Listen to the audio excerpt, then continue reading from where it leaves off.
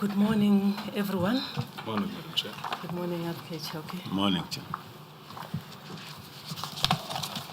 The morning gets a bit difficult, but we are getting there. Advocate Ramokhale, I'm not a crook. I'm not suggesting that you are, Judge. Don't give me a look. You were not here the other day.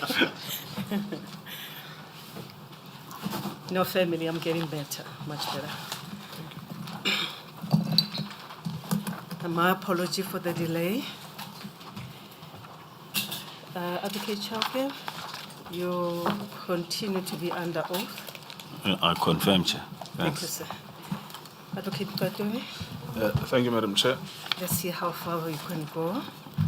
Yes, no, I think we will be quick this morning. I've taken up more than I deserve. Mr. Chauke, we had explored the Keitomano situation, I think to the extent that we could in the last 2 days of your testimony. So I want to shift the focus to the matter of Lieutenant General Mdluli, which you've already testified about, and you've explained what your defense is, namely that there is a binding SCA judgment on the matter and that there's no basis to overturn that.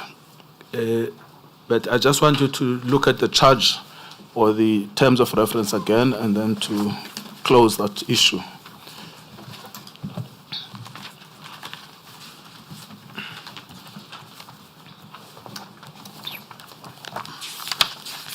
It's 3.1.2. Yes, I'm there, Chair.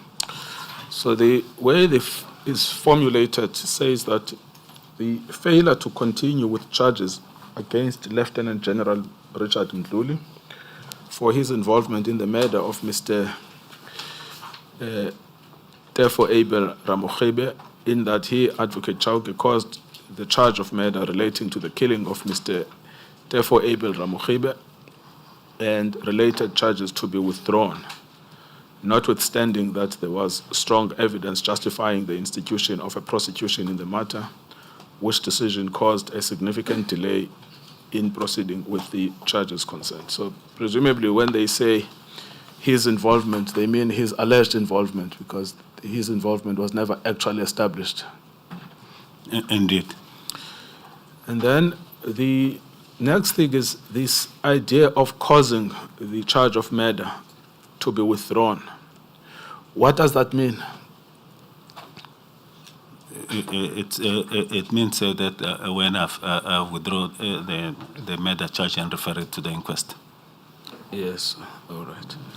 And then it says, notwithstanding that there was strong evidence justifying the institution of a prosecution in the matter. So I think that's where the mistake is against you. That's what you are being criticized for. There was a strong case in respect of the murder charge, which is wrong. Precisely, but that's what they are saying. Yes. Yes. And then there's also, I think there's a second issue they're taking up with you, which is that your decision caused a significant delay in proceeding with the charges concerned. I presume that means, there was confusion in the evidence of Advocate Batoy about what this part refers to, whether it refers to the murder charge or it refers to the other charges, the 17 other charges. Like where was the delay? Yes, I heard when she testified. Yes. But we shall presume here that the alleged delay, the alleged delay cannot be on the murder charges because there can be no delay there. That was closed up. Yes. So it can only be the delay in the other charges. Yes. All right. But that's also fully dealt with in the SCA judgment. Indeed. Yes. So when they say charges concerned, they mean the 17 charges? I presume so. Yes. So therefore, the scope of the charge, it seems, would be you referred the murder to an inquest. That's number one, and they say that's wrong because there was good evidence, strong evidence. The second one is that you caused a delay in the 17 other charges. Would that be your understanding? Yes. All right. Now let's deal then with the first one. As I understand on Advocate Batoi's version, what she read here, according to her, was the opinion of Advocate Harley. Yes. And what Advocate Harley in turn read was a statement by, is it Captain Rulof? Lieutenant Rulof. Lieutenant Rulof, which was given in the bail application. Yes. And nothing in the actual investigation of the murder. That's my understanding from reading that opinion. Yes, yes. I mean, well, it's now common cause. I mean, that's why I'm happy to tell you, because it's established on the record that the one read an opinion, the opinion read another opinion. Yes. And by contrast, what did you actually read? I read the statement in the case docket, as well as the prosecution memorandum and the representations that were made on behalf of General Mdluli. Well, if you look back at the document we circulated at the commencement of your evidence, which is a list of annexures to the witness statement, which listed everything you read in Keitomano and everything you read in the Lieutenant General Mdluli case. Yes. Can you just take us to page 6? I'm there, Chair. And then take us through what you read in contrast to Advocate Harley, who read one document, and Advocate Batoi, who read the opinion that read one document. Thank you, Chair. The first one is the affidavit of Michael Ramokhibe, which is on record VR 00553 to VR 000554. The statement, the second statement of Abel Ramokhibe, which is at VR 000028 to VR 000030. The affidavit of Lena Ntsekiseng Ramokhibe Mbuyisa, VR 000071 to VR 000073. A statement of Abel Ramokhibe prior to being shot is VR 000487 to VR 000488. Then the affidavit by Detective Sergeant Zelinda Samuel Domo, which is at VR 000546 to VR 000548. The affidavit by Ms. Malitsatsi Sophia Ramokhibe, that is the mother of Mr. Ramokhibe, VR 000042 to VR 000046. And the affidavit by Ms. Malitsatsi Sophia Ramokhibe, mother, which was written in Afrikaans, VR 00527 to VR 00529. A postmortem report at VR 000108 to VR 000111. A statement by Consolation Tsidi Mudise, Butelezi, dated 2nd March 1999 at VR 00055 to VR 000557. Statement by Alice Manana, VR 000001 to VR 000010. Affidavit by Mohau Johannes Ramokhibe, VR 000047 to VR 000058. J88 medical legal report, VR 000022 to VR 000027. Statement by Johannes Christian Duplessis, VR 000097 to VR 000104. Statement by Manyatela, VR 000193 to VR 000195. Affidavit by Lieutenant General Sitwanso Godfrey Libya, VR 000319 to VR 000321. A statement by Kimba, VR 000445 and 0 to 171 to VR 00173. Affidavit by Lieutenant Godfrey Sitwanso Libya, VR 00322 to VR 000325. Statement by Investigating Officer Rulof opposing bail, VR 00748 to RM 0078 to RM 0084814 and VR 000326 to VR 000430. Yes, if you could just stop there. This is the statement that was read by Mr. Harley. Yes, The only statement he read from this document. that's And how I it's- understand it. It's not clear from his opinion whether he had access to the docket or not, but that's the statement he read. Now, what struck me was that this is a statement in the bail proceedings. It's not even a statement in the main case. Yes, And did Mr. Rulof give another statement in the main case? yes, He did. he did. Yes. That is the one that is recorded as VR 000326 to VR 000430. Yes. So he gave two statements. Yes. Yes, all right. All right. It's unclear then why. And the one that, if I may, Yes. the one that Advocate Harley relied upon is which one of the two? The one the RM 00748 to RM 00814. That's how I understand it. Yes.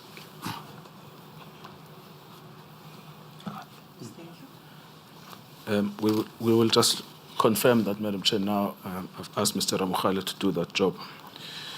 Then continue. This is now a second statement of, well, it's the third, if I'm not.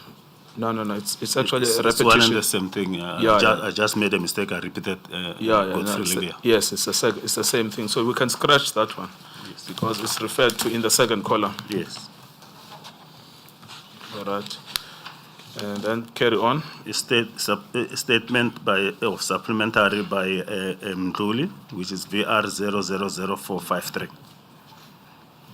And then affidavit by Tembeka Ngcukaitobi, VR 000458 to VR 000473. Advocate Ngcukaitobi, the statement of Lieutenant General Lebeya, the one that you have just read, is it the same statement as the previous one because the dates are different? Madam Chair, I'm comparing it with the one at which is in the second column of the same page. The same page 8. Yes. Oh, yes. So it looks like he gave two statements, not three. Thank you. Yes. So we must scratch the second one. Yes.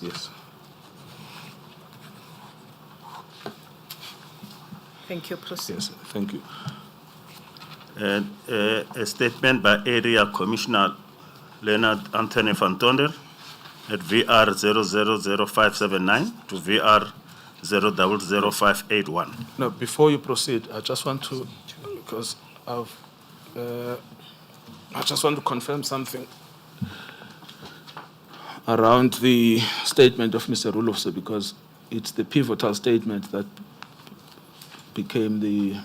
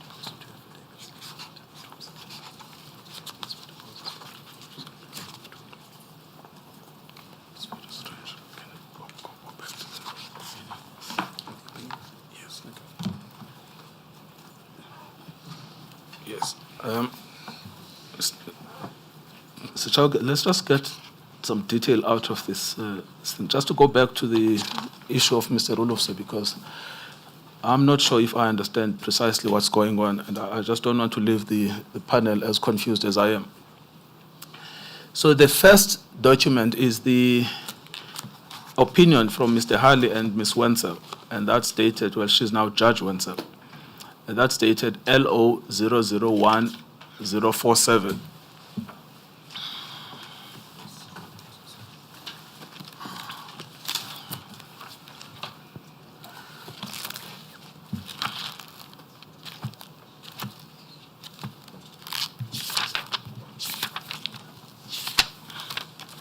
It's a LO.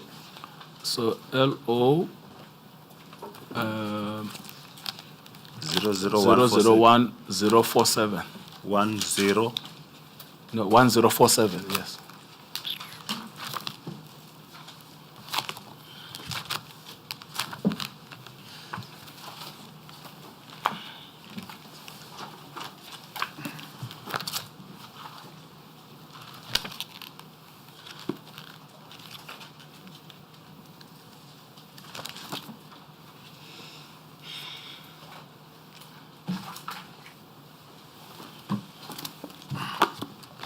It's volume 4 of the legal opinions.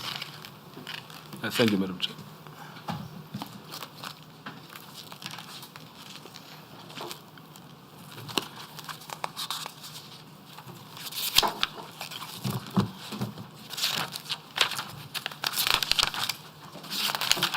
Yeah, thanks, yeah, I'm there. So do you have this is the opinion of Mr. Harley and Ms. Wenzel, correct? Yes.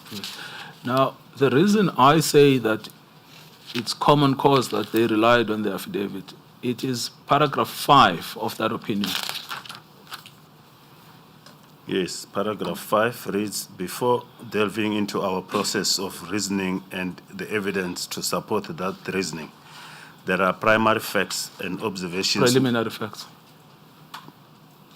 Preliminary facts and observations we should set out to better understand what is to follow. These are all derived from the affidavit of Colonel Cobus Dimer Rulof, who had investigated the charges against Lieutenant General Mdluli. We attach a copy marked A. Yes. Now, the problem is that when the NPA gave us this, they didn't give us Annexure A itself, what it says. But anyway, the fact that that's the only thing they read is clear from that report, from that opinion, because they never explain what is the other source of their information. Yes. But it's clear that they relied only on Mr. Rulof's affidavit. Yes. Now, that we have to find it somewhere else, the affidavit. We find, we find the affidavit at in another section.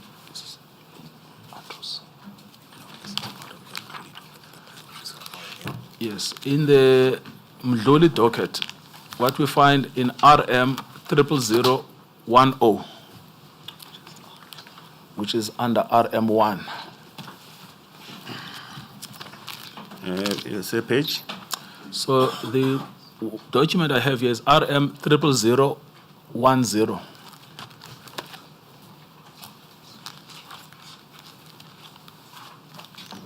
Got that.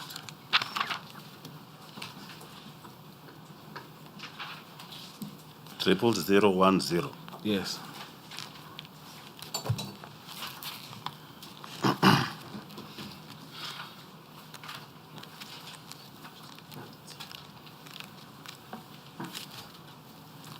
Yes, on there, Chair. Yes. Now, if you look at that, that is an answering affidavit by Cobus Dimer Rulof. Yes. Yes. And the reason he submits that is to oppose a bail application by Mr. Mdluli, correct? Yes. Yes. So that's one candidate about what that Annexure A is about. And the grounds for opposing the bail would be at RM 00029.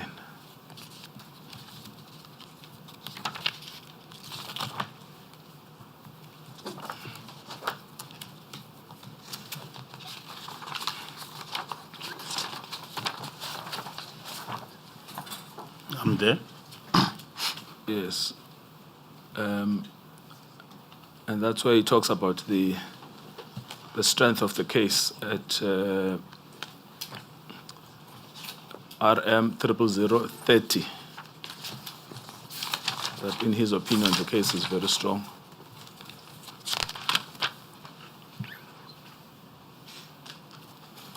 Can you see that? Yes, I see that. Yes. So that's one potential candidate about what Annexure A is, but we still don't know. And then there is another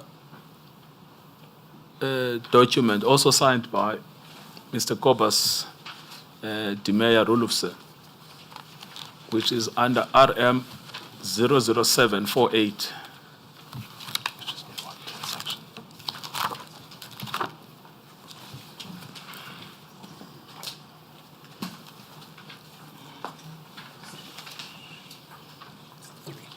RM3.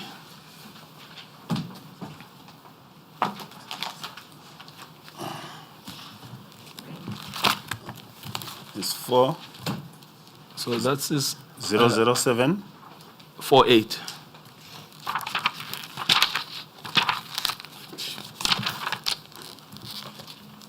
Yeah, yes.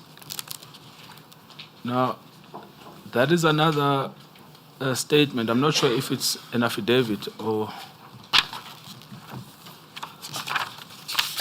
a statement.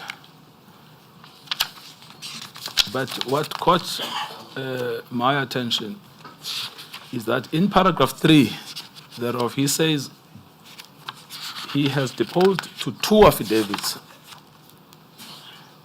dated 11 April 2011 and 12 April 2011. Can you see that? Yes.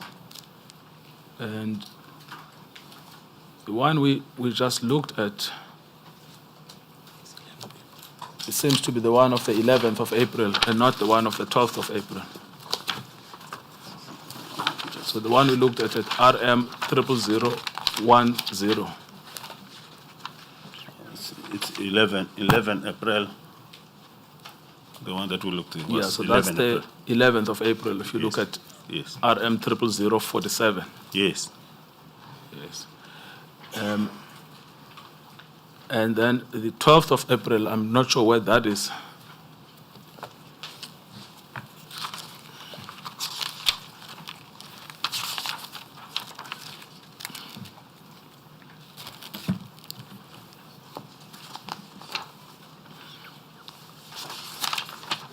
And so when you look at Annexure A, it is utterly confusing about which of those 3 affidavits Mr. Harley read. Yes. Yes. Now, this is where the problem then becomes, is that when you see Advocate Batoyi, who is the person that must make a rational decision to charge you, saying, I've relied on Mr. Harley's affidavit. And then, on Mr. Harley's opinion. When you look at the opinion, it talks about Annexure A. It doesn't attach Annexure A. You try and find out from the record, you find 3 different documents, and you can't work out what are they talking about. I agree. Yes. Regrettably, Advocate Batoyi left this chamber before we could cross-examine her on this point. Yes. Yes. All right. I needed to clarify that when we are talking about Mr. Rulof, that we are actually talking 3 different statements, and we can't work out which statement was read and relied upon by, well, we know for sure that there is no statement read by Advocate Batoyi, but we can't work out which statement was read by Mr. Harley. Yes. Yes. Unfortunately, she can't testify. He's an advocate. He can't testify here, so we would just never know. Yeah, we can just assume which one statement and take it from there. Well, we can't make assumptions. This is your career at stake. There has to be proof. Now, you've dealt with the supplementary affidavit of Mr. Mdluli, Yes. and there is also Mtunzi Omche and Yeah. Tembeni Mtuzi. Omhle.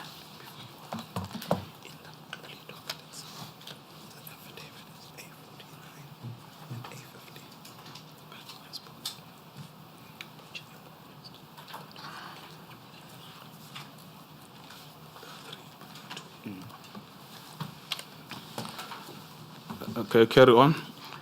The other statement is a statement of Major General Harold Godfrey Engelbrecht in VR 000608, VR 000614. And the state. In relation to, sorry, Council, in relation to the statement of Mr. Mdluli's written statement by supplementary, does it mean that this statement was supplementing a previous statement by Mr. Mdluli? Yes, when he was at the bail hearing. Where is that statement in the list? Because I see it's a supplementary statement, the one on page 8.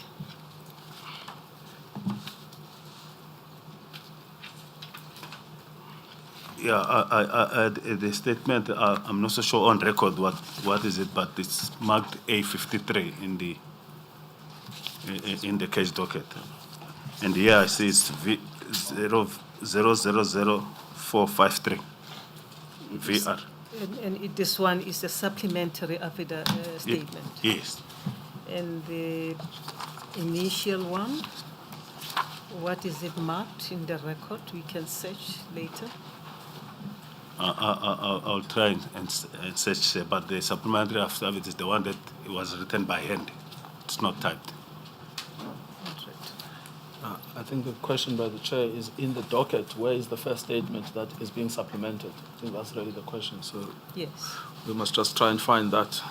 I'll find out. It was supplementing the affidavit that he made in the bail application. Oh, I see. I'll So if we trace it. find that affidavit, Yes. okay, we've got that. It does not appear in the list. Where is it appearing in this list? I omitted to list it on the list, Madam Chair. My apologies. Yeah, we understand. We'll get the reference number of that statement.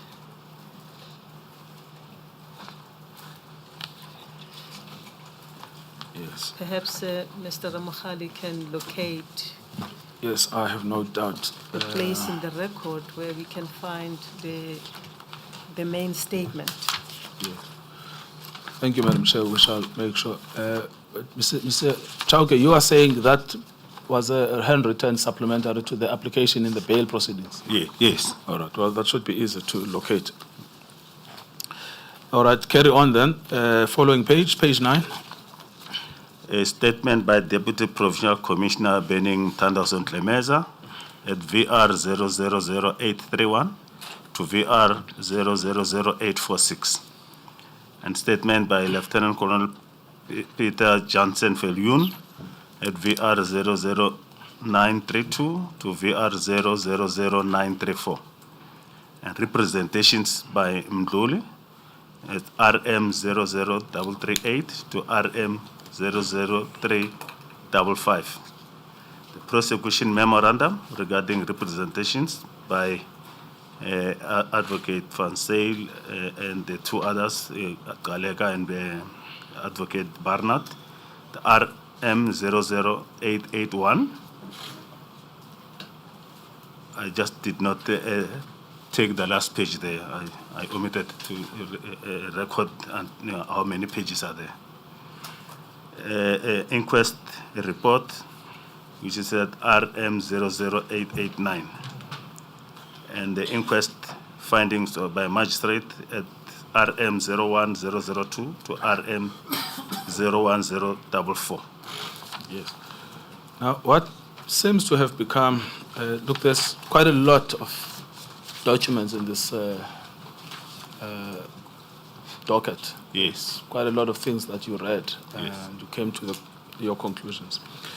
Now, what it seems, and I'm speculating here because we were denied a chance to cross-examine the complainant by her walkout, is that if you look at the item referenced as prosecution memorandum, we can go through that. It's RM 00881. Maybe let's just do that rather than it's RM 00881.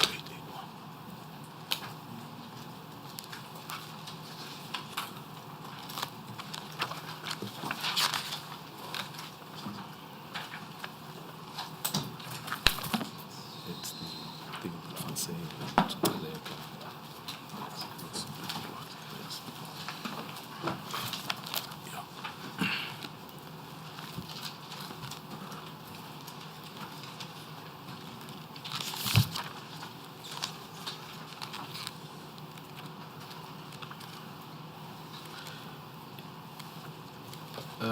Let us know when you have it.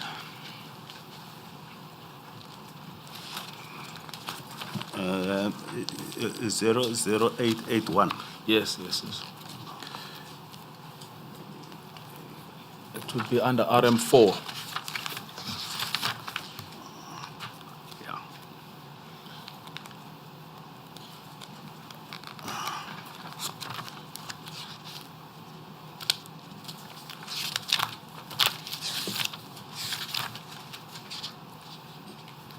It ends at RM 00884. Yes, all right. No, that's fine. But I'm interested in where it starts, RM 00881.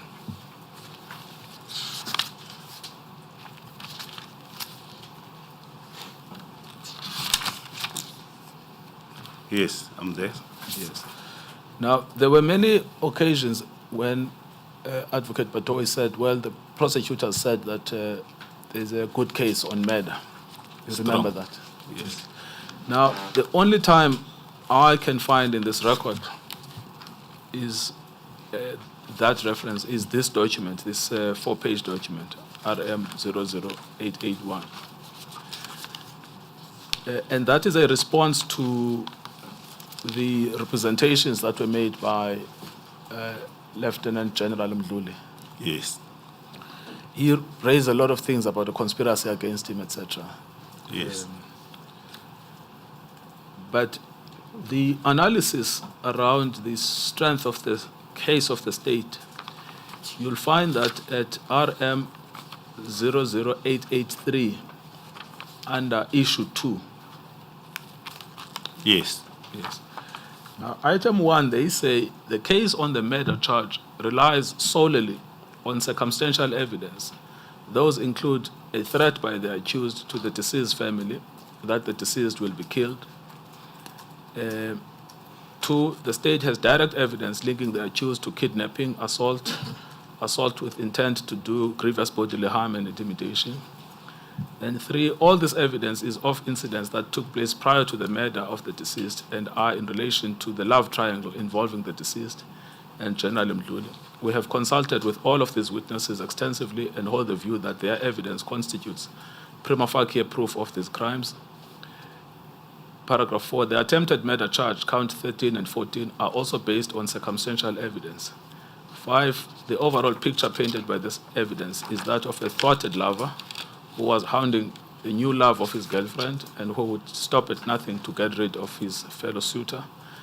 And 6, the charge of defeating or obstructing the further confirmed by the fact that 2 dockets implicating him in this matter were discovered in his safe. Yes. Now, there is nothing else that I could say from this memorandum that analyzes the underlying evidence in detail. I looked at the prosecution memorandum that people like Advocate Mayema did for Cato Minor, and I saw the detail at which they were going through, analyzing each witness, the weaknesses on each witness, the strengths on each witness, the likely questions from the bench, the likely attacks from the other side, and it went on to more than 100 pages. But here I found only 6 paragraphs, and no more than that. Did you find anything else other than these cryptic paragraphs?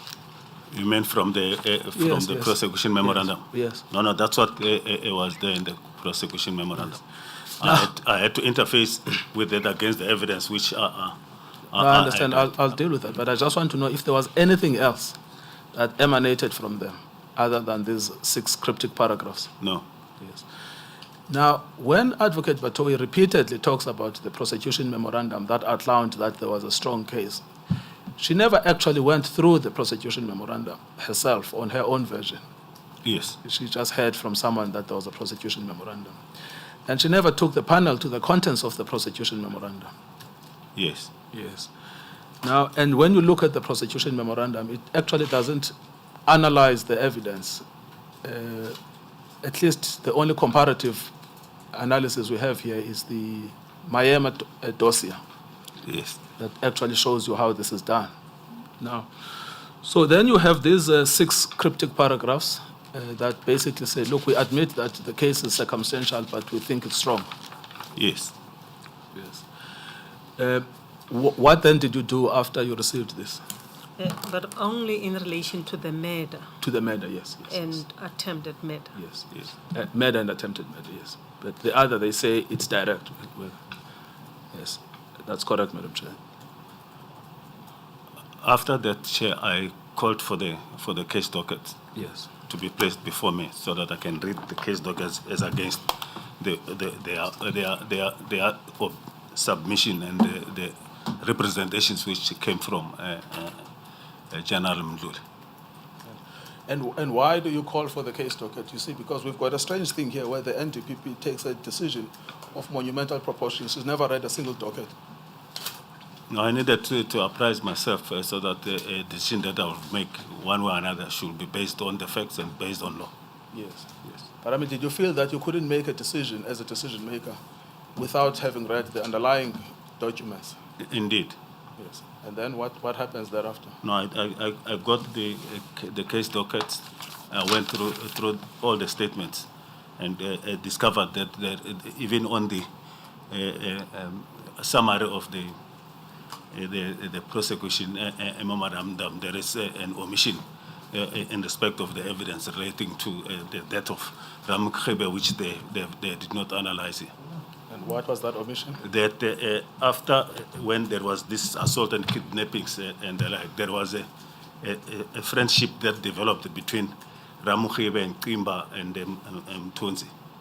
And even where Nkabinde borrowed the car from Nkimba to go to Nelspruit and came back.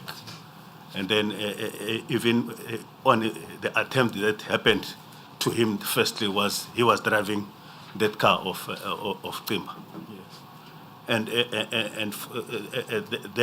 the notion that he was now always fighting, having problems with Nkimba and Mdluli and them, to me that indicated that there's something more to that, and I understood why.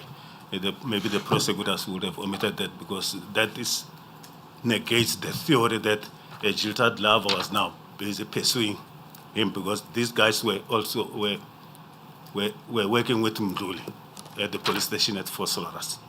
And even that attempted murder, it was reported to them, and this Dlomo was the investigating officer, and Mthunzi was also the one who took Abu Ramkheba to the police station to open the case of attempted murder. Yes. Yes. And those omissions, why were they important for you? The theory that we had developed to say he was killed by Mdluli because of his the love affair that he was angry about it, and it's negated by the fact that there was now a relationship that developed between him and Mdluli's associates. I see. Yes.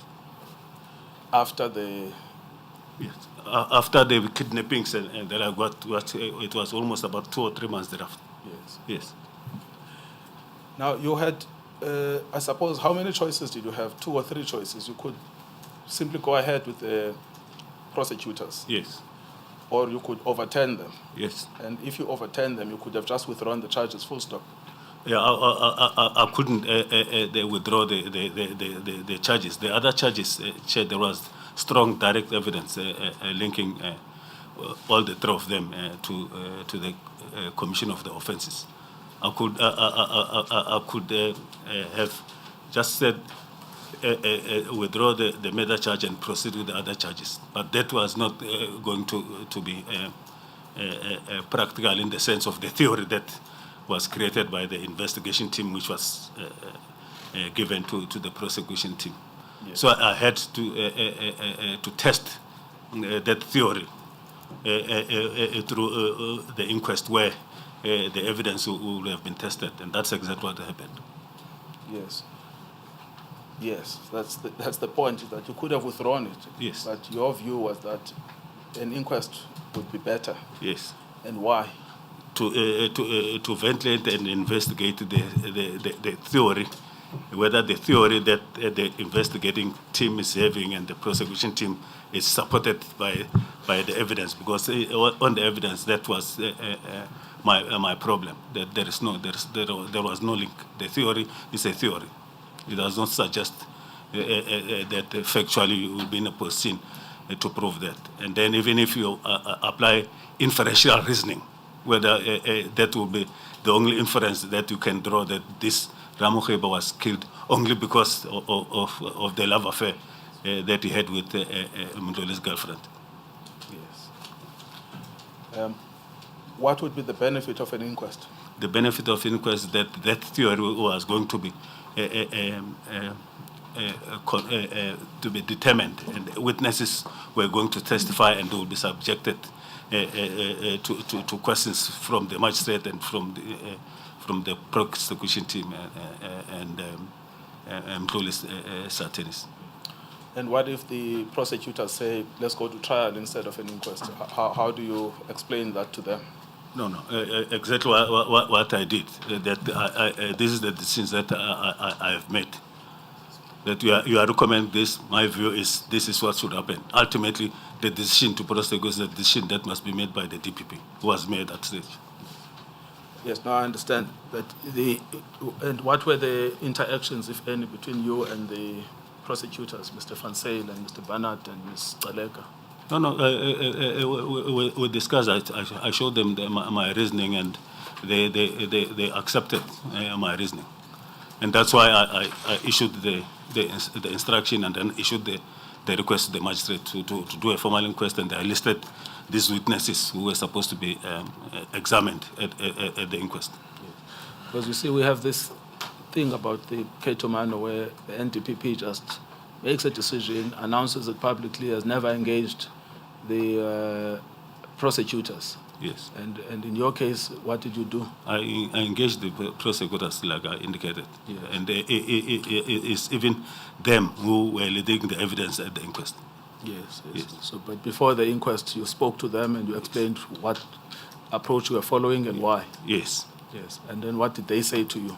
No, they said they accept my decision and then they will consider the matter after the inquest. Yes, yes. I see. And then so I had to instruct them to withdraw all the charges because proceeding with the other charges in the circumstances that an inquest was going to be held, it will just create fragmentation of trials in case the inquest would elucidate further evidence or facts that would convince me that indeed Mdluli needs to face a charge of murder. Look, I mean, the strange thing is that we went through this last week. The SCA says that's fine because it's not a problem to avoid fragmentation of trials. Indeed. And this is what they're charging you with now here, that you should have proceeded with the other charges. No, I take it and accept that that comes because of the misreading or not understanding the essay judgment. Yes, I understand. All right. So we are now at the stage where you've spoken to the, firstly, you've analyzed the docket, you've looked at the memorandum, you've identified weaknesses in the memorandum and in the evidence, and there are gaps, and you say, okay, to satisfy myself, let me rather follow a cautious route of an inquest. Yes. If the inquest finds that a case of murder is sufficiently established, what were you going to do? I was going just to proceed and charge him with all this, the murder charge and the attempted murder charge as well. You see, what I need to put to you is, there was another theory that the NPA appears to have been working on, and that is the theory contained in the opinion by Mr. Harley. Let me just take you through that.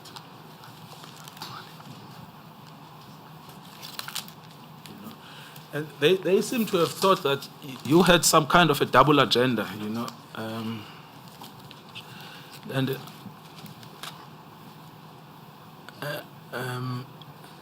so if you go back to that opinion of Mr. Harley,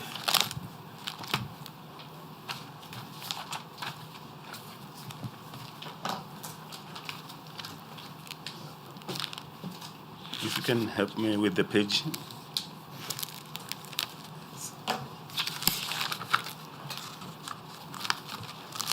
L04.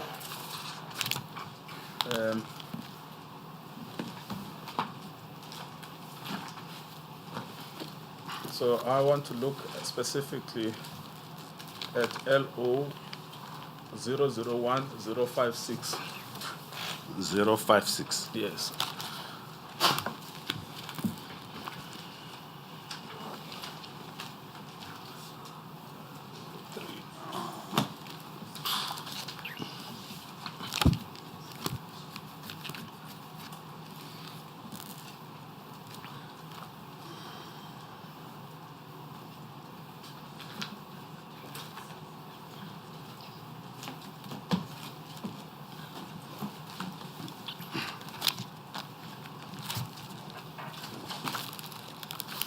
So 05. Sorry, 001056.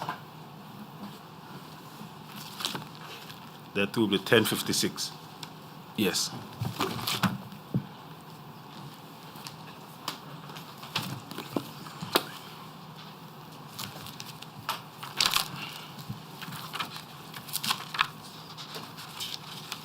Yes, I'm there, Chair. Now, this seems to me to be the whole problem with this, is that ordinarily you have a prosecutor who's the DPP. He looks at the work of other prosecutors who report to him, and then he says, look, your work has got discrepancies. I need it to be checked by a magistrate. And everyone is happy with that. Yes, And that's in the normal course of doing your work. indeed. Until somebody then introduces this theory, and I'm going to show you what actually seems to have been the problem. In paragraph 13, this is what Mr. Harley writes. Lieutenant General Mdluli was obviously anxious not to be prosecuted on either set of charges. To avoid prosecution, he had to make representations to two different persons, the Special Director of the Special Commercial Crimes Unit. Now, you were not involved in that one. That was No. Mr. Matenjo. No, it was Mr. Mkhwebe. Sorry, Mr. Lawrence Mkhwebe. Yes. Now, and then he says, in respect of the fraud charges and the Director of Public Prosecutions in relation to the Ramokhebe matter, correct? Yes. And then he says, by March 2012, he had succeeded in doing so. The question is how? It is in this context that Advocate Chauke's decisions should be considered. Paragraph 14, the chronology of the events and the context in which Advocate Chauke made the decision to withdraw the charges demonstrates that in all probability he did not act without fear, favor, or prejudice in making the impugned decision. We summarize this case below. I mean, how do you respond to that? That's a lot of nonsense. No, well, let's not be rude. But how do you respond to that, that he is accusing you of not acting acting with fear, favor, or prejudice? No, it's very unfair to me. Yes, but it's false. It's false. Yes. Now, paragraph 15, on 7 July 2009, Lieutenant General Mdluli was appointed as the Divisional Commissioner of Crime Intelligence. His appointment was not made directly by the former President, Mr. Zuma, but it was made under highly suspicious circumstances which need not be explored here. Now, personally, as an advocate, cannot understand how you can make a statement like this without any underlying facts, because the opinion doesn't contain any facts that Mr. Mdluli's appointment was questionable. But from what I understand is the theory that was developed because Mdluli said he was being prosecuted because they didn't want him to be appointed as the head of crime intelligence. I understand that Mr. Mdluli can say anything. He's a witness. It's like Major General Boyson. I don't care. Yeah. What I care about is an opinion that is relied upon by the NDPP to prosecute you. And that's why I want your comment on paragraph 15. It's just unfortunate that the opinion came with this theory, which is untenable. But I mean, are there any facts here that support what is being stated? No. Yes. Now, then paragraph 16, Lieutenant General Mdluli and Advocate Nomgcobo Jiba, the former acting NDPP, enjoyed a special relationship with and the protection of President Zuma, and both appeared to have a direct line of communication to the President. Now, again, are there any facts here that now Ms. Jiba and Mr. Mdluli have a close relationship to the President? Not that I'm aware of. Advocate Harley would have... No, in their opinion. No. Yes. But what is the basis then for this? There is no basis at all. Yes. Now, then, Advocate Jiba repeatedly told officials within the NPA and spoke openly within the NPA corridors that she had the ear of the President. Lieutenant General Mdluli lodged complaints with former President, and it seems that his complaints were taken seriously. We explored that below. Again, is there any basis, factual basis set out here for this? No. Yes.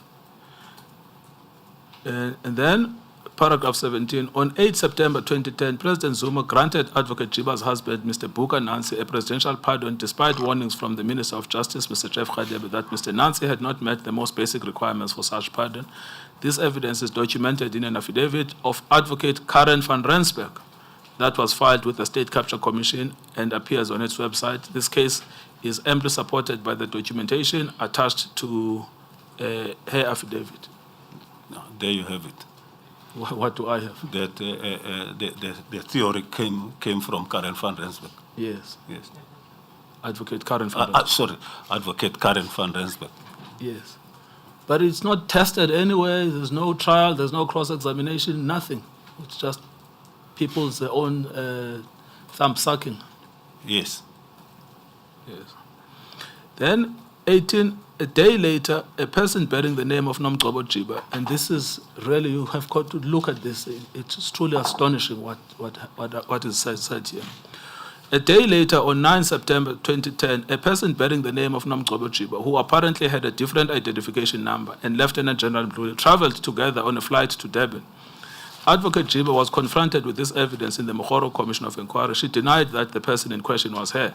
Given the surrounding circumstances, it seems, with respect, far too coincidental that it was not her. Now, what do you make of this? It's very unfortunate.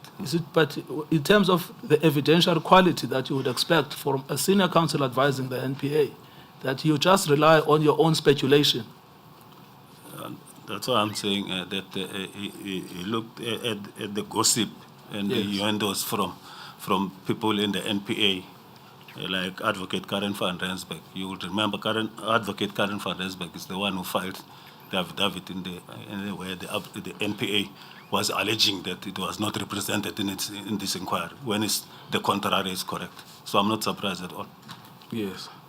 Then, on 11 November 2010, Lieutenant General Mdluli addressed it. Before you continue,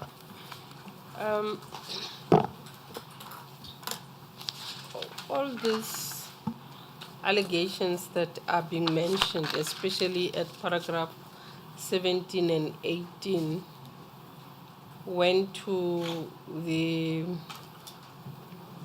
State Capture Commission. Yes.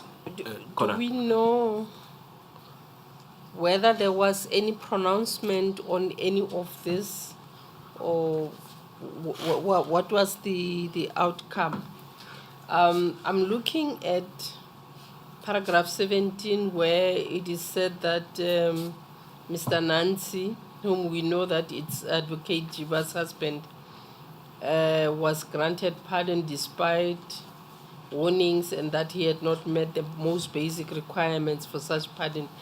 Did the State Capture Commission make a pronouncement on this, or was there an effort to review this decision? Because if it was taken arbitrarily, it is an administrative decision that can be reviewed. Was there any pronouncement, or was it reviewed? And maybe let me just lump it with what is contained in paragraph 18, where Advocate Jiba says the person that you're talking about is not me. Was there anything further done to try and prove that it was Advocate Jiba for us to be dealing with it now, entertaining it now here? Chair, not that I'm aware of. As indicated when Advocate Shamila Batoyi testified here, she said regrettably the Zondo Commission did not make any findings. Now, what had happened here, because I also filed an affidavit at the Zondo Commission, when it was supposed to be our turn to respond to the allegations from Karen van Rensbeck et al. The Zondo Commission said this was not within their terms of reference, and then they will refer them back to the NPA to be dealt. That's why when she was Advocate Shamila Bato, when she was here, she said, regrettably, Zondo Commission did not make any findings. So the NPA did not do anything after being told by the State Capture Commission that this is outside their terms of reference? Not that I'm aware of. What had happened thereafter is this process that we are in now. So we can simply disregard this because it does not take us anywhere. I mean, we do not have to. Advocate Jiba is not before us.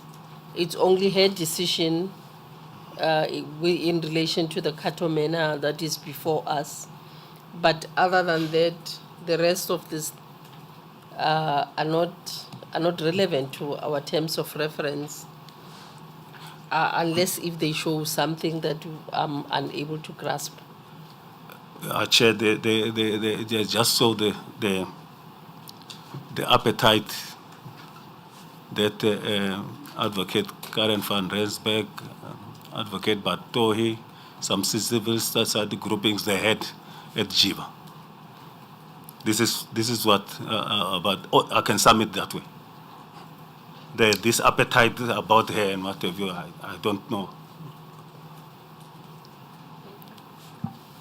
Thank you. May Council, the issues referred to at RM 00883, that the cryptic issues, you remember? The 6 paragraphs that Advocate Ngcukaitobi referred to earlier? 883? 883, RM 00883 is volume 4 of Mdluli.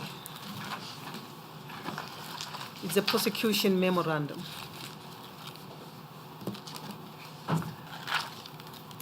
In which representations by Advocate Mdluli, yes, Advocate General Mdluli, yes. The first issue regarding the murder charge and the attempted murder charges, they say, was based on circumstantial evidence. Yes. It is for that reason that you referred the matter for inquest. Yes. Can you just elaborate for those who do not understand what circumstantial evidence is? Yes, Chair. Circumstantial evidence shows that you don't have direct evidence to link the accused with a particular offense.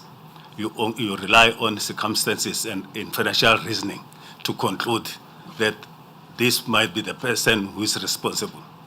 Now, in that kind of reasoning, when you reason, you must exclude other possibilities in respect of that circumstantial or inferential reasoning.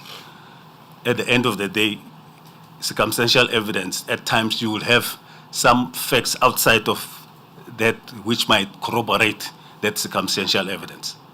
And in this instance, my reasoning was that there are no other facts other than that there is this love triangle, which is supposedly the main cause for his death. And once one reason with those kind of circumstantial evidence, you must draw the conclusion that one inference which points to that. And in my thought and in my reasoning, that was not the only conclusion that one could reach based on the facts as I had them at the time. Will I be correct, given in your experience as a prosecutor, a very experienced prosecutor, that when you are faced with circumstantial evidence and you have to make a decision whether to prosecute or not, or to go to trial, proceed to trial or not, you often encounter challenges in formulating a conclusive view that there is indeed a prima facie case. Indeed, Chair. Am I correct? You are correct, Chair. Now, with this background, looking at the opinion of Advocate Harley,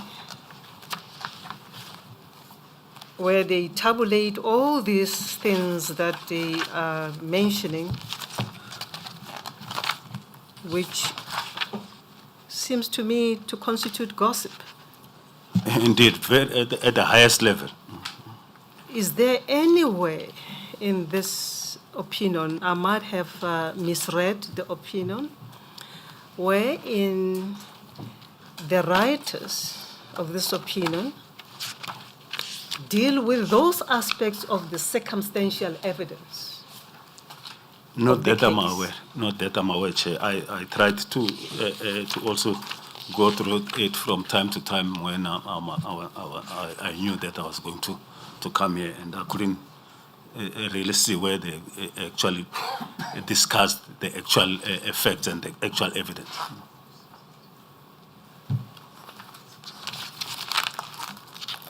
In the absence of any analysis of the circumstantial evidence that you were confronted with, that might have assisted in coming to a reasonable conclusion whether you were wrong or not. What do we then make of this opinion? From those paragraphs where reference is made to you having acted, that you did not act without fear, favor, or prejudice, that you relied on those things that have been mentioned in those paragraphs, without the analysis that I'm mentioning, what should we then make of these paragraphs? I respectfully submit that they must be ignored and not be taken into account, because it's untenable and not based on evidence, what is contained on those paragraphs. Now, the suggestion at paragraph 14 of the opinion that in all probability you did not act without fear, favor, or prejudice, you know that is a serious allegation. I know, Chair. And it is serious because of your constitutional and legal obligation as a prosecutor, correct? Correct, Chair. Now, the averments that you did not act without fear, is it based on those paragraphs? For instance, paragraph 15 and 16 regarding the the mentioning of the appointment of Mr. Mdluli by President Zuma, and that General Mdluli had a relationship, a special relationship with Advocate Jiba, that Advocate Jiba's partner was given presidential pardon. I'm just mentioning in summary those aspects. And I'm just trying to determine what relevance are these aspects to the allegation that you were fearful? To the contrary, I was not fearful for that simple reason that if I was acting with prejudice and the like, and I was to confirm to this theory, then it means I would simply have withdrawn the charges against Mdluli in their entirety. But because I was acting without fear or favor or prejudice, I had to look at the facts and satisfy myself that there is justification for the charges, one way or another. In summary, I acted without fear or favor or prejudice.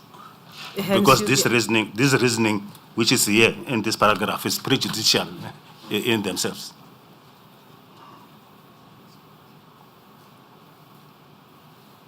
And it's not consistent with your decision referring the matter for inquest. Indeed, Chair. Yes, thank you. Thank you. Mr. Chauke, let us not poison this forum further by emphasis on the gossip. Thank you, Chair. I just want to answer something directly on this line that the chair was engaging you with, which is, you know, if it was true what Advocate Harley has written there, all of that gossip, what did you actually do? Now you've got the results of the inquest. They say that on murder, it's no good. But what did you do, as a matter of fact? I did nothing wrong, Chair. Because immediately after the findings of the inquest, I called in the prosecution team to say, here we are. You guys must now amend your indictment and proceed with all these other charges. Yes. Then the team leader, Advocate Fanse, he says, no, I heard that your decision to refer the matter for the inquest is being reviewed by the High Court in Pretoria. And in that sense, we cannot proceed with the matter on trial given under the circumstances, which I agreed with him because it made sense that one will have to wait for the judgment from the High Court, which was delivered by Murphy J. Yes. And then after the judgment was delivered against the NPA and DPP, that decision was appealed to the SCA. And the SCA came out with the judgment that determined that my reasoning and the process that I followed was rational. Yes. But also they affirmed you on the fragmentation issue. Yes. Insofar as they're talking here about the delay in the other charges. Yes. Yes. But the point I'm saying is, what did you actually do against Lieutenant General Mdluli? You remember that this is the person via gossip that they are associating you with. And Advocate Jiba and President Zuma, the whole conspiracy that they have cooked up at this Advocate Van Rensburg's affidavit. But you have a choice to say, am I charging this person? Because if you're part of this large conspiracy, what did you actually do? No, I charged Mdluli in respect of all the other offenses of kidnapping, assault, and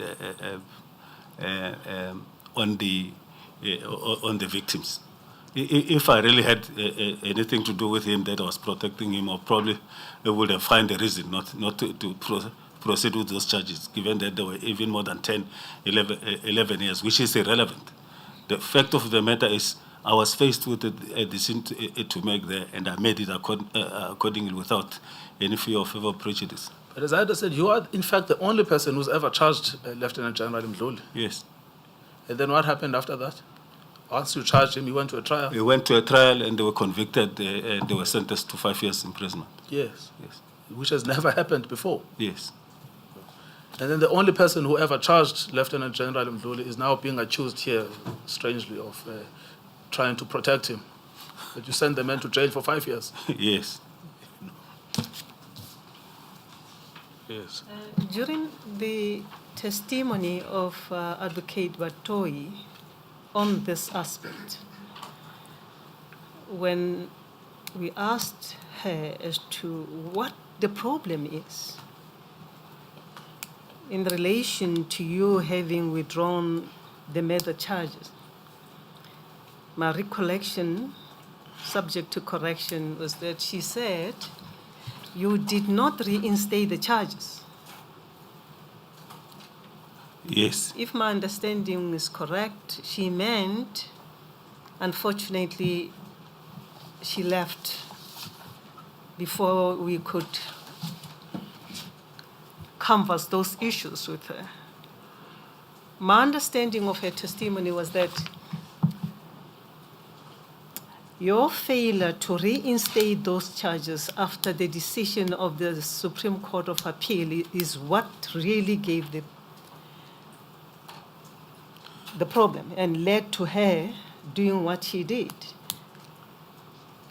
Because she seemed to have understood that withdrawal per se does not put an end to a case, a criminal case.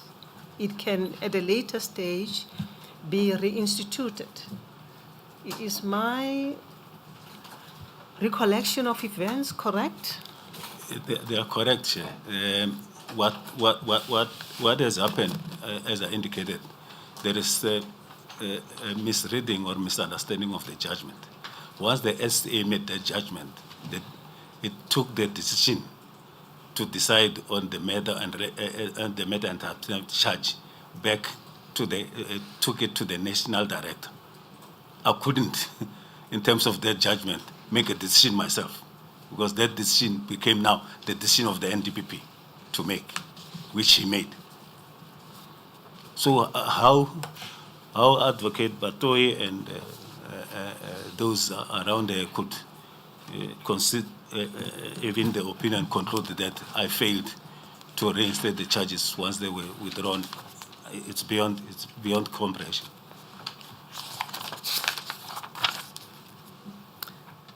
If you can just, maybe if you remember where we find Brand J's order.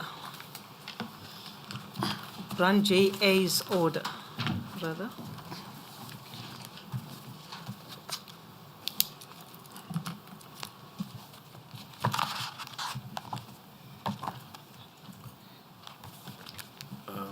It is CL. Where is CL? CL 00371. That's CL2. 00371. 71.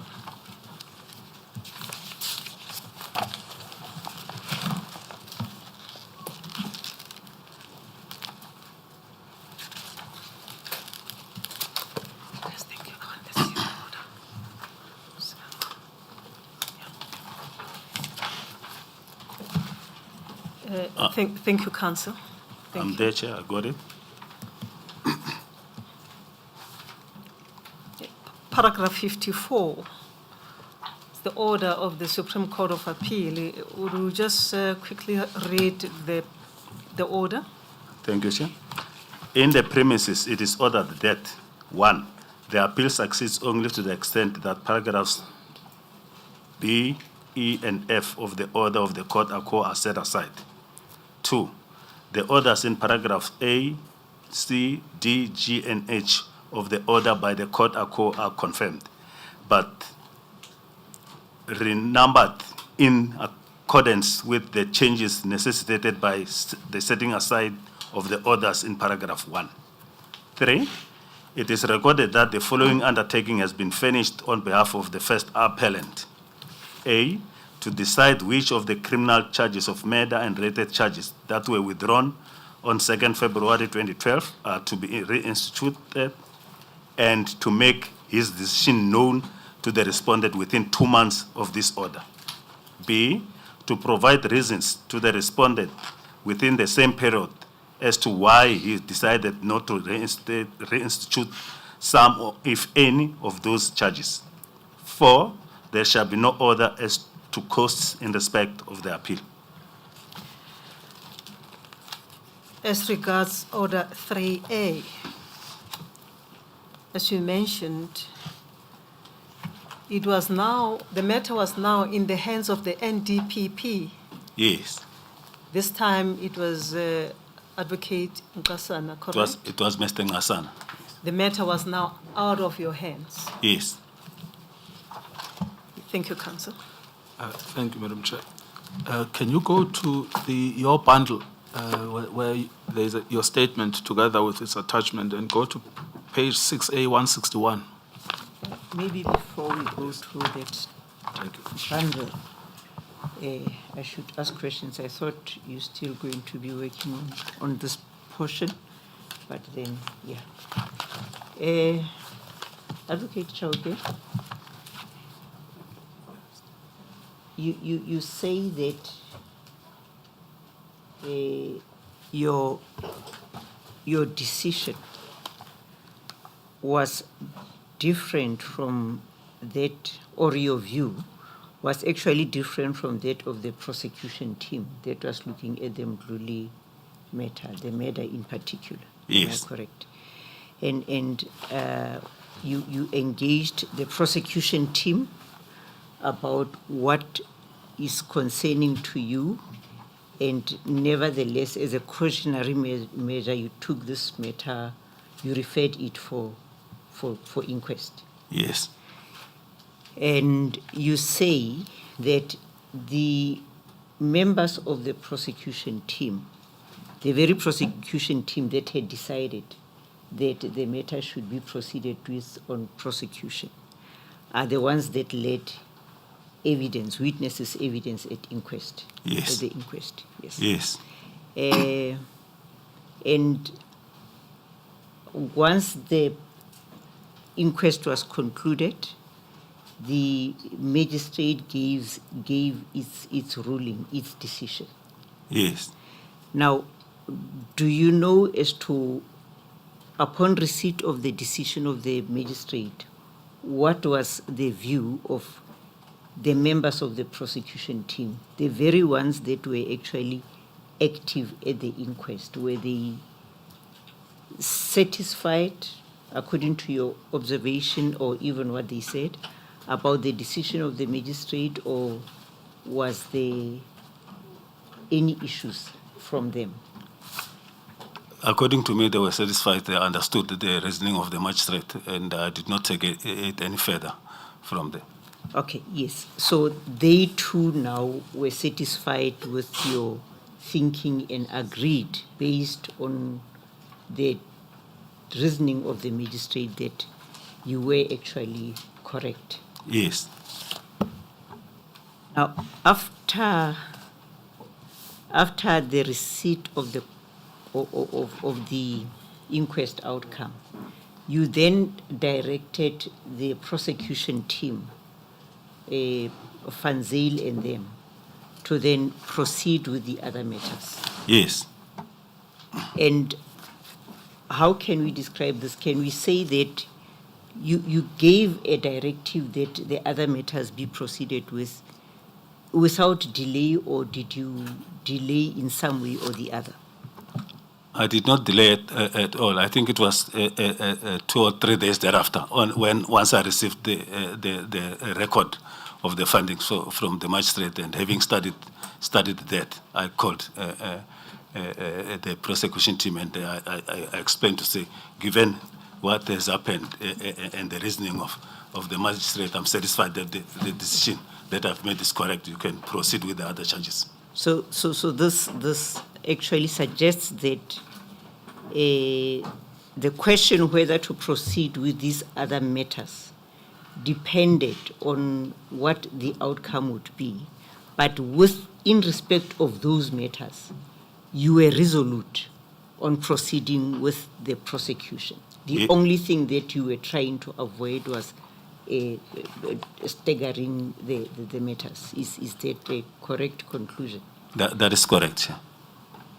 And would you say that the NDPP or the NPA actually ought to have become aware of the fact? Let me rephrase it. I don't think I'm asking the right. Now, but for the advice from the prosecution team that the decision of the magistrate was, the judgment of the magistrate was under review, these other matters would then have been proceeded with. Yes. Now, reference to, I see Advocate Harley's opinion has spent a lot of time dealing with issues that concern Advocate Jiba. And I look at that memorandum, that opinion. It was written in 2023. Is it correct that that was long after Advocate Jiba had left the NPA? Yes. Thank you. And then Mdluli and the others were by then, I think they were in prison, serving the five years. Right. Yes. Thank you. That's a bonus answer. Thank you.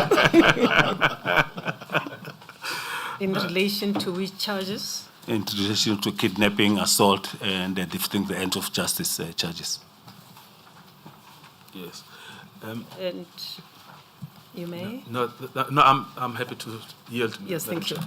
And I thought that the point that I asked you about Order 3A of the Supreme Court of Appeal, just to take it to its logical conclusion, the charges were subsequently reinstated. Yes. That is the murder charge. No. What happened to those charges? Mr. Ngasana made the decision that there is no enough evidence to proceed on the murder and attempted murder charge, and he informed the freedom under law accordingly through Cliff Decker attorneys. What decision then did he make? Not a prosecute? He made a nolle prosequi in respect of murder and attempted murder charges, and indicated that the trial is going to proceed in respect of the other charges as directed by me. Yes. Was there any challenge to that decision by anybody? Not that I'm aware of. Thank you. Thank you, Madam Chair. I think we were actually on the same point. I was going to ask the witness to look at 6A/161 of the attachments to your statement. Yes, I'm there, Chair. Yes. What is that document? It's a letter written by Mr. Ngasana, the National Director of Public Prosecutions, to Tricia Erasmus, Senior Associate Cliff Decker, Hofmeyer Incorporated, dated the 17th of June, 2014. And then can you just read the contents of that document? Dear Tricia, the above matter in your letter, facts dated 5 June 2014 refer.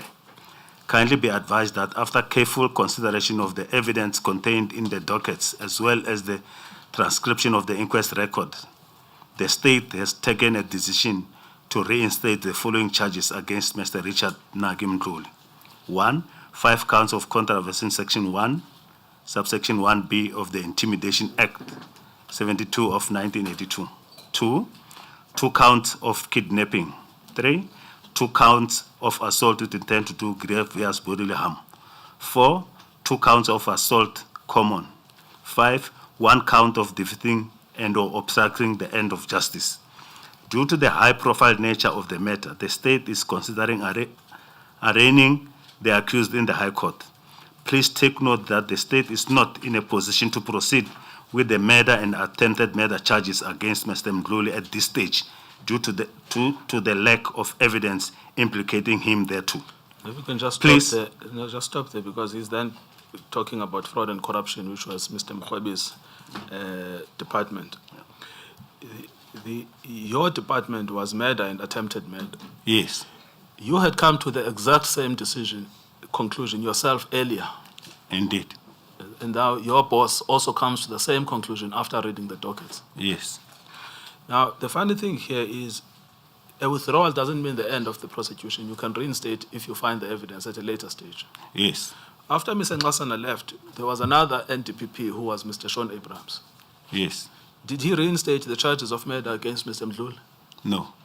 After Mr. Abrahams, there was another NDPP, Advocate Patoi, who seems to have been concerned about the withdrawal of the case. Did she reinstate the charges? No, she did not. That's why I make it in my statement there to say, even as I'm sitting here today, she has never taken that decision to charge Mdluli with murder and attempted murder. Yes, and does murder prescribe? No. Yes. So she had 7 years to charge Mr. Mdluli if she believed that there was a good case against him, and she didn't.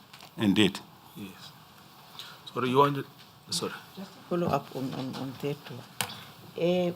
Advocate Batohi, in her evidence and also even in her affidavit, she states that you weakened the murder charge by delaying prosecution. Are you able to help us understand what that means in the context of your work as a prosecutor? No, to the contrary. One was able to determine whether that theory or the circumstantial evidence would stand scrutiny in court, which it was not. So she's saying directly the opposite, because the opposite will also be true, that at the inquest, it could be that the evidence there will come and show that indeed this circumstantial evidence is strong, and then it's the only inference that can be drawn that Mdluli who killed Ramokhibe at the exclusion of any other person.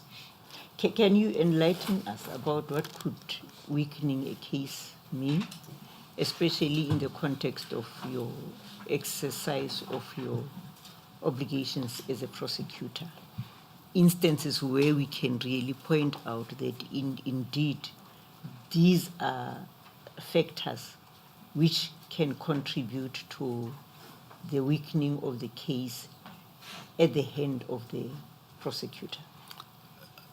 You will find the rare instances of that happening, because in a case where a witness is subjected to double cross-examination, that is cross-examined at the inquest and then being cross-examined in the actual trial, there is a potential that you think that the witness may contradict themselves in the subsequent trial and the like. That's the only reasoning that I think maybe she was thinking about it. Yeah, Anything more than that, it will be a figment of an imagination that will happen. Okay, thank you, sir. Thank you. Thank you. Ngcukaitobi, I'm reminded that it is tea time. Yes.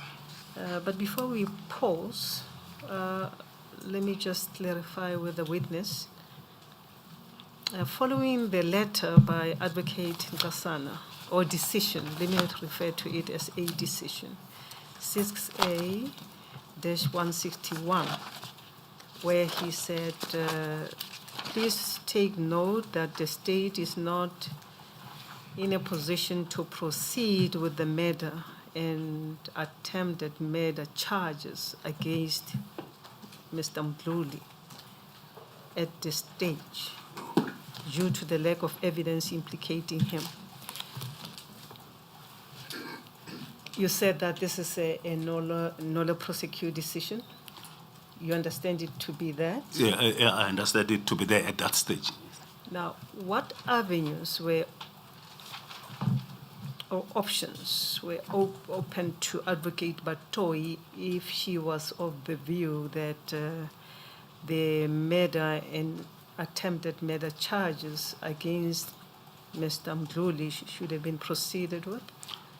If she had evidence which would have come to light between then, when Mr. Ngasana made this decision and her coming into office. She will be entitled to reinstate the charges, to make a decision to say the murder and the attempted murder charges should proceed.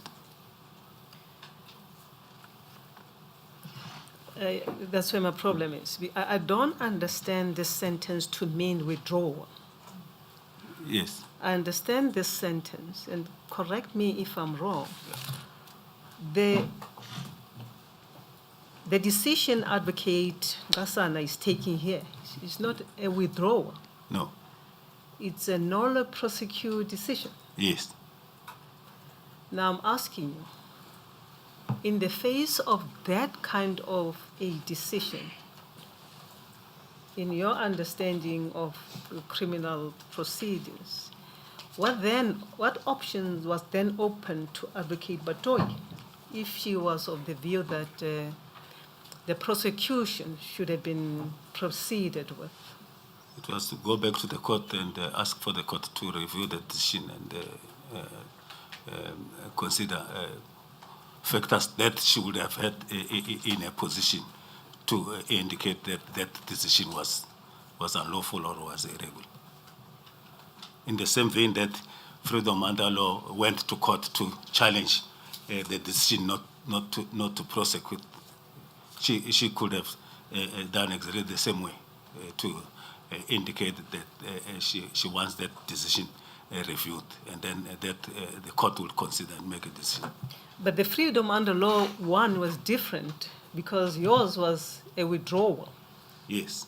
not a decision not to prosecute. Yes. Is my understanding correct? Correct, Chair. Here, it is a final decision, if I may call it that, not to proceed with the prosecution. Yes. And in that instance, anyone who was of the view that prosecution should have been proceeded with would have taken certain steps. And you say Advocate Batoyi should have gone to court to review this decision of Advocate Ngasana. Yes. Or Freedom Under Law then, when the decision was made and they were not satisfied, they would have approached the court for them to challenge that decision of Mr. Ngasana. Yes, Freedom Under Law is not before us. There's no complaint by them. The complaint is by Advocate Batoyi. Indeed, Chair. Yes. We have now crossed that first hurdle regarding the withdrawal by you. The SCA has pronounced on that. The matter has now gone to Advocate Ngasana, the NDPP, in whose hands the matter was, and he decided, I am not proceeding. Yes. That should then have brought the matter to an end. Which is what has happened. The matter was concluded then. Thank you. Thank you, Madam Chair. Sorry.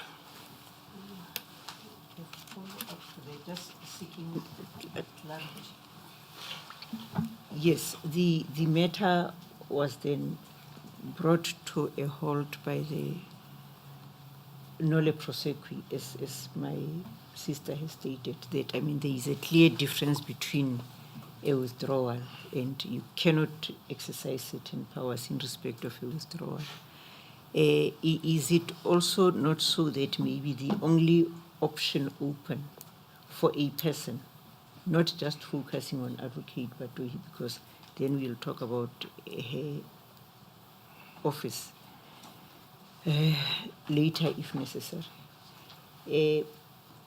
Once a certificate of nolle prosequi has been issued, is it correct that those who have an interest in the matter would then have a right to institute private prosecution proceedings? Yes. But looking at the office held by Advocate Batoyi, would that, even that, be open to her? because people go for private prosecution because they think or they believe that the prosecutor has failed to exercise its decision properly. And the decision that comes from the NPA becomes the decision of the NPA. Yes, she's functus officio. She's functus officio, and Yes. she would not, that would also not be open to her. Yes. Thank you.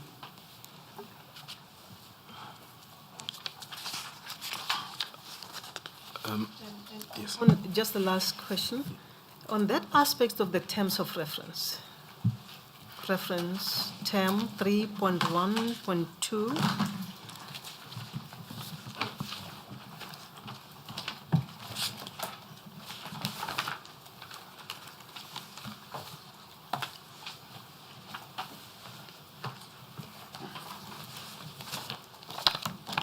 I'm the chair. if I may quickly just read it, the failure to continue with charges against Lieutenant General Richard Mdluli for his involvement in the murder of Mr. Tefo Abel Ramokhibe, in that he, Advocate Chauke, caused the charge of murder relating to the killing of Mr. Tefo Abel Ramokhibe and related charges to be withdrawn. Yes. We have crossed that hurdle. Yes. Notwithstanding that there was strong evidence justifying the institution of a prosecution in the matter, we also dealt with what seemed to have been relied upon by Advocate Harley and others in the opinion that gave rise to this issue. Is there any other evidence, in your view, apparent from the affidavit of Advocate Batoyi, other than what we have read in the opinion of Advocate Harley, suggestive of a strong evidence? No, Chair. Even from the prosecution team themselves, they've never used this word strong evidence. They said there was circumstantial evidence.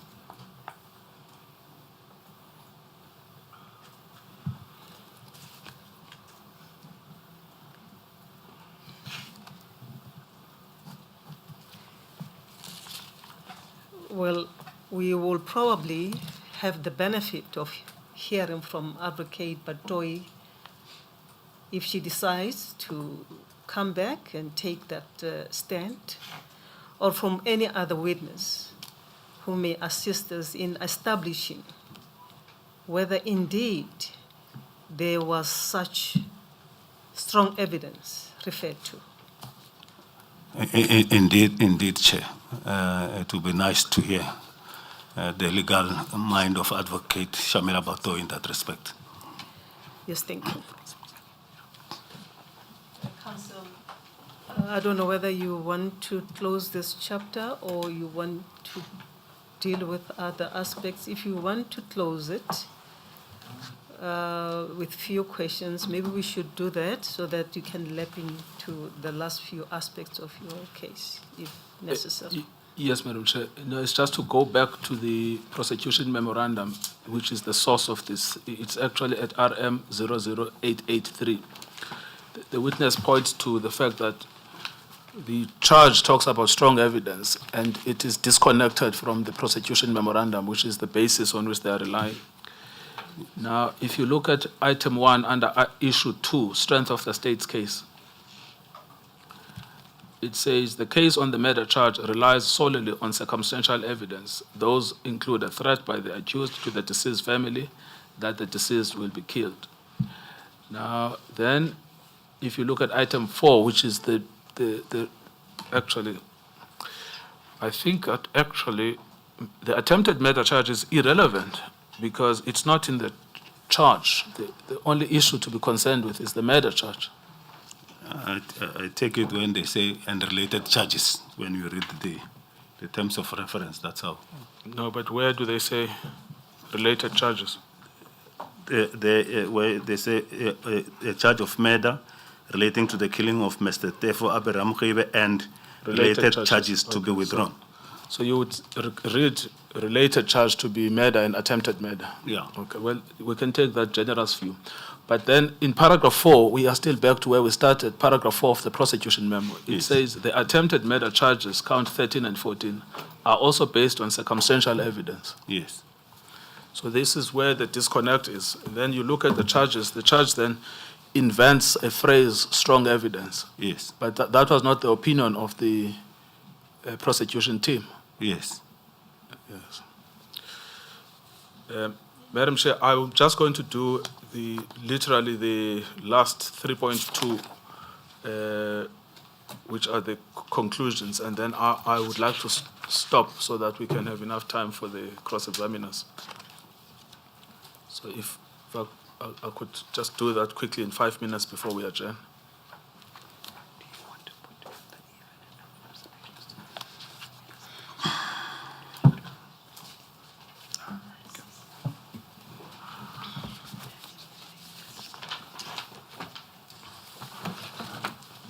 Council, I think you should then finish.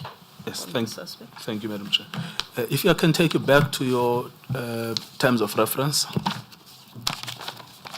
I'm there, Chair. So in paragraph 3.2, they say, whether in fulfilling his responsibilities as Director of Public Prosecutions, Advocate Chauke complied with the Constitution, the National Prosecuting Authority Act, and any other relevant laws in his position as a senior leader in the National Prosecuting Authority, and is fit and proper to hold this position and be a member of the prosecutorial service. What is your answer to that? Did you comply with the Constitution? Did you comply with the NPA Act? Are you fit and proper? Fully. I complied fully, and I'm fully fit and proper. Yes. 3.2.2, whether Advocate Chauke properly exercised his discretion in relation to instituting and conducting criminal proceedings on behalf of the state, carrying out any necessary functions incidental to the institution and conducting such criminal proceedings, and discontinuing criminal proceedings. Did you properly exercise your discretion in relation to those 3 aspects? Yes, Chair, I did. Yes. And then whether you duly respected court processes and proceedings before the courts as required by the applicable prescripts, and as a senior member of the National Prosecuting Authority, did you respect courts? I respect courts directly opposite to those who came before the inquiry, because they don't respect the courts. Yeah, well, they're asking you to revisit court findings, so that says a lot. Yes. And then whether you exercise your powers or performed your duties and functions in accordance with the prosecution policy and policy directives as determined under Section 21 of the National Prosecuting Authority. Did you respect prosecution policy and prosecution policy directives? Yes, I did, Chair. Whether you acted at all times without fear, favor, or prejudice. Did you act without fear, favor, or prejudice? Indeed, Chair. Yes. Whether he displayed the required competence and capacity required to fulfill his duties by, among others, objectively engaging the facts presented to him impartially, in good faith, and without fear, favor, or prejudice, subject to the Constitution of the Republic of South Africa and the law, in order to discharge his duties as a Director of Public Prosecutions. Did you fulfill your functions in accordance with the required level of competence and capacity? That's my view, that I fully complied with that. Yes. And then whether he acted in a manner which brought the National Prosecuting Authority into disrepute by any of his actions or omissions. Did you bring the NPA into disrepute? Not at all. Yes. Now, I understand that you've obviously not been happy that you've been suspended and you've been subjected to an inquiry and you feel there's a lot of unfairness. Yes. But the fact of the matter is that if you are not found guilty, you have to go back to the NPA. Yes. And you have to work with some people that you would feel have been unfair to you. Advocate Karen van Rensburg is one of them that you've specifically mentioned. I don't know if there are others, but Advocate Batoy is gone, so there is no issue there. But you have to work with people that you feel have caused you wrong. What is your view on that? No, it happens in life and in work environment that you will differ as colleagues, and then work must continue. There's really no issue. Yes. Yes. But you will be happy to go back and to continue with your work without any feeling of animosity. Indeed. the president should not be concerned that this act of suspending you and taking you to a disciplinary hearing has somehow impacted your ability to fulfill the functions as the Director of Public Prosecutions? Not at all, except that in terms of the life outside there, and family and whatever, that this obviously they also would like it to be concluded. And if it's concluded that indeed I'm innocent and the like, the president had to follow this due process for him to be able to make a determination, and I've got no quarrels with that. Thank you, Madam Chair. I have no further questions for the witness. What are you saying about family?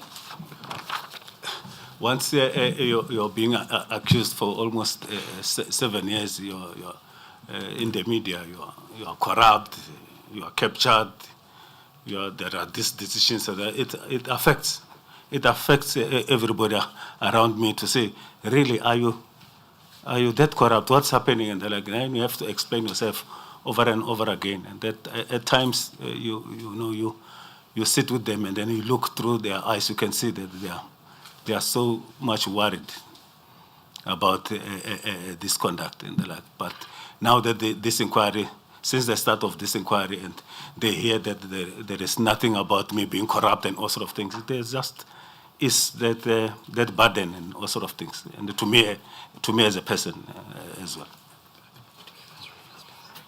You must be happy that the president agreed to institute this, to establish this inquiry. Indeed. Everybody around me, they said that this is the best that could have happened, because if this did not happen, I just maybe decided to resign, to leave, and what have you. The truth that South Africa knows now, they would not be in a position to know. Well, this panel has not made any decision thus far. Yes. But at least South Africa has been listening. Yes. And your family has been following these proceedings. Yes. Listening to witnesses. Yes. And making their own view. But this panel has not made any decision whatsoever. Yes, I'm now referring to my family, and I like to say to them, this has been a good opportunity, and that has presented them with the opportunity to really see what is happening and understand from that background. Because they've listened to the witnesses who testify. Yes. Thank you.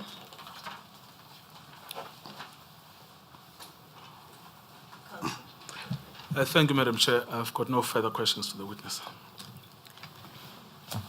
You are closing your case?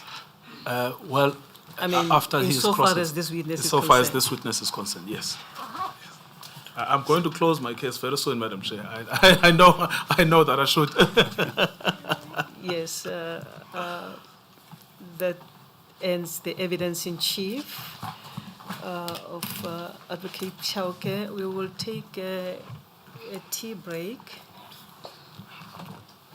Now that I have difficulties in working upstairs, we'll take 30 minutes. Thank you, Madam Chair. Yes, thank you. We will reconvene at 10 past Thank you. 12.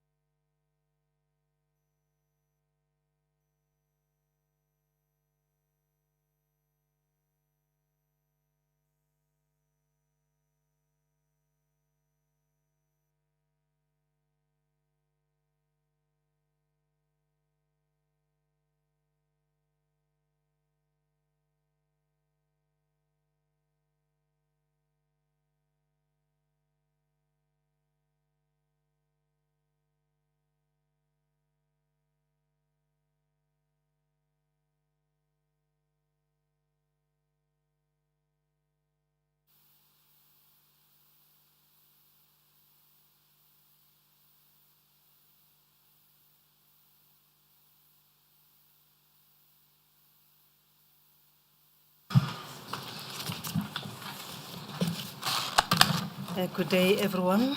Good day, Advocate Chauke. Good day, Chair. You continue to be under oath. Thank you. I confirm, Chair. Advocate. Thank you, Madam Chair. Good day, Tatana Chauke. Good day, sir. How are you? Fine, thanks, and you? I'm okay.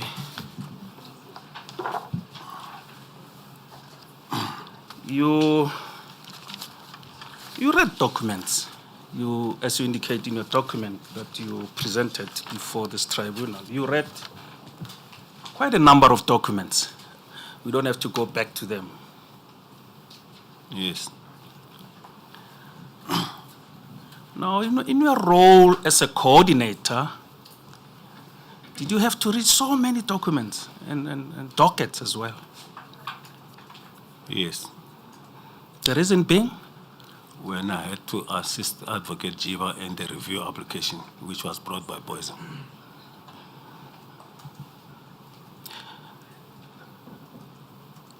To assist him by giving him a briefing. Maybe if you may explain that. When there was a review application brought by Johan Poison, Advocate Jiba had to file an opposing affidavit in respect of that matter. Okay, apart from that, Advocate Chauke, you indicated in the document that you presented before this tribunal, documents that you read. Yes. Were all the documents that you read that you are indicating that document for the purposes of briefing Advocate Jiba? Settling the affidavit with counsel who was preparing the opposition to the application by General Johan Poison.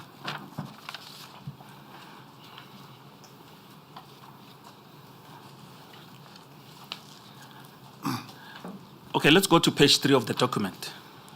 Yes, I'm there, Chair. You are there. These are the documents that you read. Monetary awards for Poison and Katomana unit. And date of document was the 14 October 2008. Was that for purposes of the review application? Yes. Okay. The High Court application by Bongani Mkhize, was it also for the High Court application? Yes. As well as the last one on that page, the meeting of 9 March 2012 with DPCI at the NPS head office.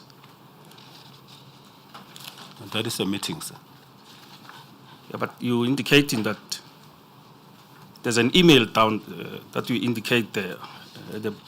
There's a bullet. Yes.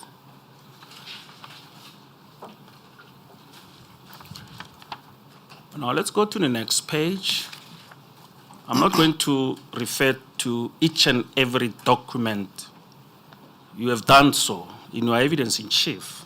All these documents that appear on this page, page 4, were for that purpose as well. Yes. To brief Advocate Jiba in the review application of General Poison. Yes. Okay.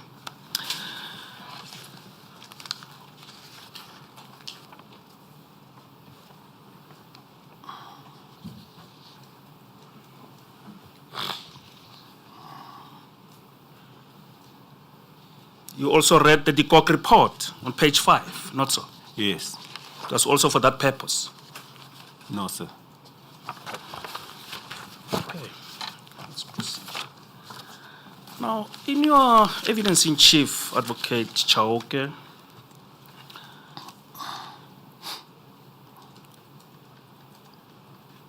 you told this tribunal that Advocate Batohi purged black prosecutors. You remember? Yes. Did he only charge black prosecutors with misconduct? In relation to Katomani? Yes, in relation to Katomana. Yes. Was there no colored in the mix? Colored, as I understand it, is black. Was there no Afrikaner Not that I'm in the aware mix? of. Not that I'm aware of. Okay.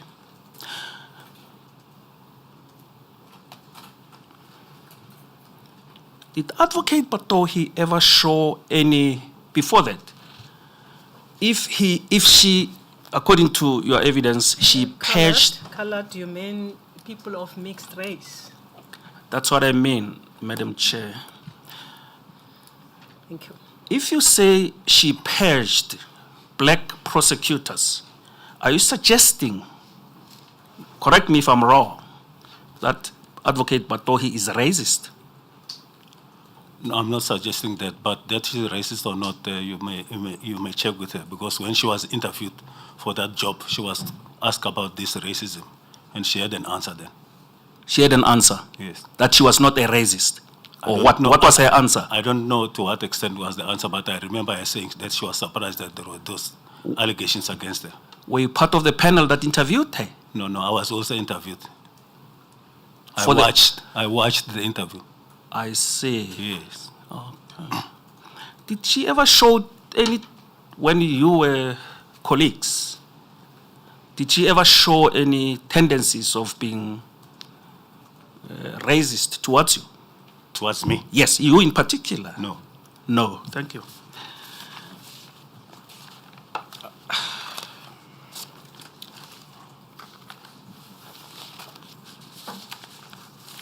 I'll proceed to other issues.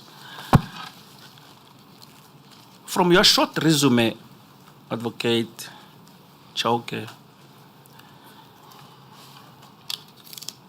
one can decipher that you possess a wealth of skill and experience as a prosecutor, not so? What is the meaning of decipher? I could make out Oh, okay. from your short resume.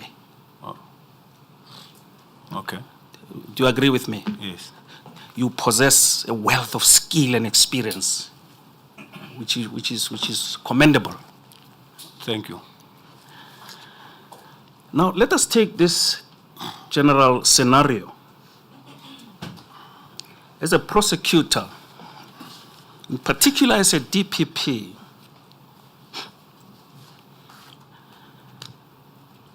after you shall have investigated a case, it's a general scenario, you should teach me if I don't get it right. You then prepare an indictment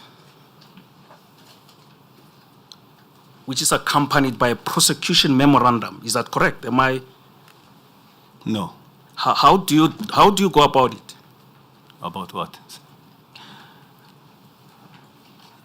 About Are you asking pros- just a general question about his prosecutorial function generally, or in relation to a specific matter pertaining to this inquiry? I'm asking about a general scenario where an accused person has to be arraigned in the High Court. After investigation shall have been done, before you prepare an indictment, up to the stage of indictment, you then prepare an indictment and then a prosecution memorandum. How do you go about it? No, if a prosecutor prepare an indictment to arraign a person in the High Court or in the regional court, there's no prosecution memorandum. At what stage do you prepare a prosecution memorandum in a normal course of events? When you want somebody other than you, a DPP or NDPP, to make a decision. I see.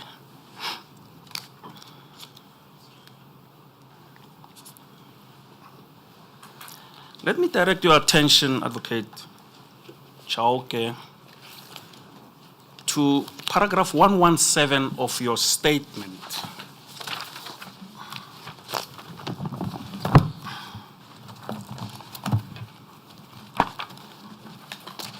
Which you'll find on page 6-32 On one? 7. It's on page 6-32.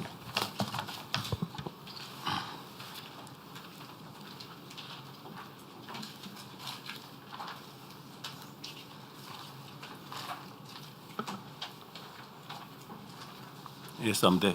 For the sake of the record, I will read it yet again because it was already read.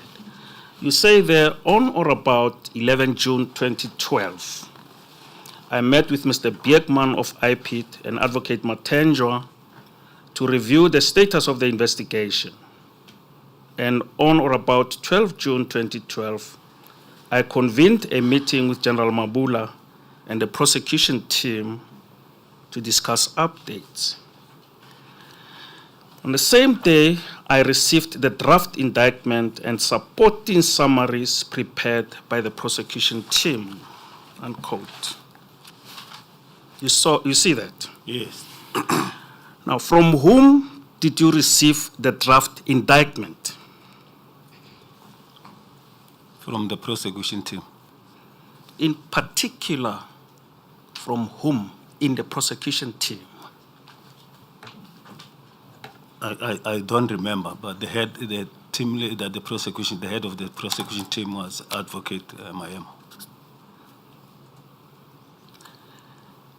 In the same sentence, in the same paragraph, you refer to supporting summaries.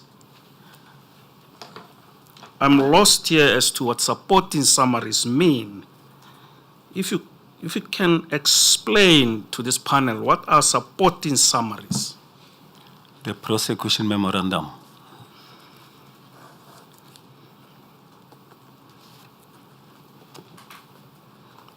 Which you also received from the team, the prosecution team. Yes.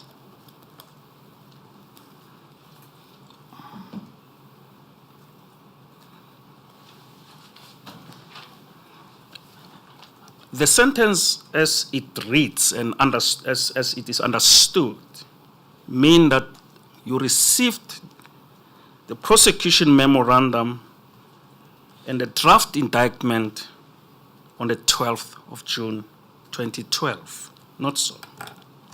Yes. Go to the next paragraph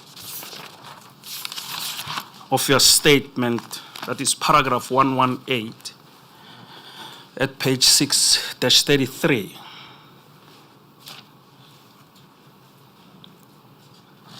I propose to read it into the record.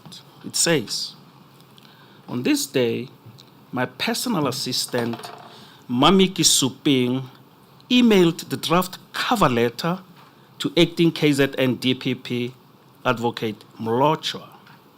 He had been acting in this position since December 2010, unquote. Sorry, Councillor, which paragraph is that? 118, Madam Chair. 118. Yeah, on the next page, 6-33, just at the top. Oh, thank you.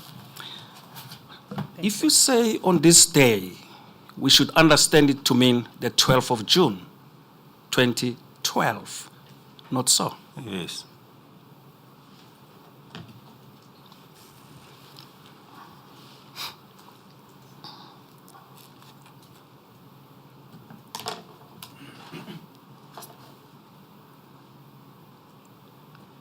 You state in this paragraph, Advocate Chauke, that you sent a draft cover letter.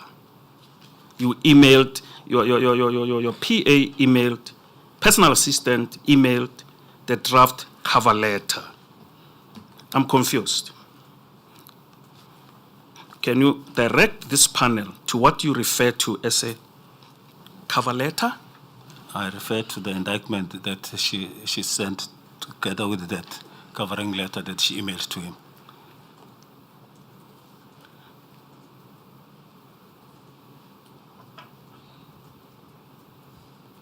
By a covering letter, you referred to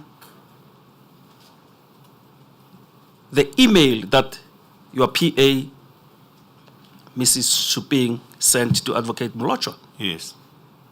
You call that a covering letter. Yes. Let's go to it. let's go to the covering letter and see what covering letter you are referring us to.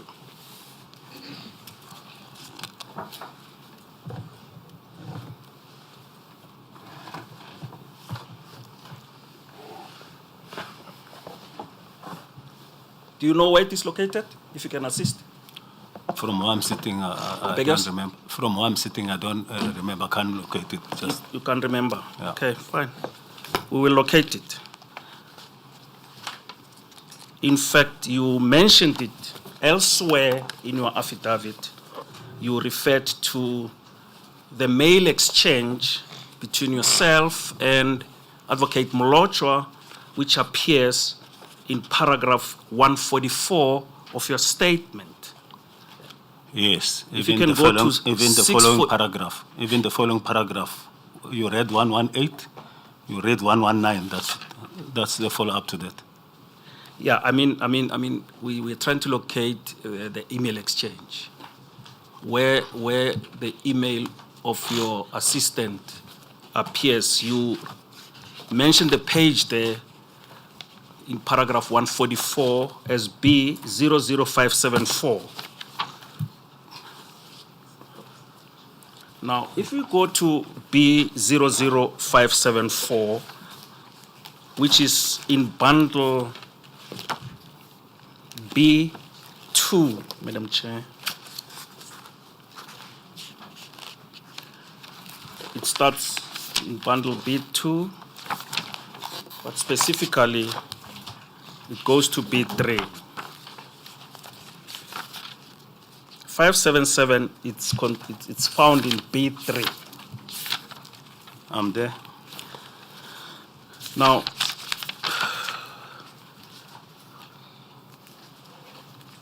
go to the previous page.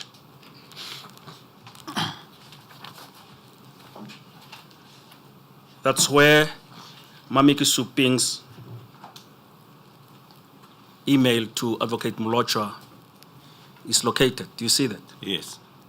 And it says subject indictment, Katomana. Yes. There was no message from Mamiki Suping, not so. There's no Yes. message here. Yes. Which one is a covering letter that you say was sent? Because there's no message here, according you are to reading there. how we read this. What you are reading, that email, is a covering letter that I'm referring to. It's a covering letter. Yes.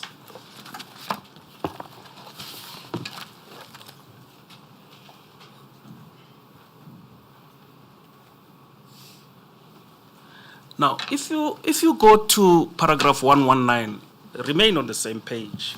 Remain on the same page, Advocate Chauke. If you go to 119, you're saying there a disagreement subsequently arose regarding the sufficiency of the documentation, with Advocate Molochwa refusing to sign the cover letter in the absence of the prosecution memorandum or the original case dockets. Yes. Was Advocate Molochwa refusing to sign a cover letter, or was he refusing to sign an indictment? The indictment.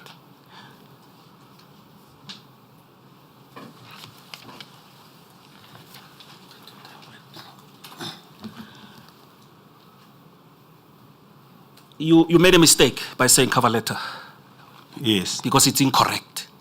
Yes. I don't want to say you are lying. No, I will not say so. It's a mistake. No, it's okay. I can accept if you say I'm lying. I'm not going to say that because I respect your office. And now, let us try the best of our ability to find whether the indictment that you sent, that you say you found from the prosecution team, was actually received from the prosecution team. And in this regard, my colleague will assist me here to find evidence of Advocate Maema when he was under cross-examination and see what he said. If Madam Chair can bear with me, let me be assisted by Advocate Mtsweni. Yes, what are you locating? Maybe we can help. It's a transcript of day 30. Transcript of day 30, where Maema was under cross-examination. Dated 20 February, Madam Chair, February 2026. Where Advocate Maema was being asked about this indictment. Which one is it?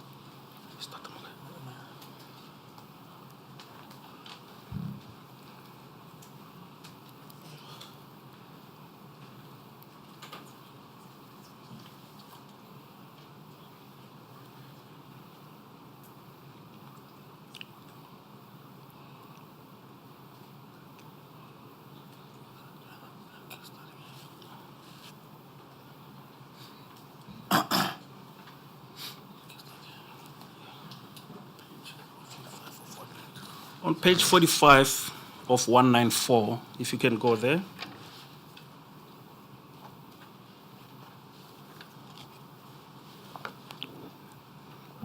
Page 35. 45, Madam Chair, Oh, of 194 of the transcript of day 30.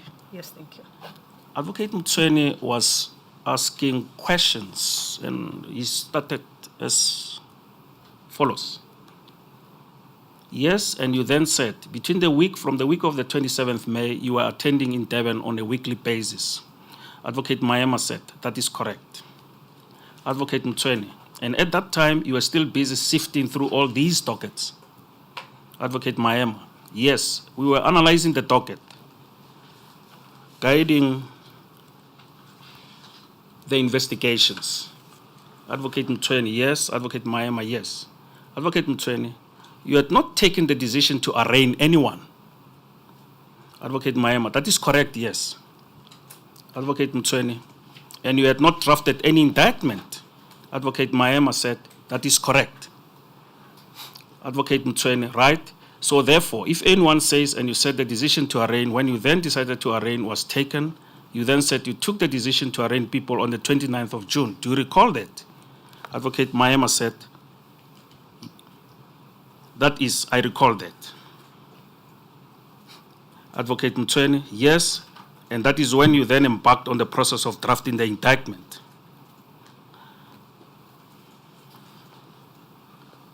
That is correct, yes. That's Advocate Mtsweni, and his Advocate Mtsweni says, and therefore, if anyone says that prior thereto you had drafted an indictment, that would not be correct.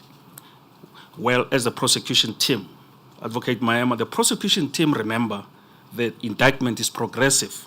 So we concluded drafting it, yes, towards the end of June. Advocate Mtsweni, yes. Advocate Maema, 2012. Advocate Mtsweni, but before the end of June, there was no indictment that was ready to be signed. The answer from Advocate Maema was yes, yes.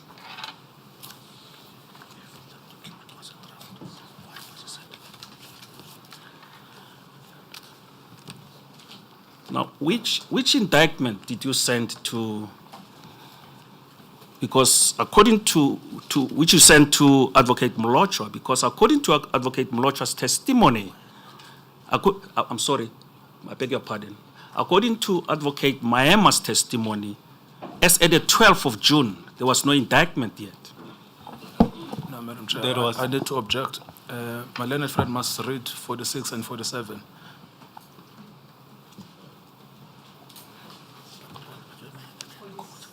6 and 47 of the transcript, Madam Chair, that he stopped reading. If he's going to suggest to the witness that as of the 12th of June, there was no draft indictment, he must read 47 and 46 and 47 and 48 of that cross-examination.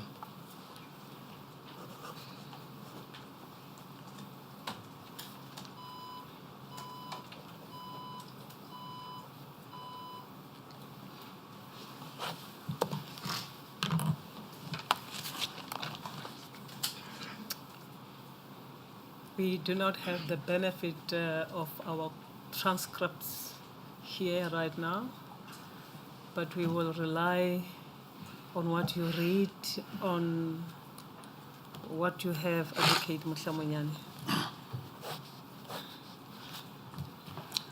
My learned colleague says say I should read also 47 and I say 47 and 48.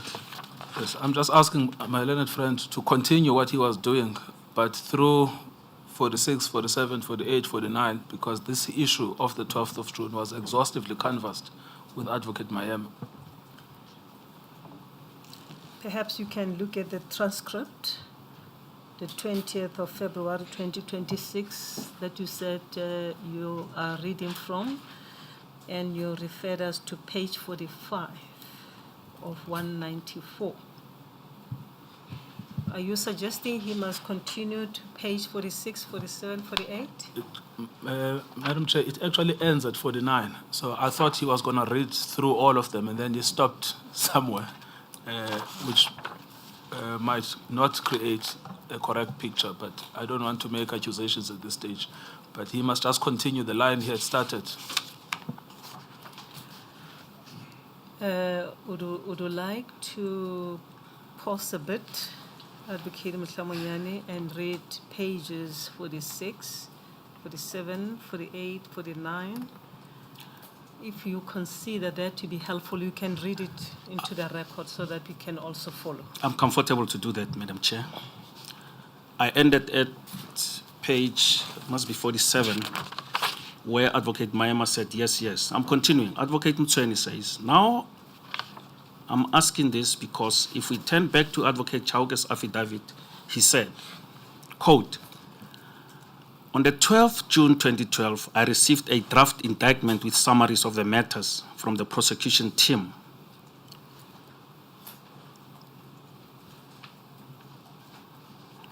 I forwarded same to Mlochwa through my PA, unquote. And the question was, do you see that? Advocate Mayema, where? Advocate Mtsweni, paragraph 75. Advocate Mayema, oh, 75. Yes, it talks about a draft indictment. Advocate Mtsweni, yes. But you just told us that you had not finalized the indictment at that point in time. Advocate Mayema, it was, well, if there would be an indictment, it would be unfinalized and it would be a draft indictment. Advocate Mtsweni, but then let us go and see and hear what Advocate Chauke says. Advocate Mayema, okay. Advocate Mtsweni, he says, on the 14th June 2012, I attended the meeting at VGM NPA office with NDPP.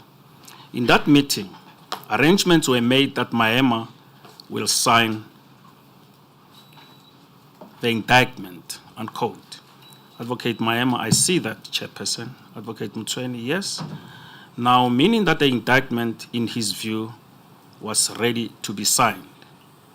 Advocate Mayema, no, it does not mean that. Advocate Mtsweni, yes, but then let us go on. Are you aware that he sent the same indictment to Advocate Mlochwa, asking Advocate Mlochwa to sign the indictment? Advocate Mayema, I became aware here in the Enquiry. Advocate Mtsweni, yes. Advocate Mayema, and I also heard the exchange during that was referred to in the state capture. Advocate Mtsweni, and that was despite you, the prosecution team, not having finalized that indictment. And the chairperson interceded then and said, sorry, before you answer, let me understand. Are you pegging that question on paragraph 76? Advocate Mtsweni, yes. It follows that to say, well, he says he received the indictment on the 12th, and then on the 14th, he was making arrangements for that, for Advocate Mayema to sign the indictment with Advocate Jiba. Now, I'm saying to Advocate Mayema that on his version, they had not yet finalized the indictment, and yet Advocate Chauke is already making arrangements for the indictment to be signed. Chairperson. But should you not have regard to paragraph 75, where he says, that is Advocate Chauke. He received the draft indictment? Advocate Mtsweni, yes. Chairperson, yes. Advocate Mtsweni now intervenes. Chairperson, on 12 June, Advocate Mtsweni. That is correct, Madam Chairperson. Yes. So what is the point that you are making? I just want to understand clearly what our point is, Advocate Mtsweni, that document being a draft, and according to Advocate Maema, it not being a final document, Advocate Chauke was already making arrangements for it to be signed. It appears to be ending there. This must be page 49.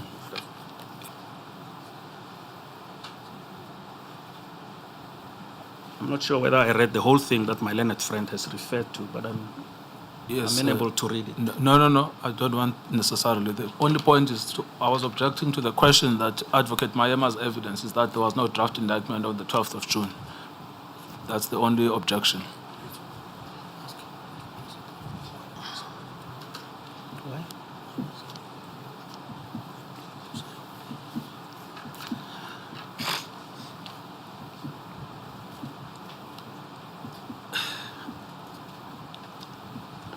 So, Advocate Chauke, that Let's deal with the objection. You hear what the objection is. Do you wish to respond to what Advocate Ngcukaitobi is saying after reading those pages? Because we have to make a ruling on the objection. if can I respond, Madam Chair? Yes, sir. If there was a draft indictment, I would concede, I would accept it. Are you suggesting there was none? I'm not. So as at the time when Advocate Maema testified, there was a draft indictment, according to you?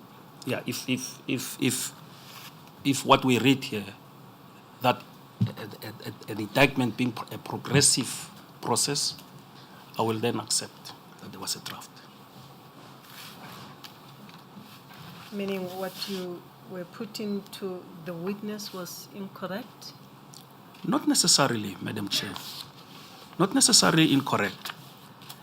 Because he says he sent an indictment. Yes. But if it is a draft, I'll accept it is a draft.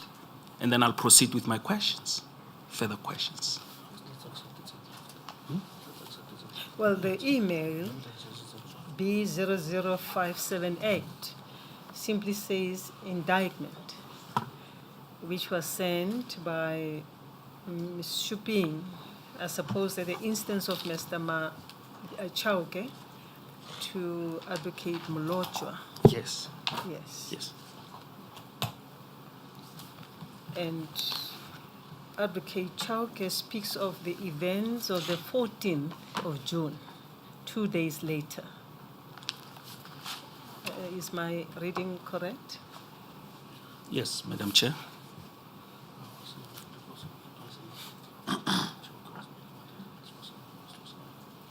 At that meeting, it appears, an intimation was made that, or an arrangement was made that Mr. Maema will sign the indictment. On the 14th, At the according meeting, to, of the yes. 14th This June is what was made, said at the meeting of the 14th of June, 2012. 2012.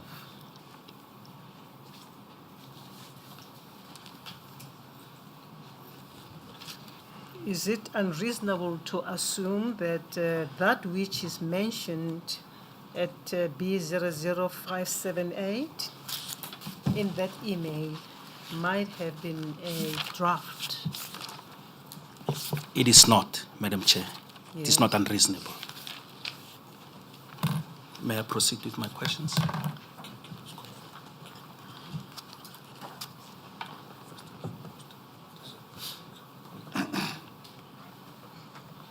See, we are dealing with the objection, so I think Advocate Mtsweni, if you can maybe give him a chance to listen first so that we deal with this issue. We cannot leave the objection hanging, and when we are done with it, then you can confer with him. Yes, thank you.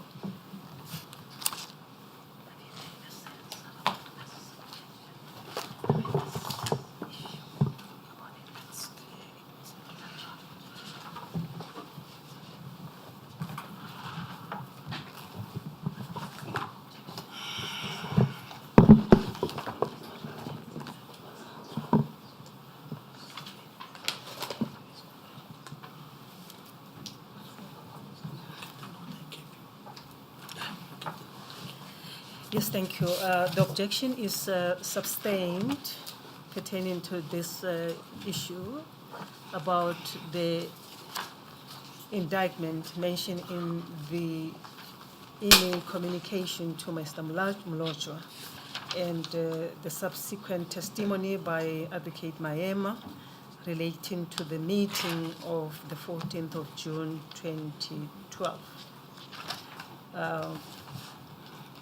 Meaning that that which was mentioned at the meeting of the 14th of June 2012 related to an indictment that had to be signed by Mr.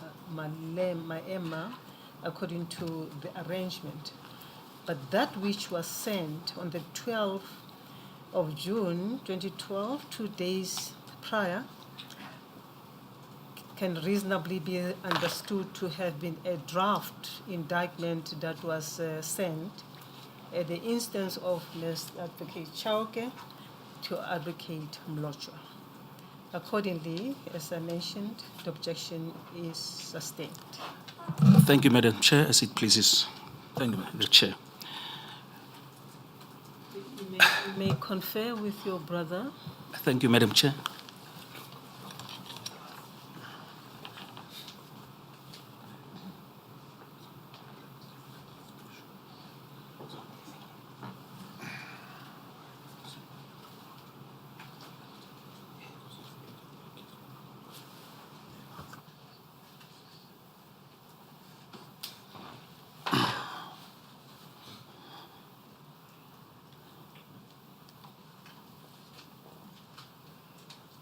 Thank you, Madam Chair.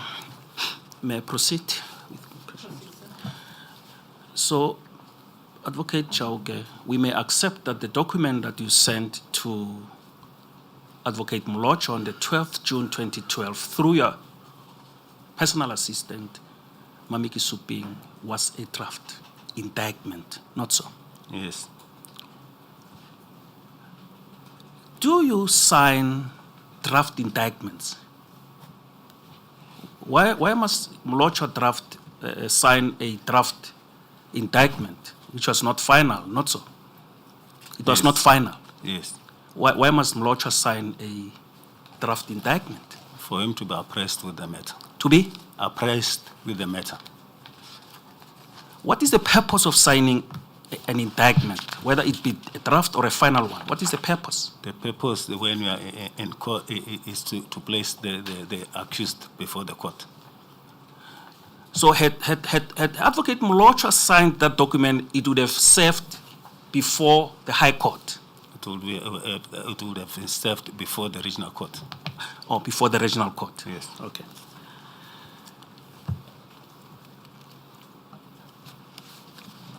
Now, I want to refer you to a document which I take was an indictment. And you should confirm whether it was the same document that you sent to Advocate Mlochwa. You will find it in B2, bundle B2, from page B00484. Madam Chair. It starts from 484.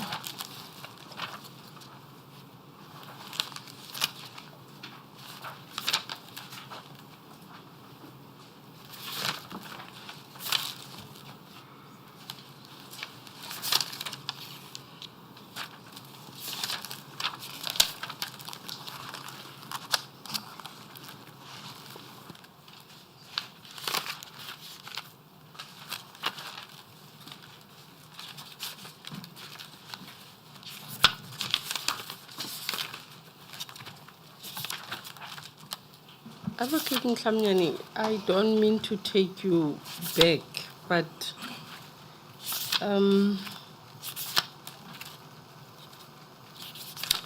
you said something about Advocate Mlochwa signing an indictment. And that from the reading of paragraph 118, 6-33, Advocate Chauke says his PA emailed the draft cover letter to acting KZN DPP Advocate Mlojwa, and we now know that the draft cover letter refers to the indictment. That's what he admitted to. Yes, Madam. But I don't see.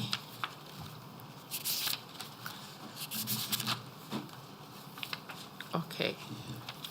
Well, I'm reading now the second paragraph that says a disagreement subsequently arose regarding the sufficiency of the documentation, with Advocate Mlojwa refusing to sign.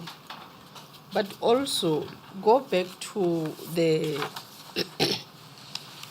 the transcript, because as Advocate Mtweni, while cross-examining Advocate Maema, there was an objection raised by Advocate Ngcukaitobi. I think on page 49, the last sentence there.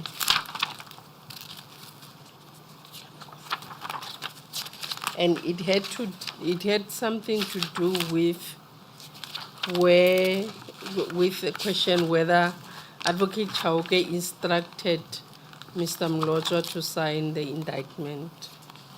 Not sure if you saw that while you were reading. That would be, it's the last sentence at page 49 and goes to the first two lines on page 50.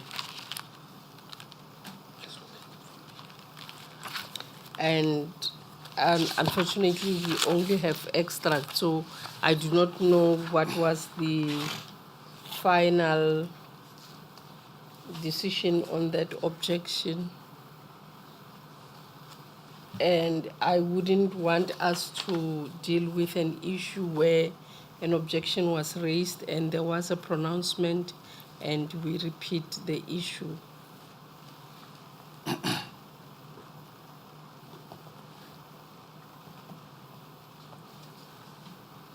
If you can look past page 50, because I only have up to page 50, where Advocate Mtweni was, where the chairperson asked, that is why I asked you, who made the arrangements that Advocate Maema will sign the indictment, right? And then Advocate Mtweni refers to the same paragraph of the 14th of June 2012, but I only have three lines. That is, we only have up to page 50. If you can go up to page 51 and see how that objection, okay, thank you. How it was dealt with. How it was dealt with, so that we do not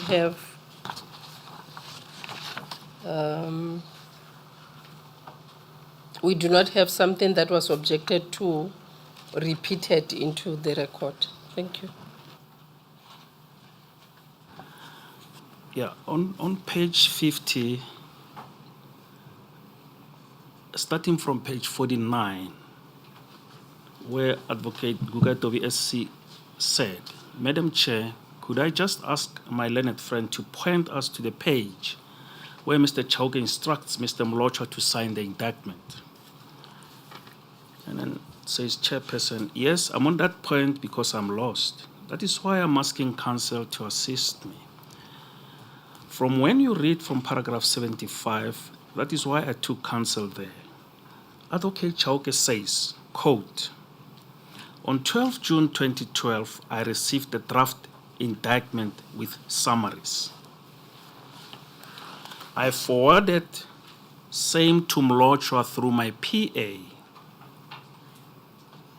And then it's written 76. On 14 June 2012, I, Advocate Chauke, attended a meeting at VGM head office. In that meeting, it is Advocate Chauke speaking. It's written Chaukas there, but I think it's a misspelling. Advocate Chauke speaking. Arrangements were made that Maema will sign an indictment. That is why I asked you, who made the arrangements that Advocate Maema will sign the indictment?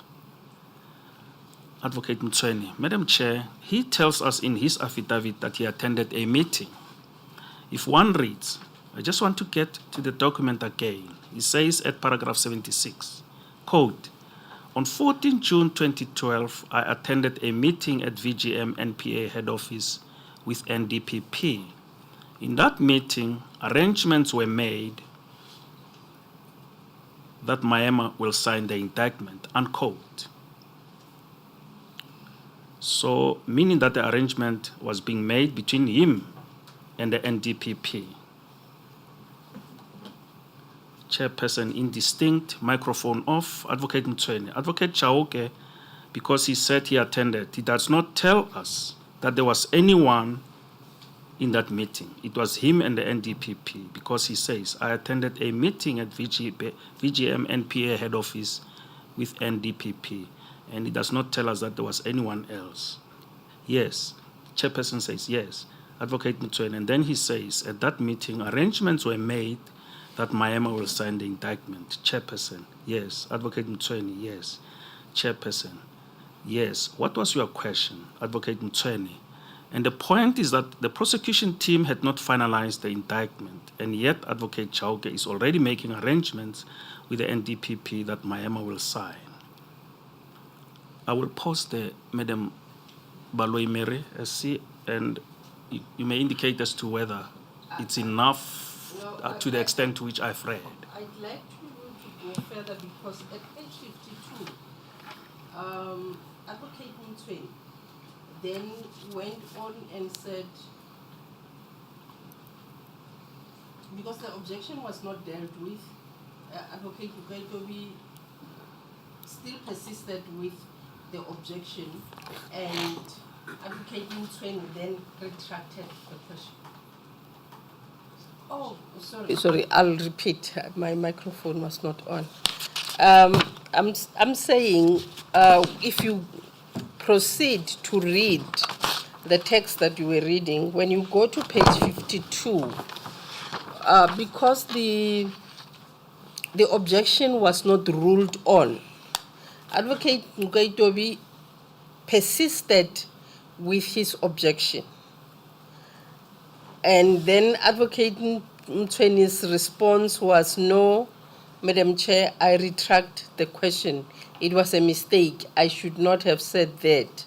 And then he went on and said, I retract that question and that statement. I did not mean to put it that way. I just wanted to say he forwarded the indictment to Advocate Mlojwa. The issue here was that it seemed like Advocate Mtsweni wanted to pursue a line that Advocate Chauke sent the indictment and said to Mlojwa, sign the indictment. But when he retracted, he left his statement at, I just wanted to say the indictment was forwarded to Advocate Mlojwa, and he left it there.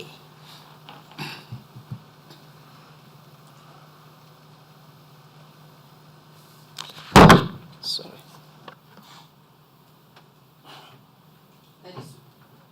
That is why when I started, I said I do not want us to deal with an issue where an objection was raised and an objection was ruled on. In this instance, it was not ruled on, but Advocate Mtsweni retracted his statement and rephrased his statement so that we do not go back and forth on the same statement that was then reformulated. Thank you. Thank you, Chair. Thank you, Madam Chair. Do you allow me to proceed? Yes, maybe, perhaps, when you look at the retraction by Advocate Mtsweni, then, as my sister has just mentioned, we have gone back to the point. It will probably help you if you go to the emails. Indeed. That's where I wanted to go. Thank you, Madam Chair. I have to go there with you. Please do so. and refer you to keep record of what was being read to us. The records that we were given is up to page 50 only. And fortunately, my dear sister does have a further record of that day. It'll help if Advocate Monyani were just to tell us as to up to which page and paragraph did he read or line. At least we'll have that on record and proceed as you are doing, Chair. Please. Thank you, Madam Ramahaha. My colleague will help me here. I'm not even sure. What page is it? Page and line. Up to which page and line of the transcript?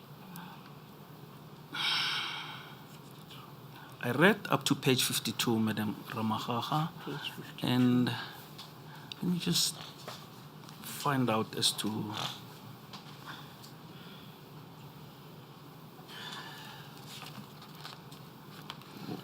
where no, in fact, it was 51. Can you help me out? I think it was 51. I made a mistake. Yes. I went to page 52. Yes. Yes. What line, if you can assist? I don't see lines here.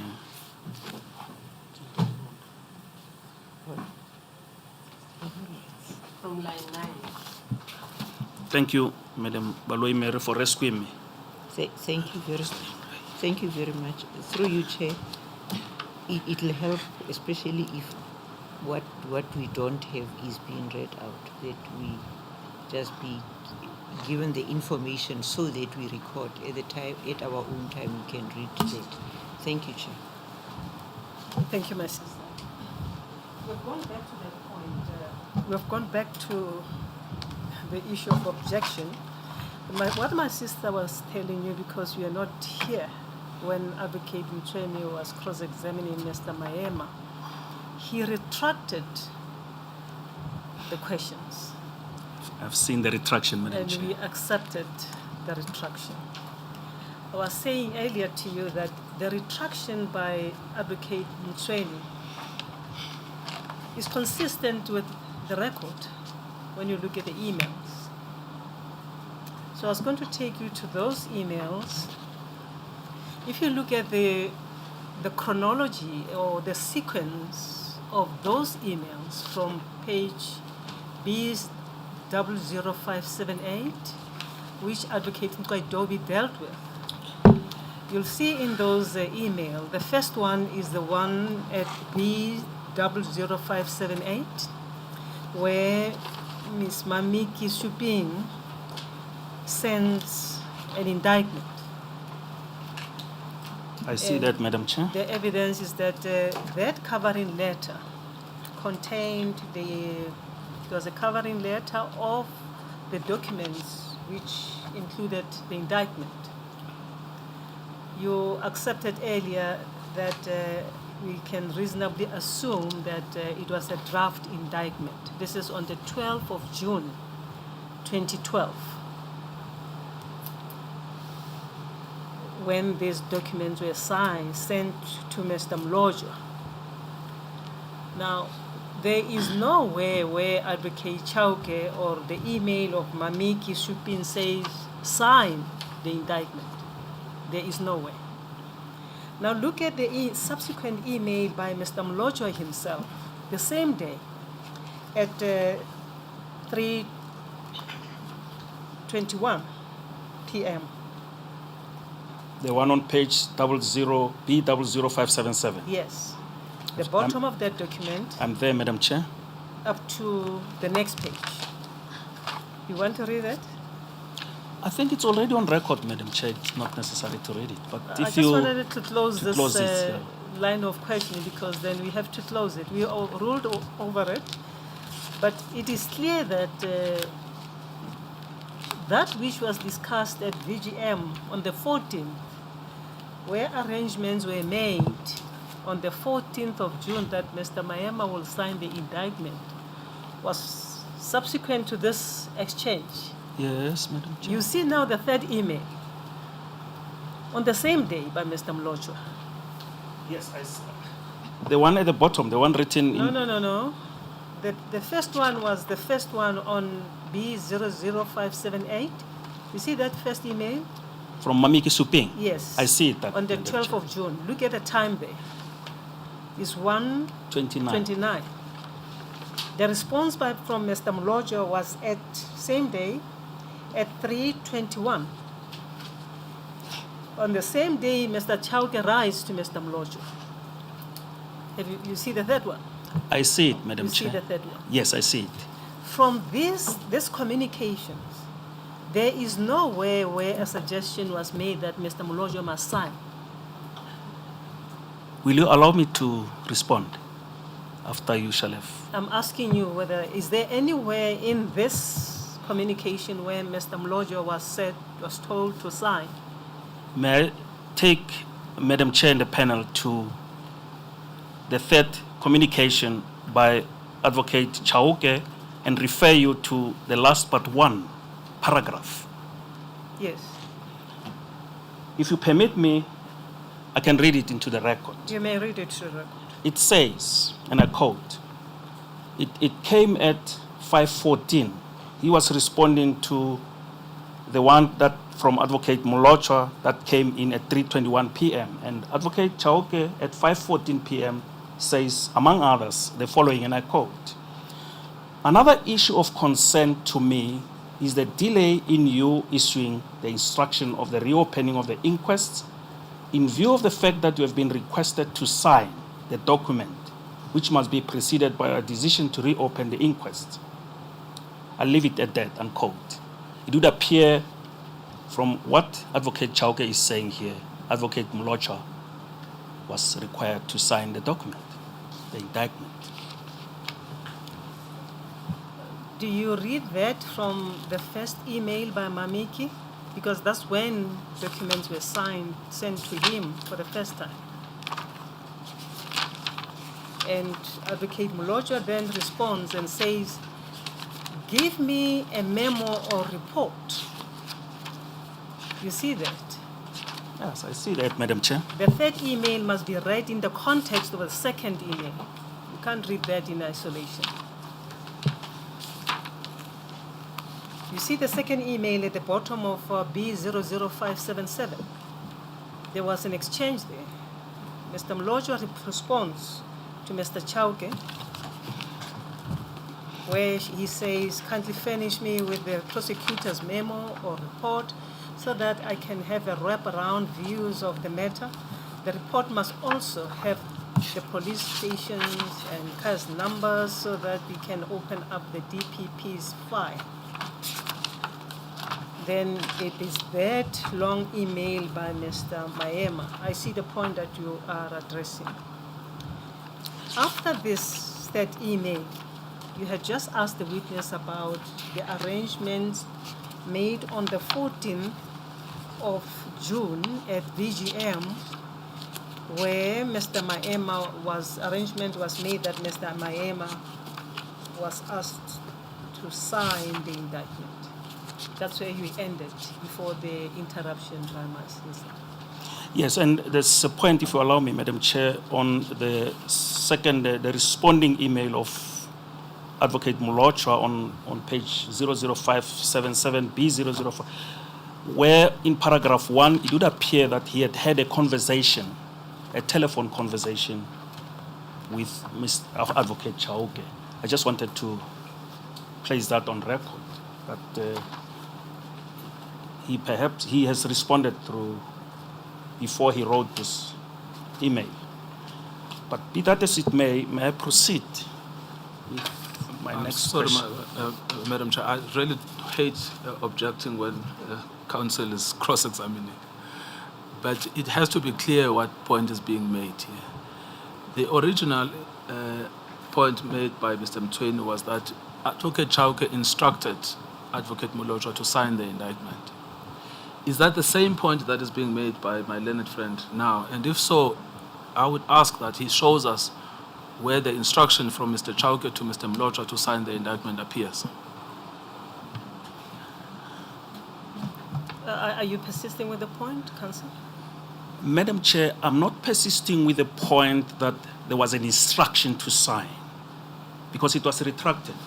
The point I'm persisting with is the one that appears in the paragraph that I have read, that you were requested to sign. Yes. That is the point, which is a version of Advocate Chauke. Yes. Advocate Chauke may address that point in your letter of the 12th June at 5:14. The third email of that day. It is B3, Voicens 3 of 11, at page B00577. You remember I mentioned that there were 3 emails on that day. The first one was by Maniki Suping at page 00578. It was followed by the response by Mr. Mlojwa at 3:21. That signals that after receiving these documents, he communicated with you. You had a telephonic discussion. And then after that email, that is after 3:21, at about 5:14, same day, you wrote to Mr. Mlojwa. At paragraph, the last but one paragraph, you made mention that he had been requested to sign the indictment. You can address that point. To address, what is the comment? May I make comments or what? Yes. What is the question? The content of that last but one paragraph. It's correct that I wrote that email to Advocate Mlojwa. I'm referring you, Advocate Chauke. Counsel, I'm referring you to the last but one paragraph of your email, the third one, the one at B00577. You have that Yes. long email. Yes. Look at the last but one paragraph. Yes, I see that I said I requested, he has been requested to sign the indictment. Yes, he's dealing with that aspect that Mr. Mlojwa was asked to sign that draft indictment, correct, Mr. Mlojwa? Correct, Madam Chair. So I'm asking you to deal with this aspect. Maybe I'm misunderstanding the question. It's correct that I wrote and conveyed to Mr. Mlojwa that he should sign the draft indictment before the inquest can be reopened. Yes. Now, the point that was made earlier was that how could Mr. Mlojwa be expected to sign a draft indictment? You remember the indictment that was sent to him of the 12th of June, which was sent by Ms. Suping, Yes. was a draft. And a point was made that how could he be expected to sign an indictment which was a draft? And you answered that he had to familiarize himself with what was contained in the indictment. Yes. It emerges now that in your email to him, after your communication, your telephonic conversation with him, Yes. you then wrote what you wrote at that last but one paragraph. Yes. Meaning, if I understand your answer, you expected him to sign a draft indictment. Yes. Now, his question earlier on was how could he be expected to sign a draft indictment? Am I correct? Yes, Madam Chair. Yes, thank you. Are you able to answer that? Yes. That's why I indicated that draft for him to sign it would lay the basis for him to be able to reopen make application to reopen the.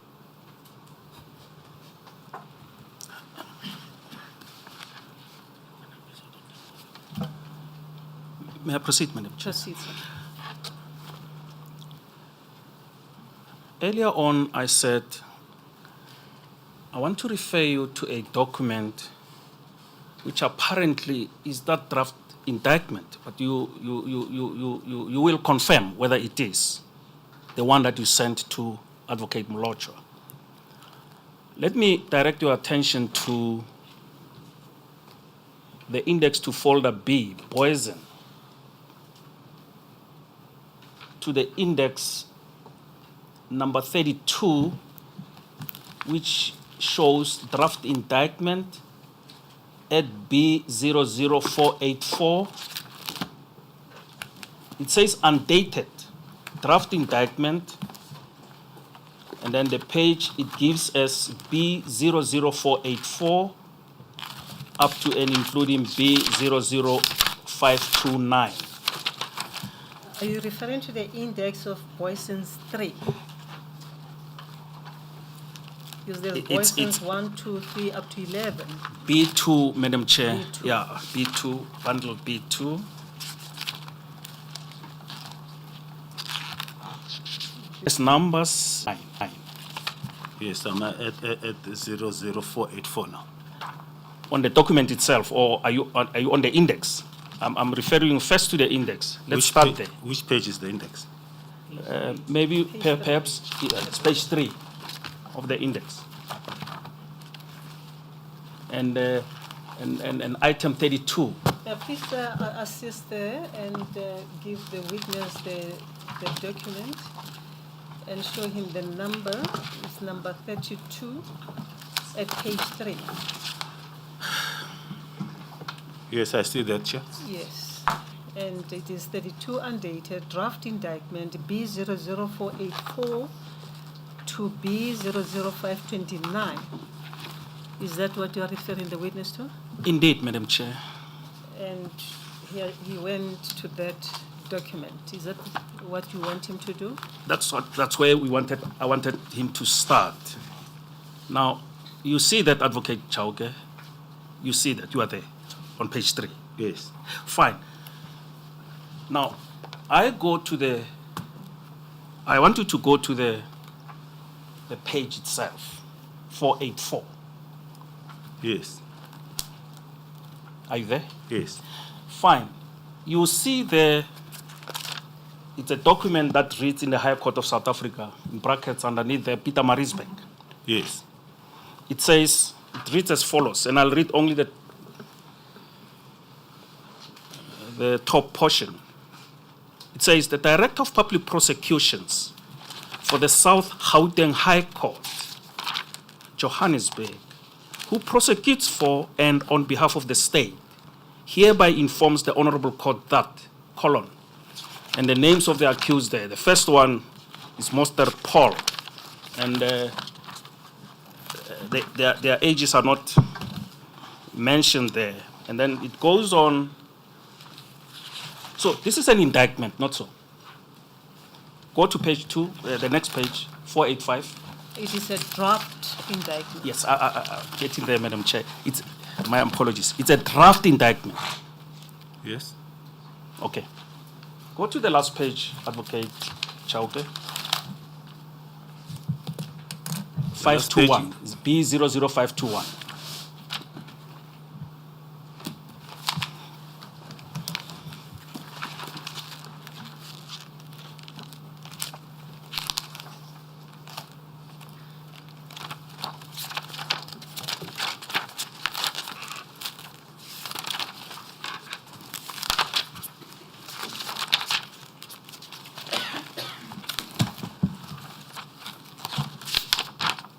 Yes.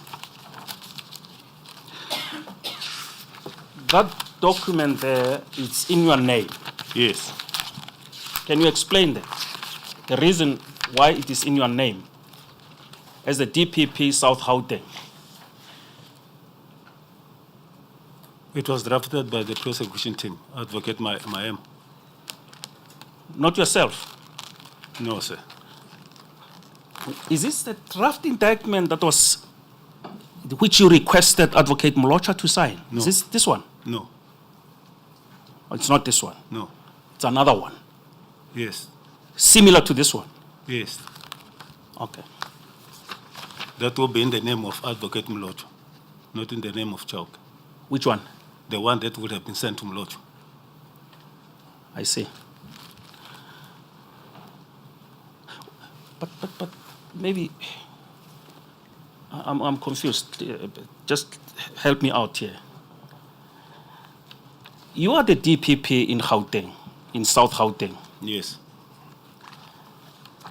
A matter is supposed to be prosecuted in KZN, yes, but a draft is done in the name of South Gauteng. yes. Why should that be? Advocate Maema was here before the panel. He explained that he was doing the draft cut and paste. He explained, was he? Yeah, maybe he might have explained, but Yes. I ask you to explain to me. I can't explain to you something that I did not draft.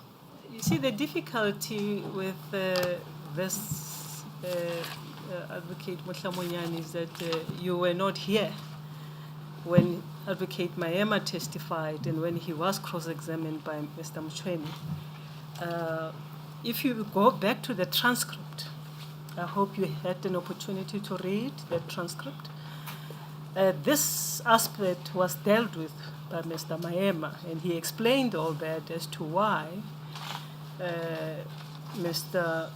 Chauke, first of all, his office was used, and then they drafted document, and he signed some of the documents to send them to the NDPP. So probably you'd have to ask your colleague to take you to the transcript and familiarize yourself with what Advocate Maema's evidence was.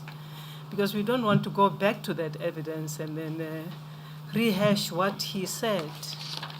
I do accept that you don't have the benefit of his evidence because you were not here. But if you say to me you have read the transcript to familiarize yourself with the evidence, I will accept that. Madam Chair, I will accept that we should not rehash. Allow me to proceed. We should not rehash the evidence that has been... Have you read the transcript? Not that part. I didn't have time to read that part. And if it has been dealt with extensively, I will pack it and proceed with other matters, other issues. Yes, but what helps is that when you are not here, when a particular witness led evidence and you'd like to ask questions pertaining to that witness, whose evidence you... That is why I say, Madam Chair, for the sake of saving time, allow me to proceed with other questions. If it has been dealt with extensively, I'll accept. And there's just no time to go to the record now, and because it's going to take time.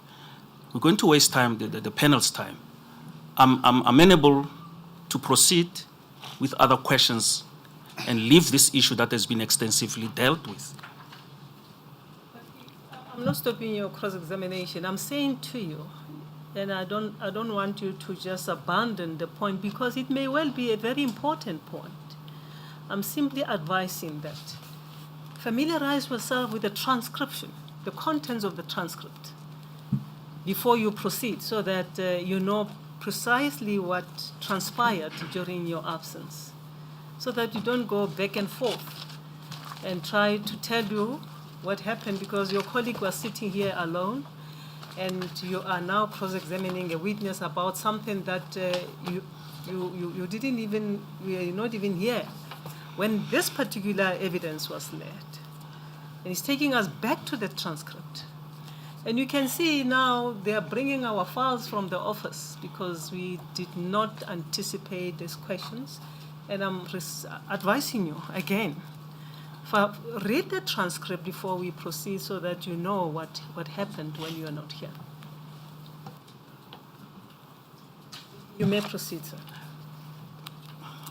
Madam Chair, in that event, I will ask for a short adjournment to go and familiarize myself with that portion of the transcript. No, I think you can park this question so that we can make progress. We will note it.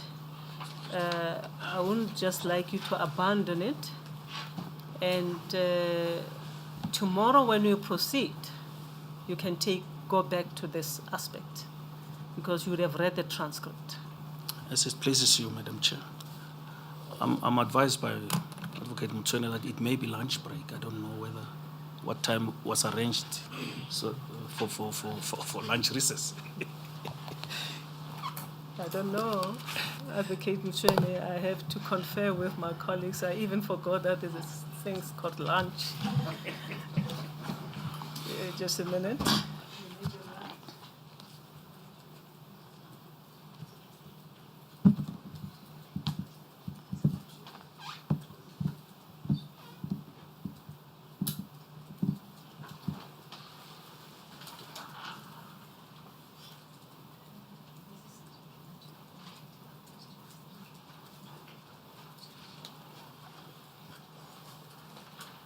Yes, thank you, Madam Chair.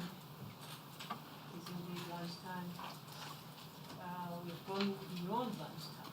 We have gone beyond lunchtime. We will adjourn now. Advocate Chauke will pause from now. It's about 1:45. We'll take a 45 minutes lunch break. Thank you, Chair.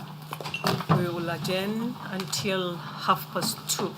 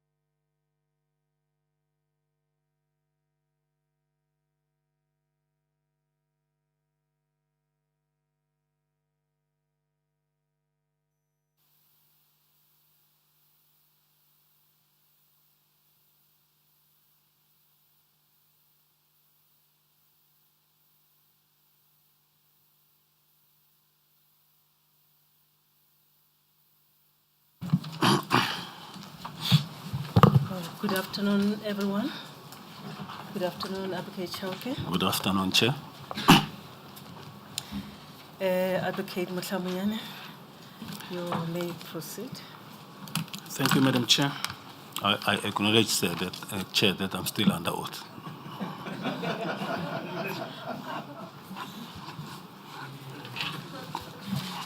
That is the beauty of working with advocates. Thank you, Chair. Counsel. Thank you, Counsel. Thank you, Chair. Thank you very much.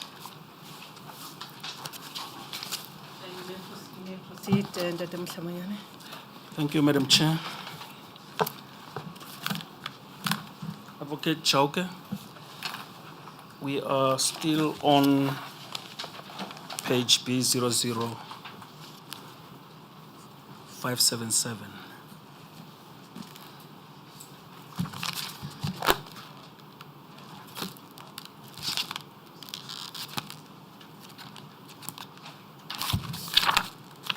May I recap?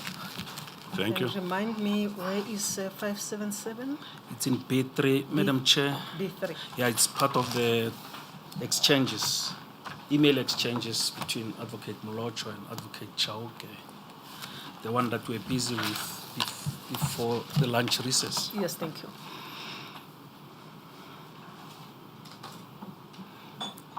If you can go to the last part one that we read before we adjourned, the last part one paragraph in that email of the 12th June 2012 at 5:14 p.m., which you addressed to Advocate Molocho.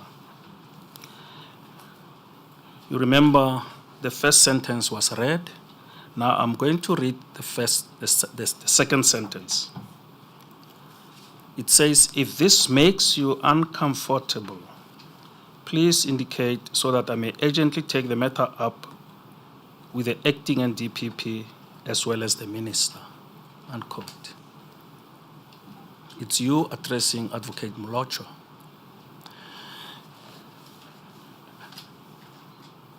Let me ask you this. Advocate Molocho refused to sign the draft indictment that you sent to him, not so? Yes. Did that pose a problem to you and the prosecution team by his refusal to sign? No.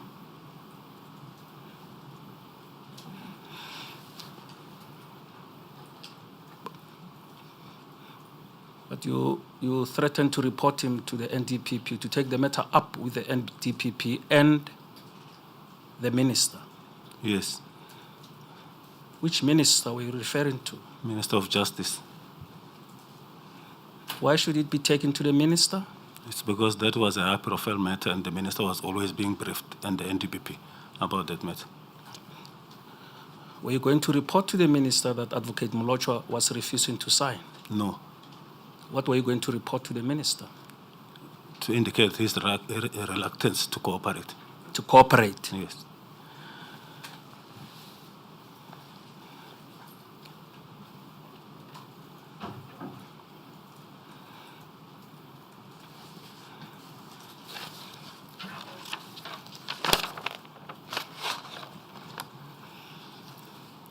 If you go back to B00578. Just to make a follow-up on that point so that we can have the context. And correct me if I'm wrong, Advocate Chauke. From the record, it appears that the reason why Advocate Jiba got involved in this arrangement is after the newspaper publications and the minister had communicated with the former acting NDPP, raising a concern that these matters are urgent and that they needed to be enrolled or prosecuted, something to that effect. Yes, Chair, my understanding is that the police, General Mabula, and them would have approached the NDPP the acting NDPP then, with this urgent request, which they would have discussed with their minister, with the Minister of Police. And this matter ultimately landed on the table of the Minister of Justice. Yes. Then Minister Hadebe. The Minister, Honorable Jeff Hadebe, yes. Yes, and that led to him communicating with the former NDPP, acting NDPP, Advocate Jiba, Yes. requesting that these matters should be urgently dealt with. And that he should be updated because he was apparently also appearing in Parliament where he was supposed to answer to this.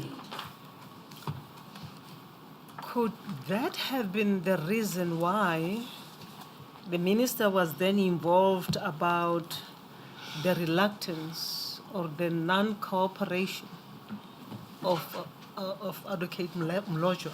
Yes, especially in respect of the issue of the inquest.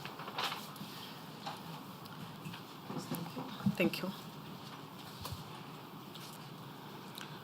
Go to page B00578, the previous page, Advocate Chauke.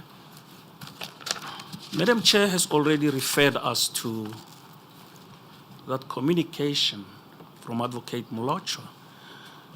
If you go back to it to refresh ourselves, to refresh our memories, paragraph 2 thereof reads, that was when Advocate Mlojwa was responding to the draft indictment that you had sent him. And he says, kindly furnish me with a prosecutor's memo or report so that I can have a wraparound view of the matter. The report must also have the police station or stations and cast numbers so that we can open up the DPP's file. Thanking you in advance. Best regards, Simpiwe. You would surely agree, Advocate Chauke, that what this advocate is saying in this paragraph does not reflect a person who does not cooperate or who is recalcitrant or who refuses. He merely says, please, send me the memo. Yes. Now, why do you say he was uncooperative? The context of the email I'm requesting, I'm referring to the inquest, the reopening of the inquest. Was he uncooperative as far as the opening of the inquest are concerned, or was he uncooperative as far as the signing of the draft indictment was concerned? The reopening of the inquest. You requested him to reopen inquest. Yes. I would have gone to inquest at a later stage, but let me hasten to get to the inquest that you are now referring to, so that you can enlighten us as to exactly what was happening. What is it that Mlojwa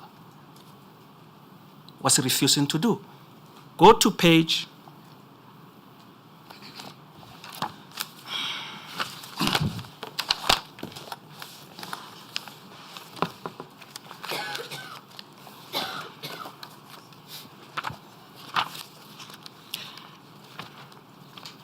No, it's the same document, same exchange, email exchanges, but revert to 577.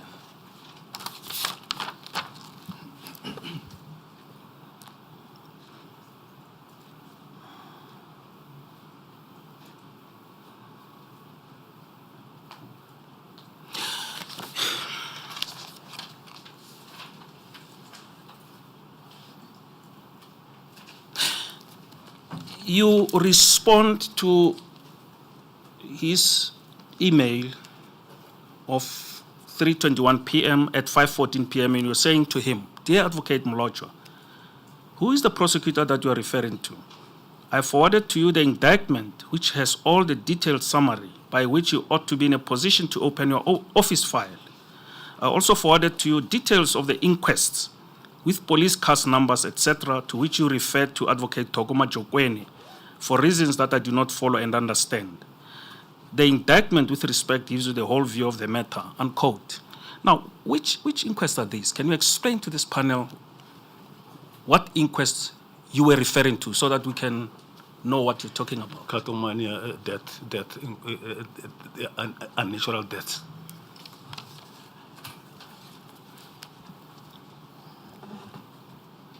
So in the Katomana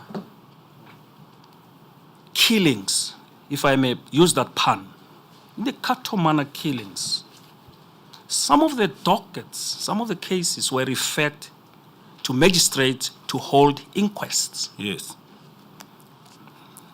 The magistrates finalized those inquests. Yes.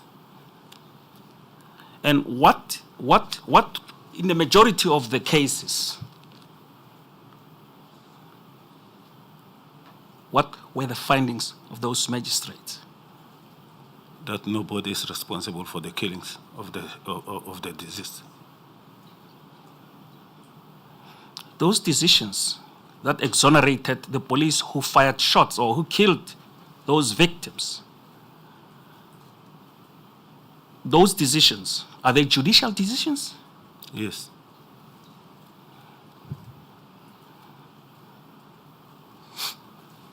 Which are contained on a document called the J56. Yes.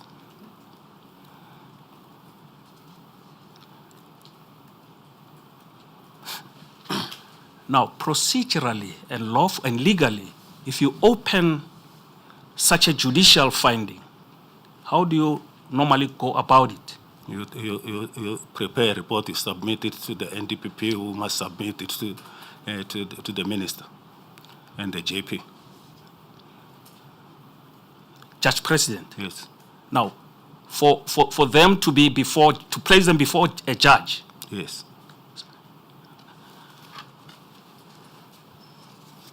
If I may, so that I don't forget this point, Advocate Mutlamunyana, I don't want to disrupt your line of questioning.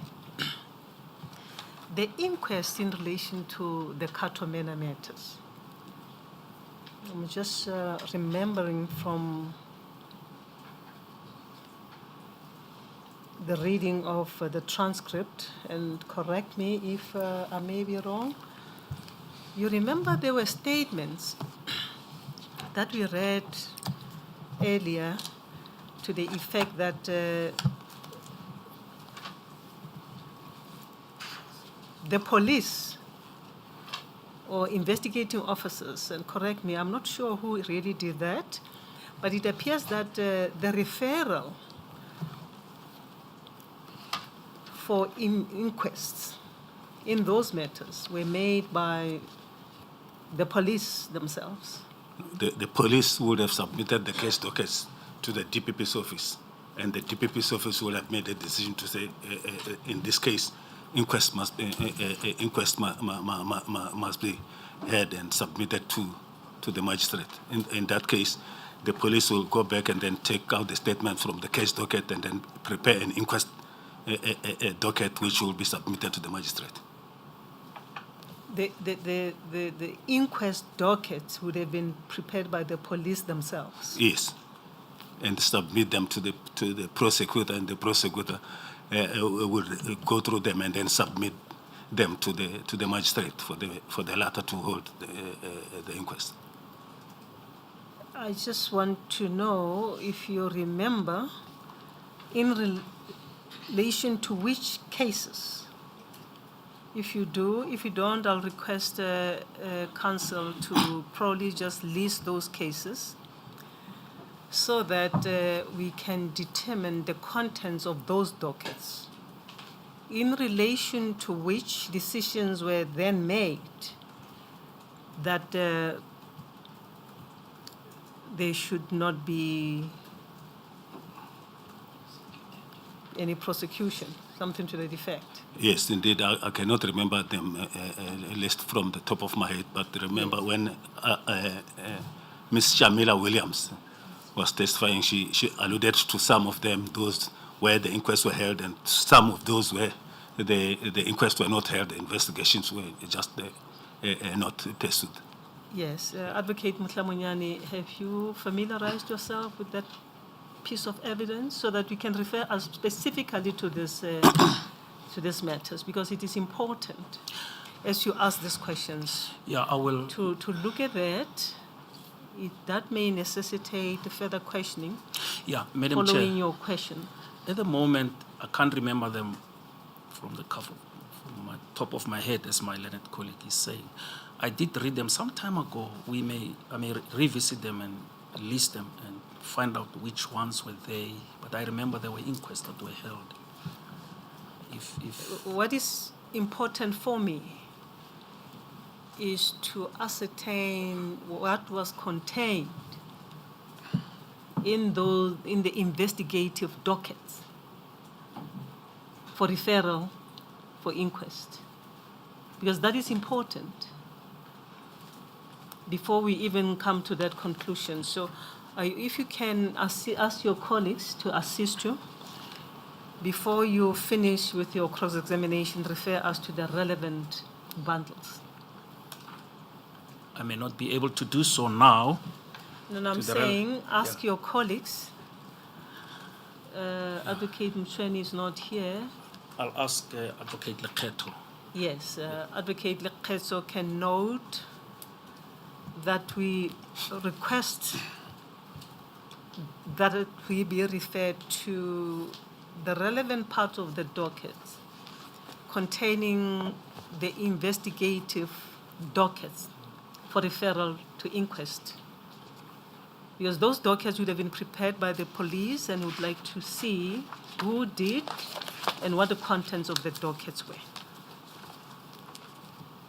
If you may do that, Advocate Lekgetho, and give Advocate Mutlamuyani that information before either today or tomorrow before he finishes.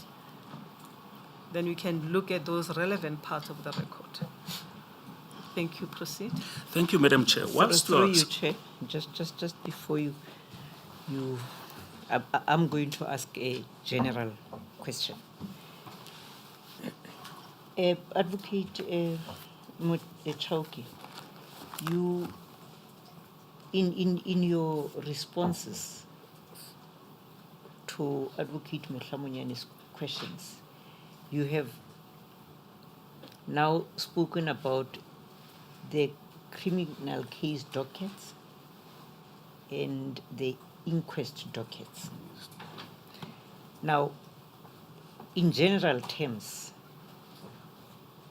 who would have called for the establishment or the creation of inquest dockets?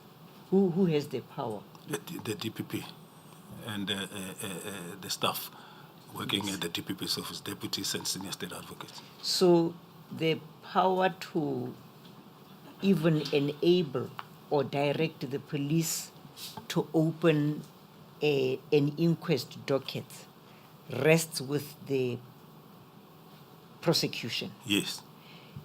The police cannot, of their own accord, create an inquest docket. No. Yeah, maybe I'm asking you this question or these questions because of what is already on record. And part of what is on record, I don't expect any of the parties to dispute that, but if it's in dispute, then we've got to get the records that will show that that is on record. What we have on record here is that there are those case dockets which would be marked as inquests right from the beginning. And at that time, those dockets would not have been seen by the prosecutors. Yes. And I think you are the right person to can also enlighten us about that, because Ms. Williams also did enlighten us, but you being right there as a prosecutor, and as you tell us, is the prosecutions that has that power to direct. What do you say about the fact that the dockets that were spoken about, especially by Advocate Williams, was that right at the scene, as the matter is being reported, that docket that would be opened, it would already be marked inquest. Well, what do you say about it? No, police usually do those things, but it's not here nor there. That even if it's written inquest, it still left to the prosecutor, for the prosecutor to determine whether it's an inquest or a criminal prosecution should follow. So the label does not confer the powers. No. The powers remain with the prosecutor in terms of the NPA Act. Yes. Thank And you. even in terms of the Criminal Procedure Act, the Yes. prosecutor must first read the statement and determine whether the criminal prosecution should follow or an inquest should be directed. Yeah, then in conclusion, that means that the power to undertake inquest would be derived from the prosecution. Indeed. Thank you.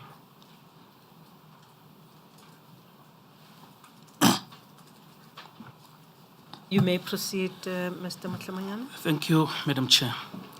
Maybe to take it to some conclusion, go to page 5B00573. It's B2, I believe. Yeah, it must be B2. Bundle B2.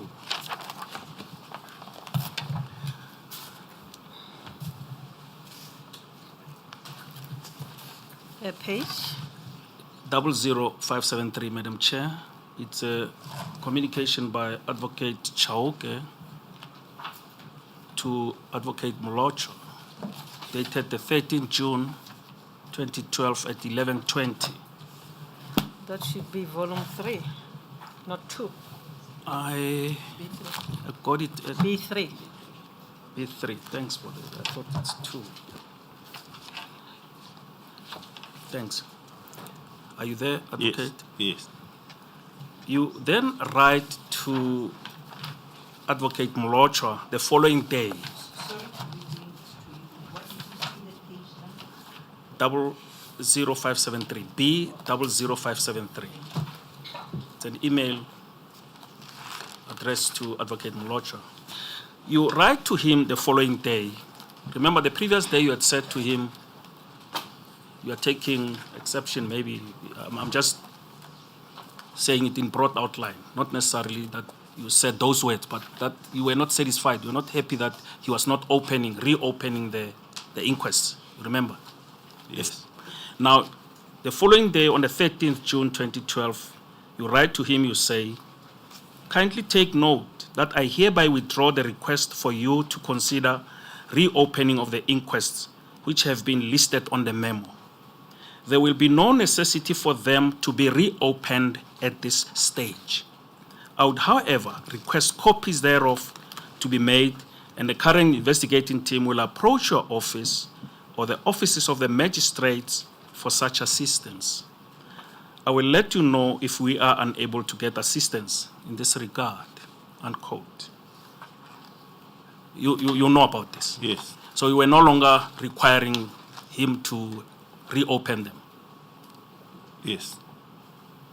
But did you follow up with the magistrate offices?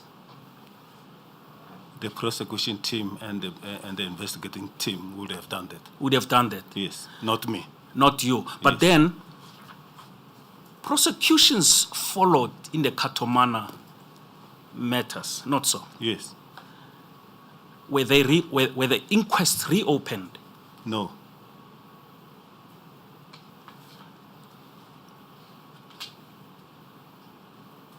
They were not reopened. No. Were they not supposed to have been reopened before the prosecution team could proceed with prosecutions? No. I realized I came to, once I've discussed it with the prosecution team, and then I went through, and then I realized, no, it won't be necessary because we are not going to do inquests. We are going to do prosecutions. But in some of those prosecutions, there were already judicial pronouncements made Yes. on the predicate offenses, not so? Yes. But you continued to charge the officers Yes. on those predicate offenses on which magistrates have already pronounced and exonerated those officers Yes. from blame. Yes, Is that allowed in law? very much so. Thank you. Now,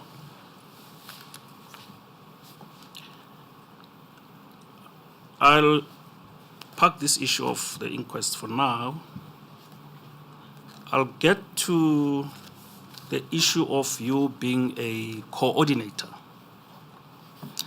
And I direct your attention to your statement in the Zondo Commission, which you can find at LO1 bundle, LO 00296. That's where it starts. In fact, it starts at LO 00243.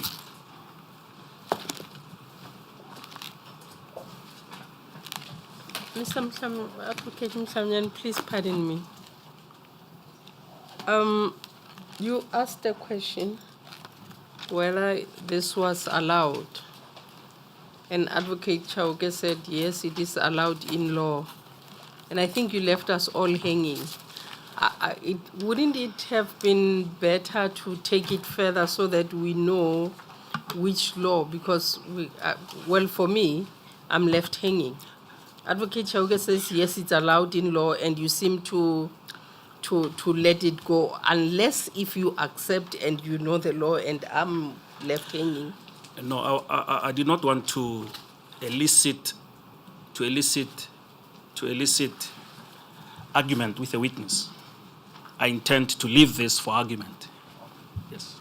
Because if I say the law says this, he's going to say no, the law says this. I wanted to avoid arguing with a witness, Madam Mary.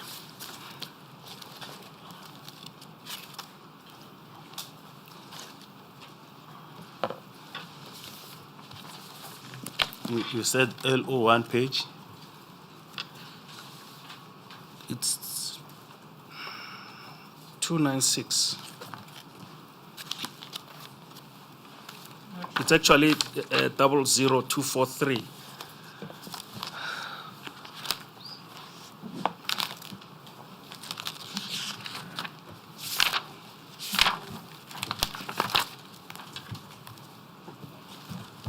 Yes, Chair, I'm there.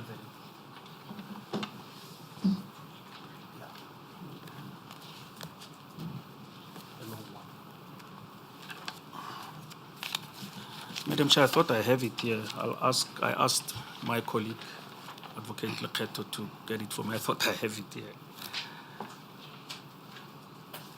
I don't have it, and she will locate it for me electronically. I thought I have a hard copy. I have it somewhere, but I'm missing it now. I'm trying to restrain myself, Counsel. You have had a weekend. I would have expected the evidence leading team to have used the weekend to prepare bundles, or at least a document, a file, for the purpose of cross-examination. And you can see how difficult it is. We now get documents far away from our researchers as you are cross-examining. Was it not possible for you over the weekend to prepare for this cross-examination? I thought of it, Madam Chair, but because I tried to avoid preparing bundles, because most of them actually that I referred to are already on record. And I had spoken to Tate Moerane and informed him about the ones that I'll be referring to, but my apologies that I can't locate this one. I tried to avoid bundles, preparing a bundle. But you are creating problems for yourself because you refer us to documents, we locate them ourselves, but you, the one who's asking the questions, don't have it. So preparation would have been helpful to you and also to us so that we can pack all the relevant documents behind us.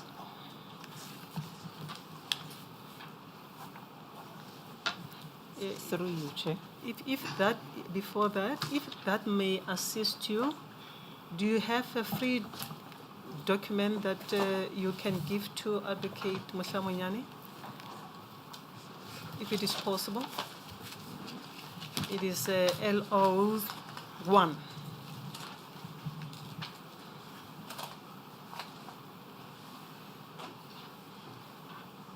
You have it. I have it, Madam Chair. It's an electronic one.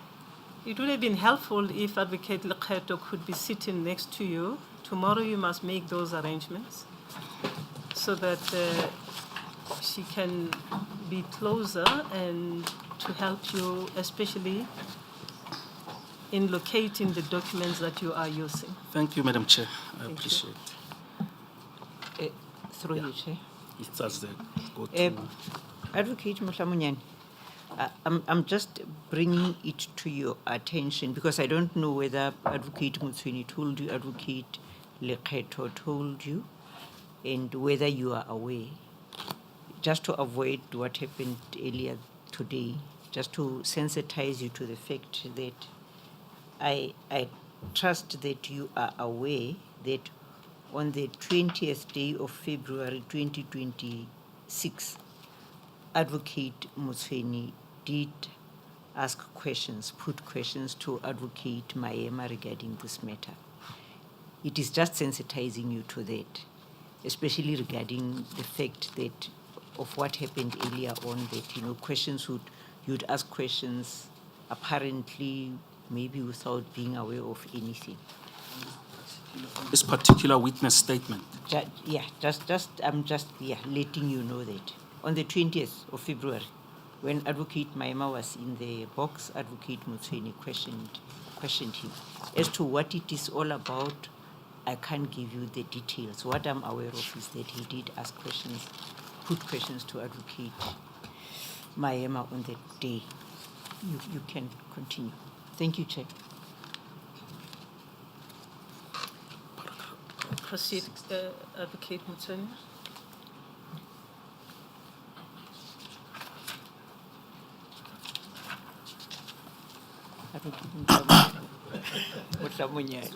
Oh, Advocate Mohlamunyane, Thank you, Madam Chair. I'm sorry to refer you to as Advocate Motsweni, It's private, following so in my any event. sister's cautioning.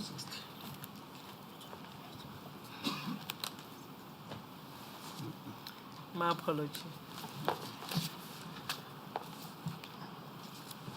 Go to paragraph 60. Paragraph? Paragraph 60, Advocate. 60. 60, yes. It's on page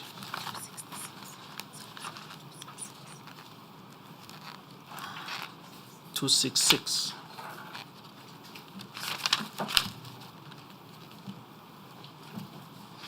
Yes, I'm there, Chair. It starts with, Jiba requested me to assist with putting together a prosecution team which will guide members of the police and members of IPIT, the Katomana team, on the investigation and prosecution of the matters. I agreed to be the coordinator of the prosecution team. The prosecution team was comprised of the following advocates. We already know who they were. My concentration will be on you being the coordinator. Now go to paragraph 62 of the same document. Yes, I'm there, Chair. You set out your role as team coordinator.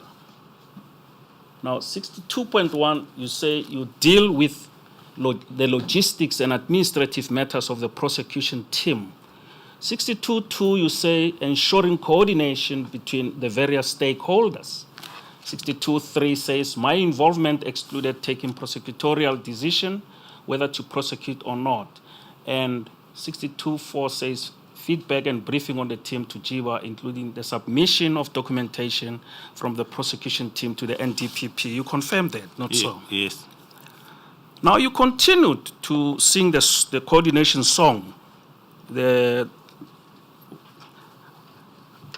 other words, you continued that you were the coordinator, and even in your current statement before this panel. I was not singing, Chair, I was talking. I beg yours? I was not singing. I'm sorry. I beg your Yes. my apologies. Maybe I used a wrong pun, but my apologies to you, Advocate. Of course Thank you you. did.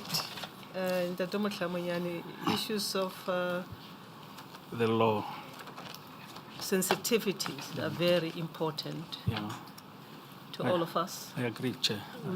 I cautioned earlier that you are all advocates, and you need to treat one another with the utmost respect and observe the decorum of this inquiry. We as a panel give you the utmost respect, all of you. And you are legal practitioners, you must respect one another, as you do as officers of the High Court or of the courts. Please do that. Thank you, Madam Chair. I reiterate, I apologize. Go to your own statement, Advocate Chauke.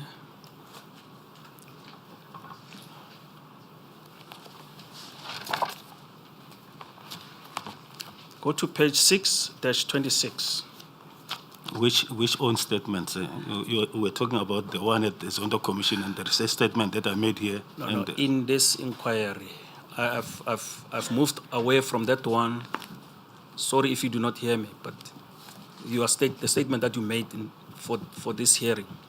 Thank you. Yes. Before you go there, you had just referred him to another paragraph. Was that 64? When you saw that he Yes. continued with his song?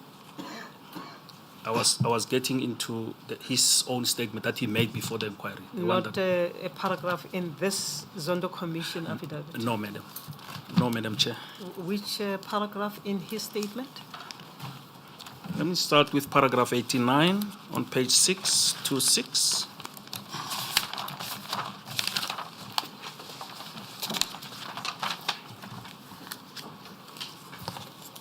The last sentence in paragraph 89 reads as follows. My role was limited to that of oversight and coordination in support of the prosecution team. You see that, eh? Yes. Go to 91 on the next page, the last sentence that reads, that position was conveyed in the course of my oversight role. Yes. Go to 92, the same page. The last sentence reads, my role was to oversee the process at the request of the acting national director. Yes. Now, my question is, coordination and overseeing, are they synonymous? Yes. It's one and the same thing. Yes.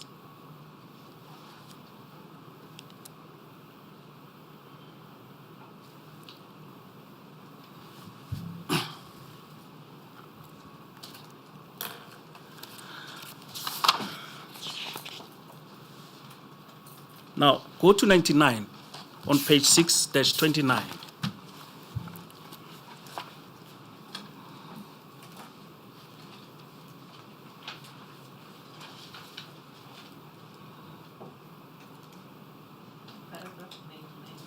That's correct, Madam Ramachaka.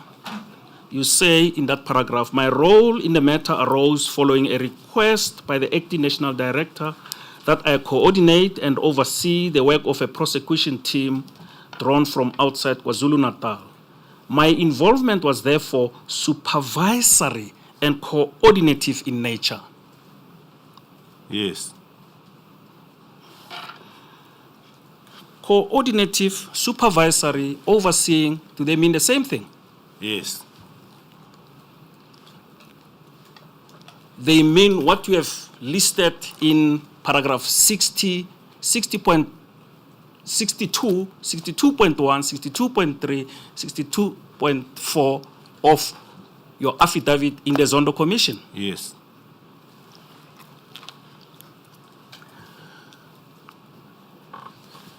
Your role was supervisory. Yes. You were the supervisor, in other words, Yes. if we have to use that noun. You are supervising the prosecution team.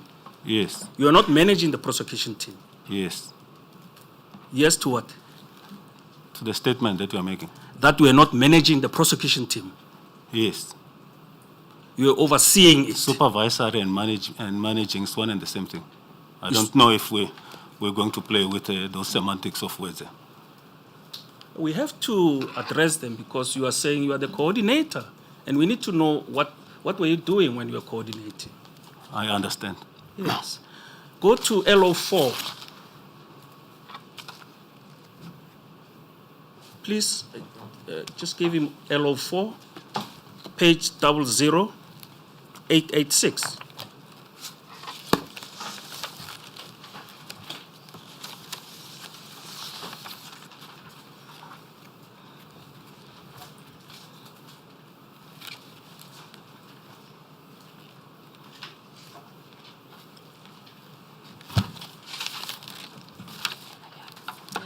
Ye- 00886. Yes, I'm there, Chair.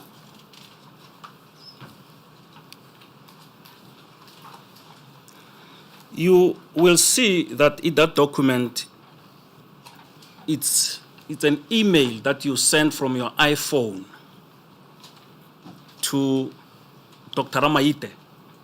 Yes. By the way, remind us, what position was Dr. Ramaite holding at this date when you were sending the email on the 11th of April 2014? Was Deputy National Director of Public Prosecutions and Head of National Prosecution Service. NPS. Yes. You say in this document here, in this email, "Good day, Dr. Ramaite.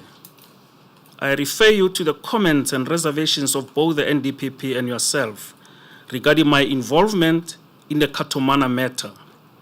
I also refer to a subsequent meeting that I held with the NDPP on 8 April 2014. I hereby confirm that I will no longer take part in any way regarding the management and prosecution of this matter. I have accordingly informed the team leader, Advocate Mahema, and the DPP KZN Advocate Nogo. Regards, M.A. Chauke, Director of Public Prosecutions, South Gauteng, Johannesburg." You are referring to management here. Yes. Is this coordination?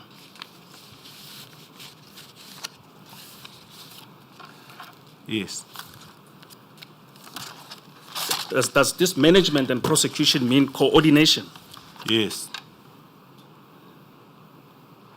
Now, why did you have to read dockets if you were coordinating? Why did you have to get into the trouble of reading all these dockets, so many dockets? I did not read all the dockets. I listed the dockets that I've read in respect of the review application, which the NPA through the NDPP was opposing.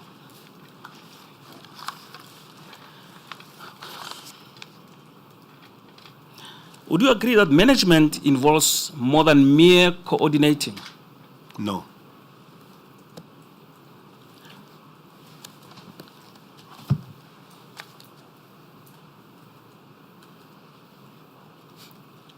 Do you also agree that your involvement went beyond mere coordination? You were managing? No. I have no further questions, Madam Chair. Thank you, sir. If I may just follow on the last question, and if you don't intend to do so, feel free to say that. I would imagine that the evidence leaders could probably have evidence to the contrary, to suggest that Advocate Chauke actually played a role more than that of a coordinator, but rather of a prosecutor taking a prosecutorial decision, because that is the key issue here.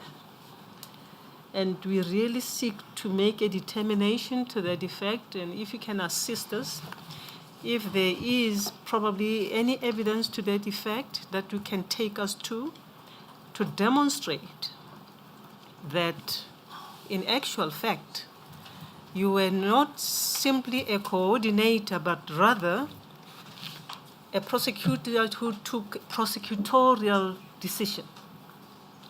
First, in relation to the Kato Mena matter, and second, in relation to the Mdluli matter. But as regards the latter, there is no issue because he has just testified this morning that as far as the Mdluli matter is concerned, he's the one who took a prosecutorial decision. My concern relates to the Kato Mena matter. Madam Chair, we would have pursued the issue of the prosecutorial decisions that we allege Advocate Chauke has taken. But we could read when Madam Chair said we have not, rather the issue of prosecutorial decision does not form part of the TOR. And we decided not to pursue that aspect because it's not there in the TOR. Because we would have pursued it in this fashion. All what he was saying, he did. We would have argued that it constitutes prosecutorial decisions. But since it has been indicated to us that it has not been alleged, we decided to abandon it, that aspect. Not to proceed to argue along those lines.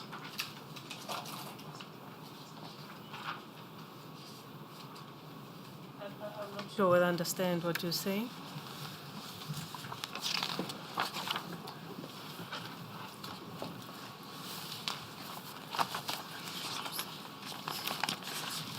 Maybe I should do it in this Perhaps fashion. you must go to the terms of reference. I'm not too sure what you are saying, and I really need to understand the point that you're making. That I'm making, yes, Madam Chair. Because the terms of reference tells you exactly what is it that is alleged against Advocate Chauke.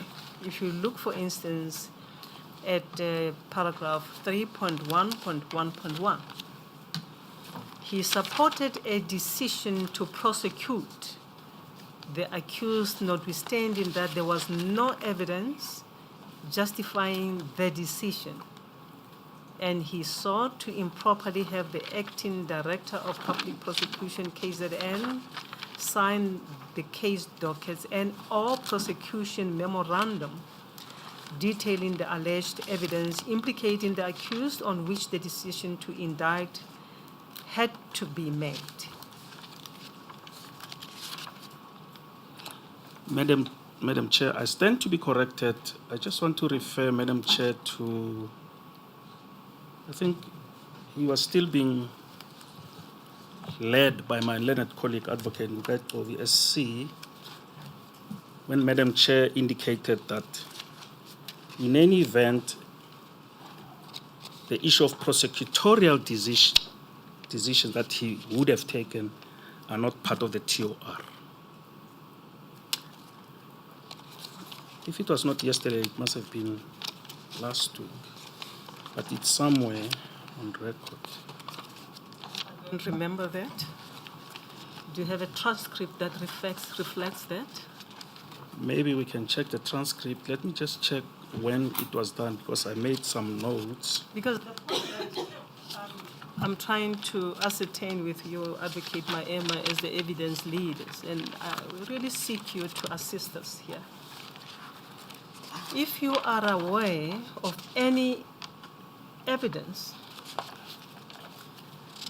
that points to Advocate Chauke having taken any prosecutorial decision insofar as the racketeering case of the Katomene is concerned, please bring that to our attention because it will assist us.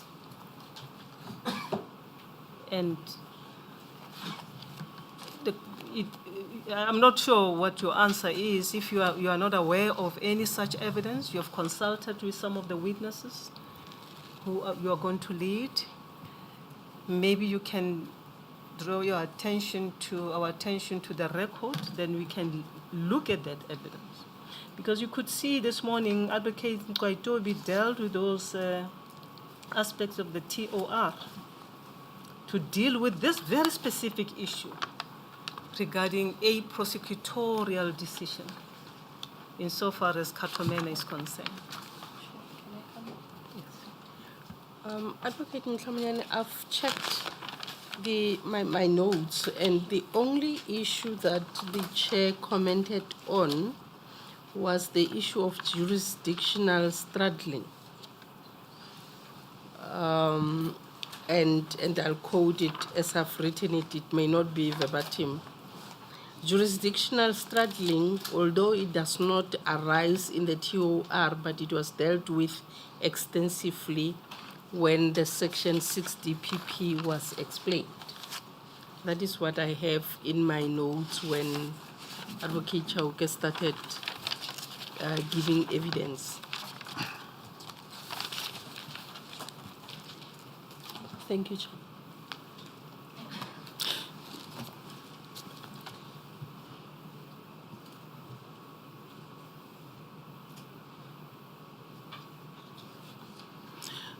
Do you remember that, Council? Yes, I do remember that, and you correct me if I'm wrong.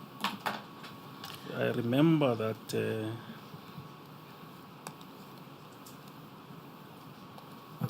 Sorry, Madam Chair, if I can intervene. I know it's not my turn, but my learned friend's turn.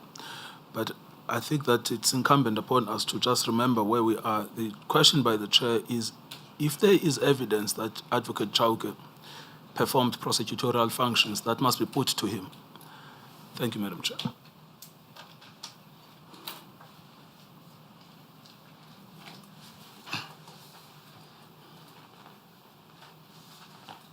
In other words, as you have consulted with the various witnesses, whilst this witness is still in the witness box, it will be appropriate that you put those versions to him, if any.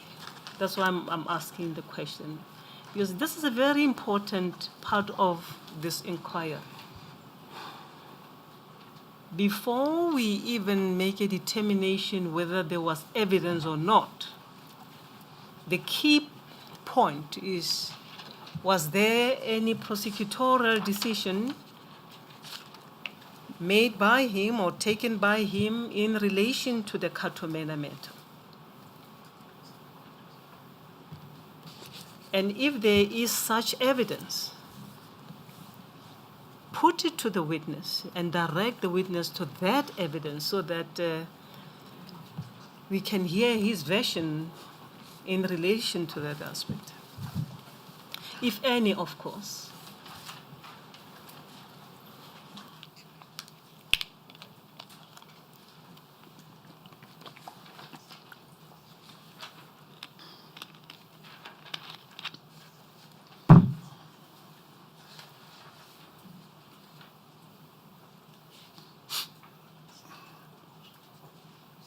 If I may, Council, I ask this question because you have gone into the various phrases used in the statement by Advocate Chauke, where he says, I was a coordinator, I was playing a supervisory role, I was exercising oversight, and I would like us to go to the real crux of the matter.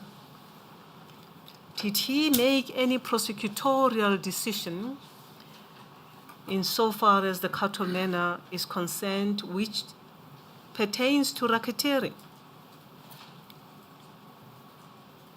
And if there is any such evidence, if you may assist us and put it to the witness whilst the opportunity is still available before he leaves that witness stand.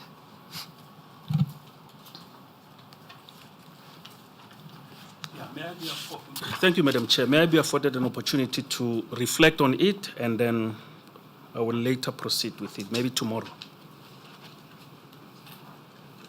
Well, the point is that are you going to proceed with your cross-examination, or would like us to adjourn? Maybe Because Madam Chair. that would have been an appropriate moment for Yes. re-examination. I'll ask for an adjournment so that I can reconsider and then proceed with cross-examination along the lines which Madam Chair says I should pursue. I see your junior seeks to talk to you. You may you. confer with each other. Thank you, Madam Chair.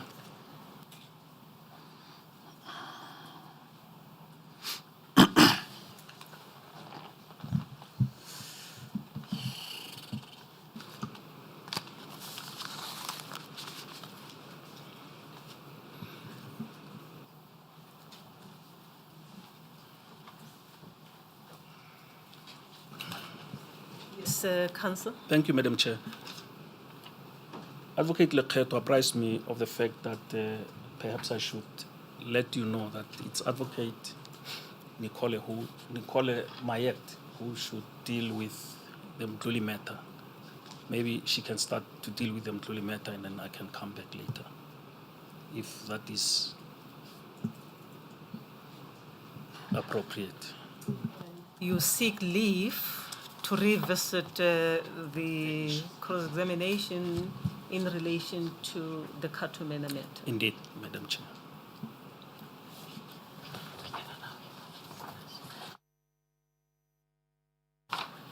Yes, we will allow you to revisit this matter before she finishes, or rather when she finishes with her cross-examination on the Mdluli matter.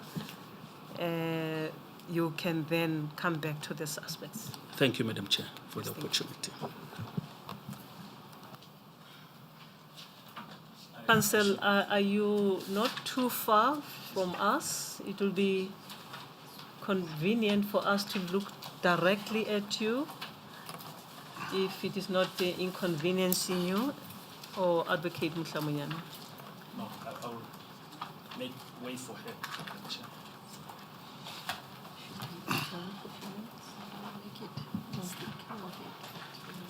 Maybe as we rearrange our tables, we'll take a 10 minutes break to stretch our legs. And the counsel, you can take that chair and we'll start when we resume. Or we'll start at 10 to 4. Advocate Chauke, we will pause for 10 minutes and we will continue with you. At about 10 to 4, you are still under oath. Thank you, Chair. I confirm.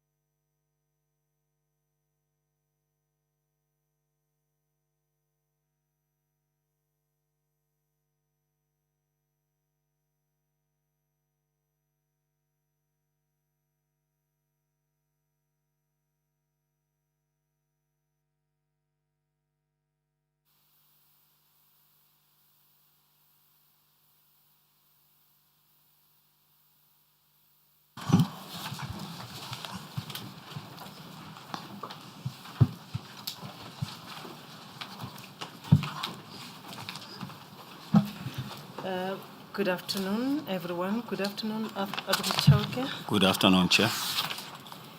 It's been a long day. It's been a long day. Counsel, you are under oath. Thank you, Chair. I'm still. Advocate Mayet, Thank you, Madam Chair and the you may panel. proceed, madam. Thank you. At the outset, let me commence by apologizing to the panel for not producing bundles in cross-examination. I honestly labored under the misapprehension that such resources were not available. I apologize, and in the event that the cross-examination does continue to tomorrow, you will have bundles by tomorrow. Or at the very least, a kind of a document that can guide us to enable our researchers to prepare the document timelessly. Indeed, I take the Yes, point. thank you. The second take note of apology. that. The second apology is on behalf of Advocate Chauke. We did not anticipate that we would begin our cross-examination today, and she was given leave of absence. Yes.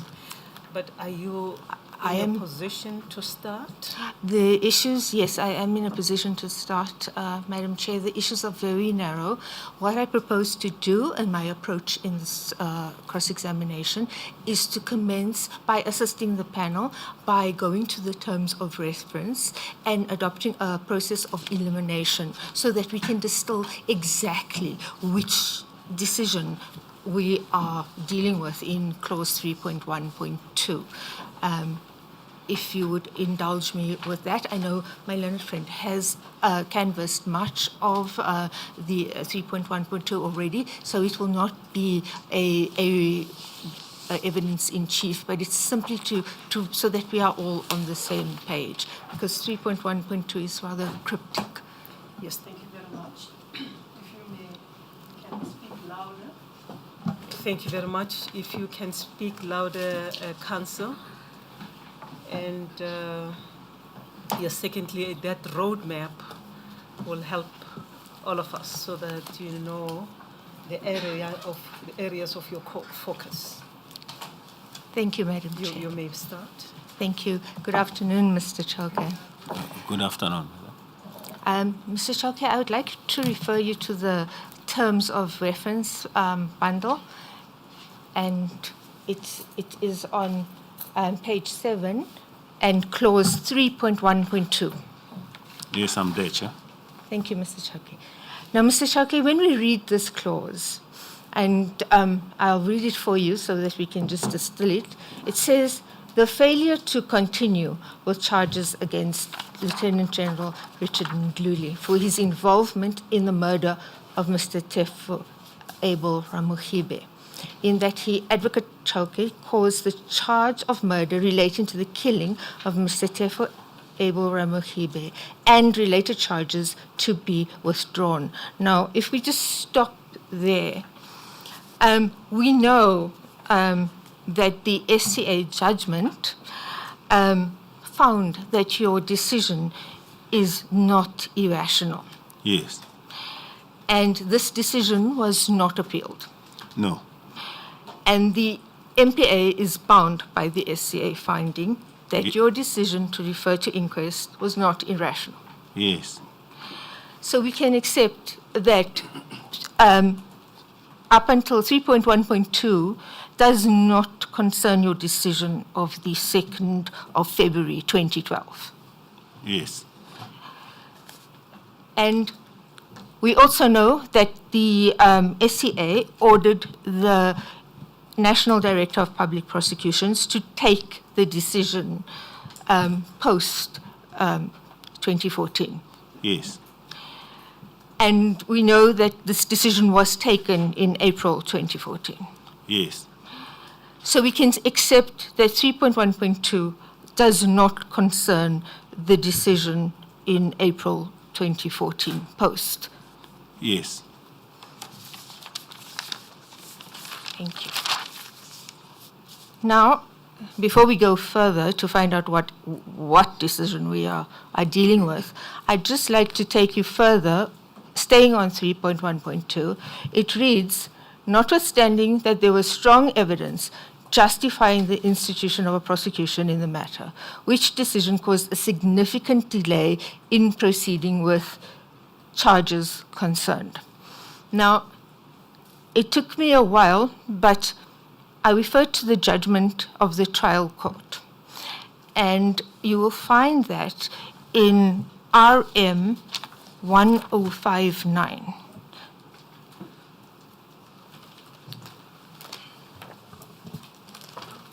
Please repeat that. It is RM RM 1059.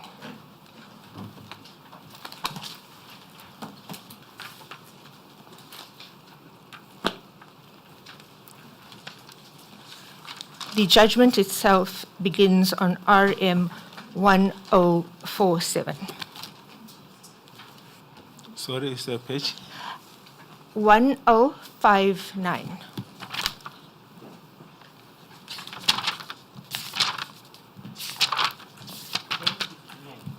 Um, 59, yes. 1059. Yes, I'm there, Chair. Thank you. And if you refer to line 1 on that page, if you could read it into the record, please. So the delay, if any, started running from the 31st of March 2011 and 1 April 2011, respectively, when the two accused before the court were arrested, respectively. Only then did the delay commence. Let us then examine... You can stop there. Thank you, Mr. Chauke. If I could then refer you to page 1063.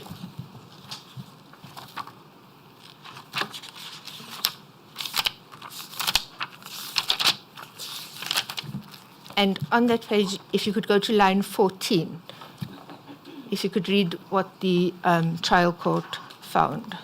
It is not that one cannot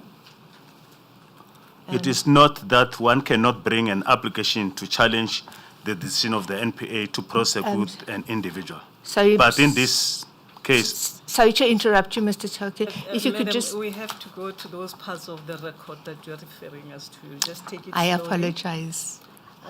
After referral to RM 01059, the top paragraph, which...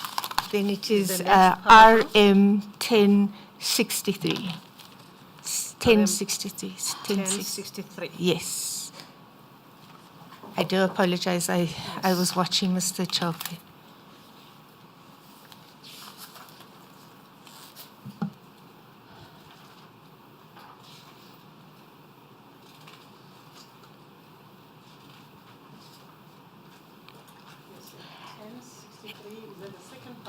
Yeah, I am referring to line 14. It's the third paragraph. It begins with consequently. See that? Consequently, it cannot be correct for Mr. Mutloung to argue that because the murder of Opara Mokhibe occurred on the 19th February 1999 and General Mdluli is only facing charges in June 2015. Therefore, there has been an unreasonable delay, and also that because the inquest absolved this client from any culpability, there cannot, therefore, be any lawful reason to prefer charges against General Mdluli. Thank you, Mr. Chauke. So we can accept that the period that we're talking about is post-2011. Yes. And if we could go back to the terms of reference, this 3.1.2,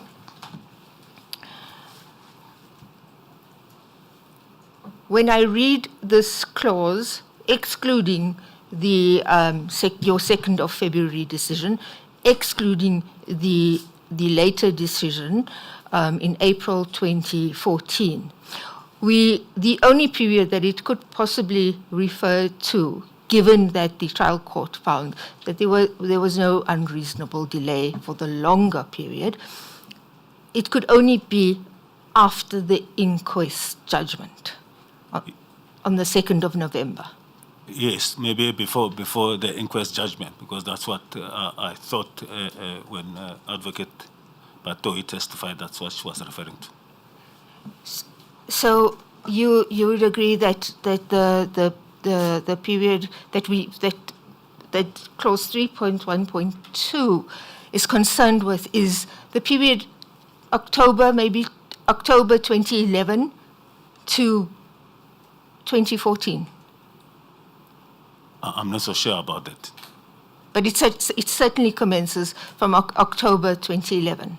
It will commence from November 2011 when I received the representations from adherents of General Mdluli. You will recall that the representations from General Mdluli came on the 26th of October. Yes, yes, I believe so. I thought it was in November, but yes. When did you receive them? Do you remember? Off the head, I cannot remember, but I accept what Council is directing me to the date in October. October. Yes.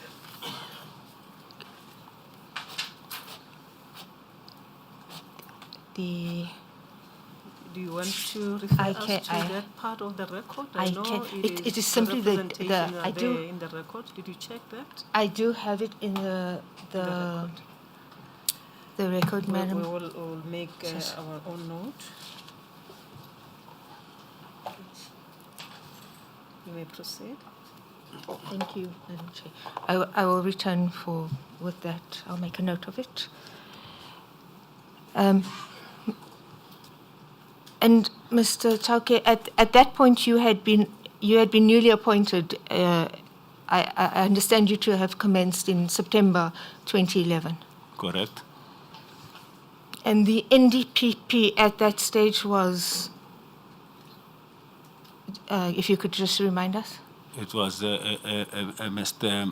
Menzies Similan.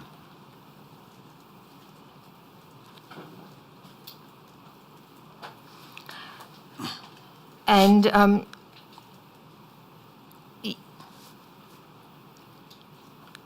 so we can accept that your decision, you made your decision in 2011 to refer the matter to inquest, and the inquest was done in 2012. Yes. And you received the results of the inquest on the 2nd of November 2012. Yes.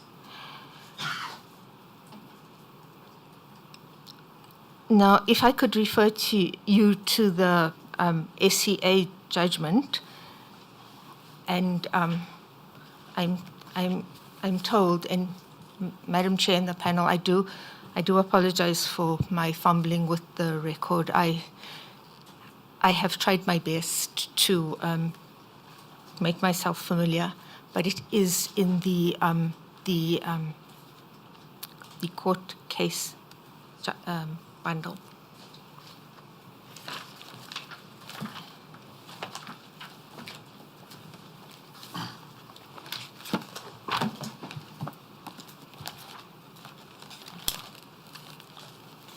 So, Council, which judgment were you referring to? CL 00362. That's the judgment of the SCA in the National Director of Public Prosecutions versus Freedom Under Law. Thank you, Madam Chair. I'm indebted to you.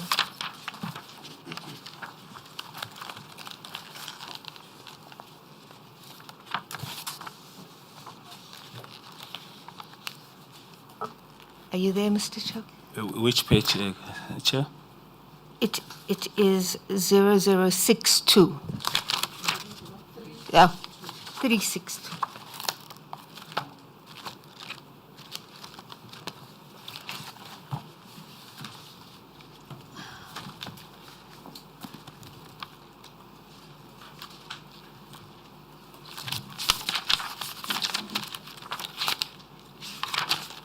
Yes, I'm at page 00626. And if we could turn to paragraph 44 of the judgment.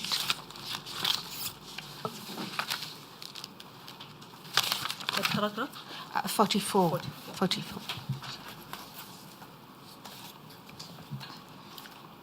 Yes, Chair, I'm there. Thank you, Mr. Chauke.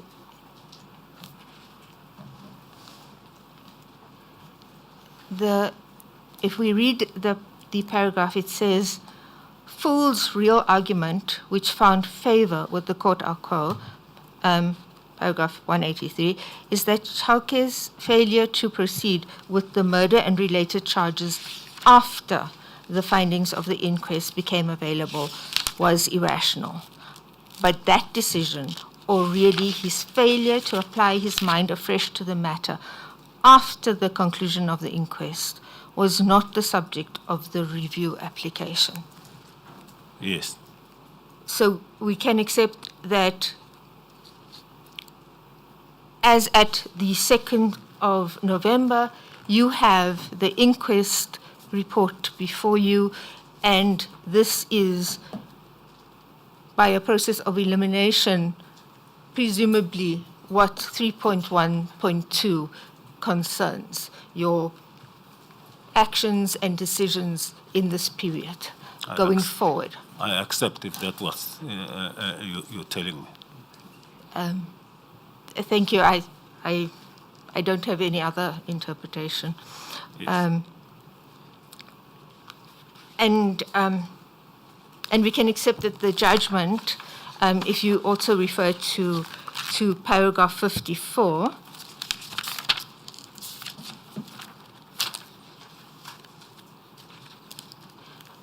paragraph. I'm there. It's CL00286. Are you referring to that one?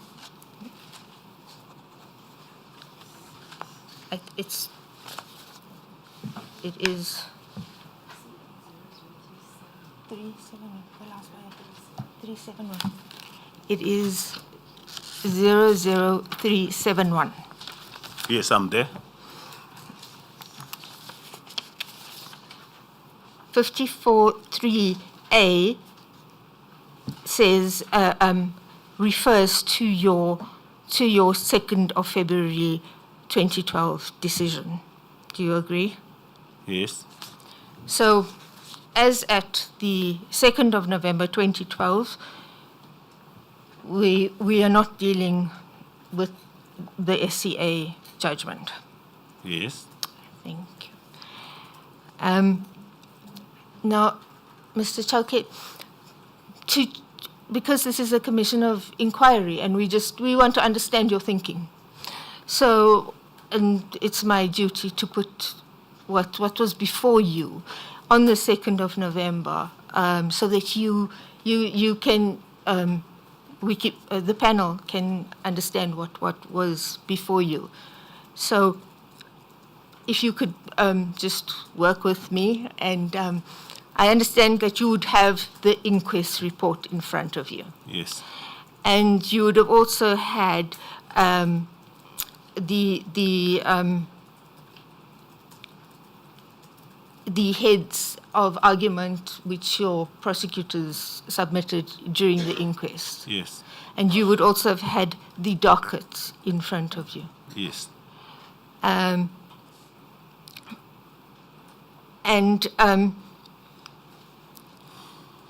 At that stage, FUL had launched its review application on the 15th of May 2012. Yes. And you had filed a record sometime in July 2012. Yes. But, and on the 26th of October, Mr. Mdluli General Mdluli had submitted representations to you. 2012? It Can is. give us full dates. It is the 26th of October 2012. Yes, thank you. No. The representations from on behalf of General Mdluli came in October 2011, not 2012.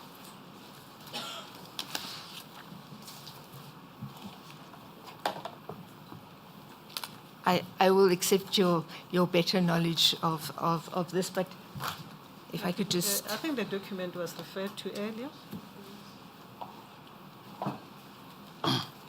Yes. It was referred to earlier, and the only question was whether it was October on November 2011, and Advocate Chauke said he doesn't remember, but he will accept when your suggestion that it was October. Yes. But to I understood then she was referring to October 2011. Yes. It could not be October 2012 because by then we were awaiting the findings of the inquest, which came in November 2012.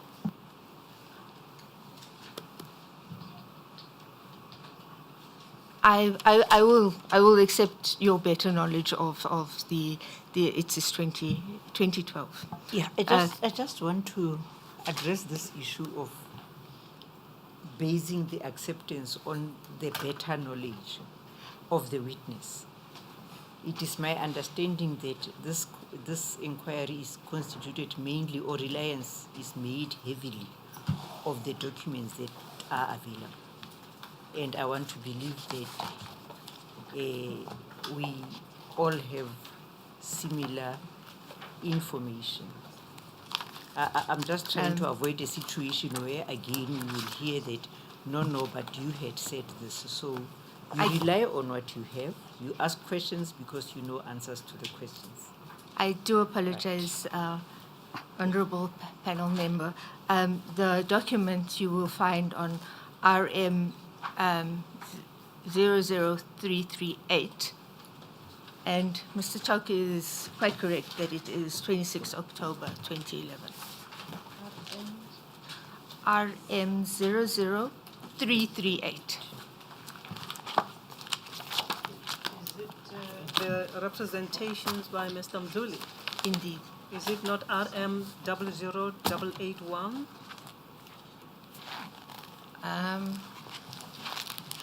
You see the document marked AC5 earlier, and the document that was referred to by Advocate Ngcukaitobi is RM 00881. It's Mduli Volume 4. If you are referring to the representation, RM Mduli. Madam Chair, perhaps there's a bit of a duplication. Chair, I have it in RM2, the representations from Maluleke Sreti Matlala Incorporated. It was RM 00338. Oh, 0000, okay. 008, 00338. What was referred to was the prosecution memo in relation to the representation. Thank you. Thank you. Yes, you're correct. It's 338.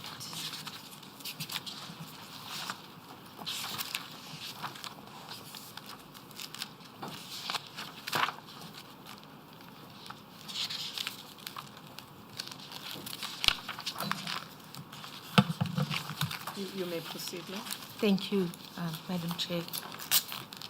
So, Mr. Chauke, just to come back to see what was before you. You had the inquest report, the heads of argument, and the docket. In November 2012. In November 2012. Yes. After the inquest has happened. Yes. Because we already know that the period before that, the SCAA has said that your decision was not irrational. Yes. So we can only, by a process of elimination, and purely to assist the panel when they examine the permutations of clause 3.1.2, it would necessarily concern your decisions that you made once you had the inquest report in your possession. Yes. And if we were to understand the underlying instruction that you gave to the magistrate, when we look at your letter of instruction to the magistrate, and that you would find on RM 178,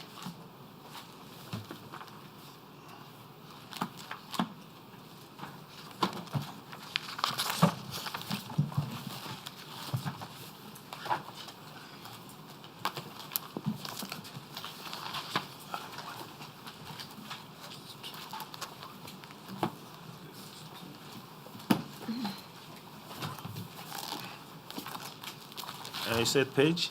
RM 00178.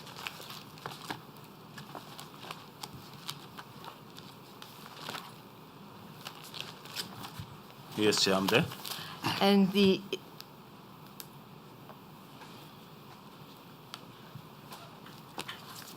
if we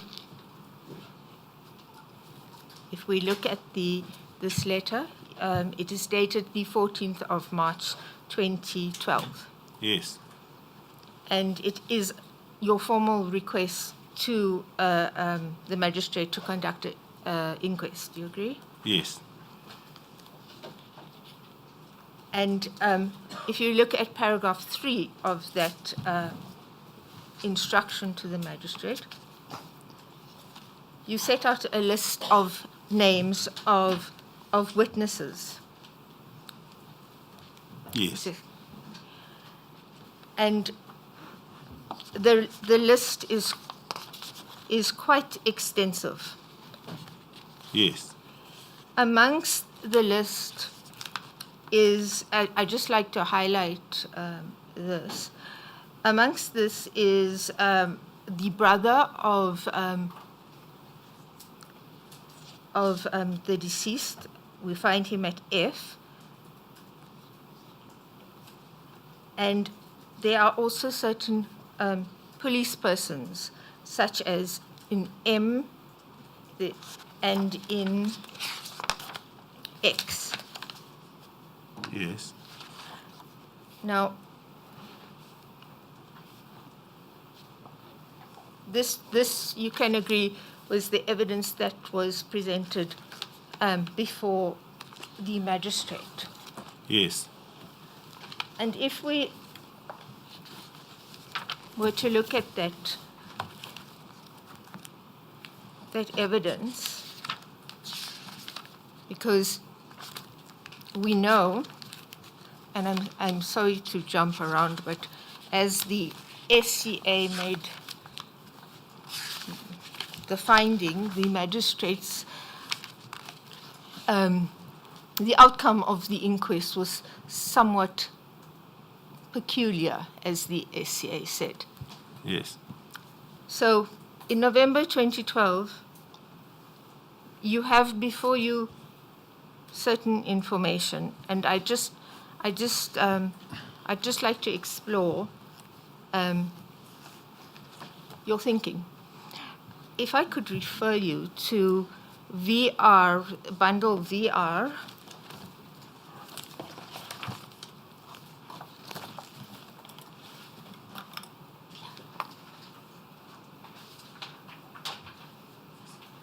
it is the Phosphorus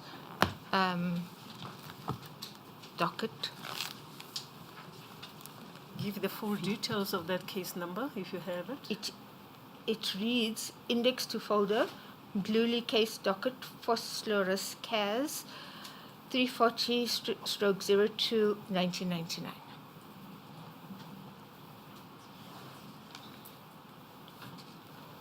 I will It's a VR. It is a VR. Where do we find it? Honorable panel member, I'm similarly very confused with the record, and I am reliant on my. Where is Advocate Ngcukaitobi?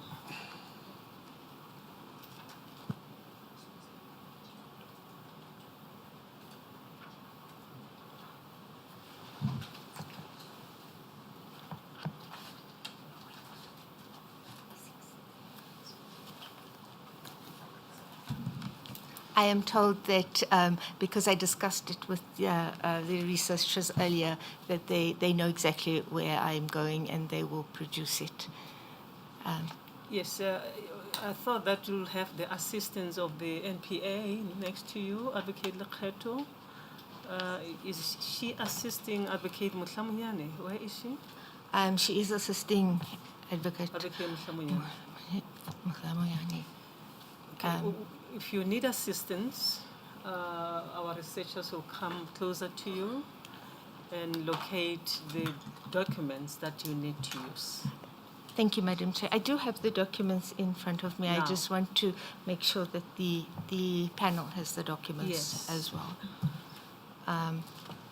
As well as Mr. Chauke. I'm referring to VR, and the page reference number is 000028.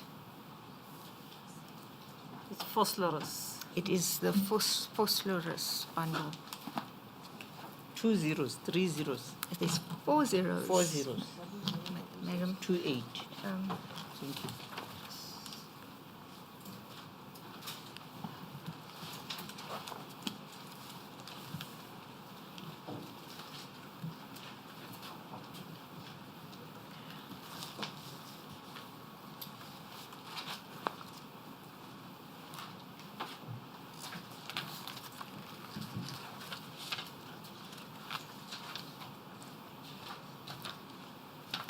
Yes, I'm there, Chair.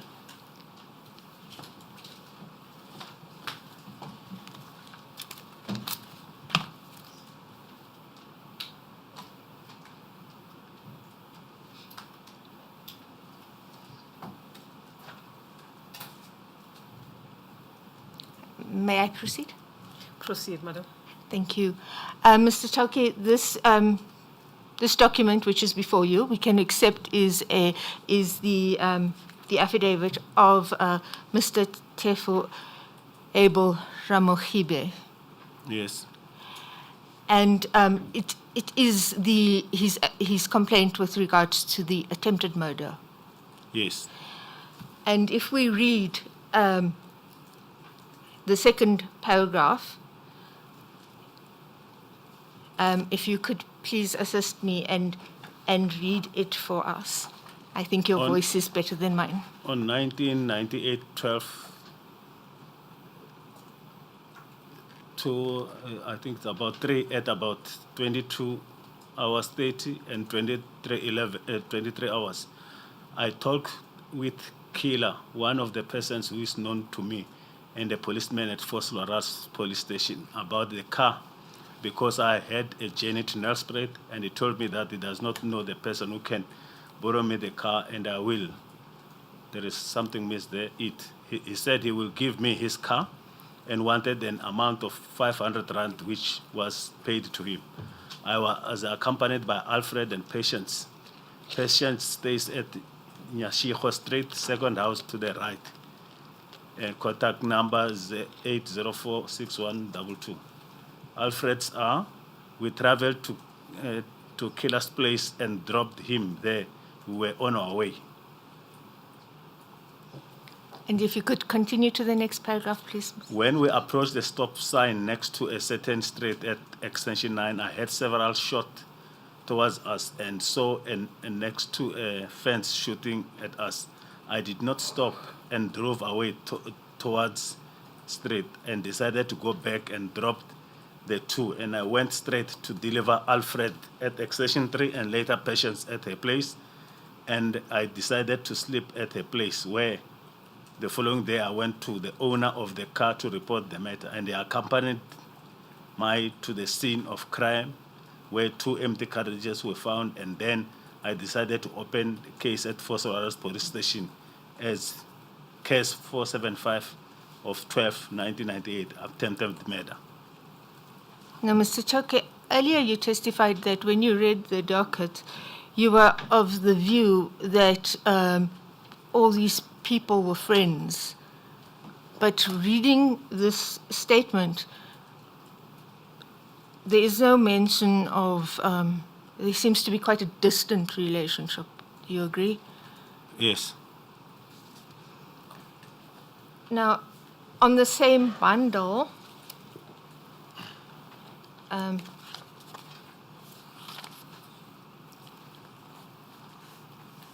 if you could... If I may just clarify one aspect in relation to what was read into the record now, because I realize that you refer to portions and you do not pursue the point. What point do you seek to make in relation to the statement of Mr. Abel Ramogibe? The point is, Madam Chair, that Mr. Chauke was of the view that he did not pursue the theory, as he called it, the theory of of the relationship, and that General Mdluli had a vendetta against the deceased because he was of the view that they were friends. They were all friends because there was a car that was lent, and that was my understanding. I will clarify, Mr. Chauke, was that my correct understanding of your testimony? That he was having a cordial relationship with people who were associated with Mdluli. But maybe just for clarification, who is killer? It's Mthunzi, one of the accused. Is it Qimba or Dlo? Qimba, killer. It's a, let me just get, before I confuse the names now. Is that the one who's mentioned at RM 00178C, Sebastian Nkosana Qimba? Yes. His nickname is Killer. His nickname is Killer. Yes. How do we know that? How do you know that? I can just quickly go through the other statements where there is reference to him as Killer. I might not have it here, but that's what it was known.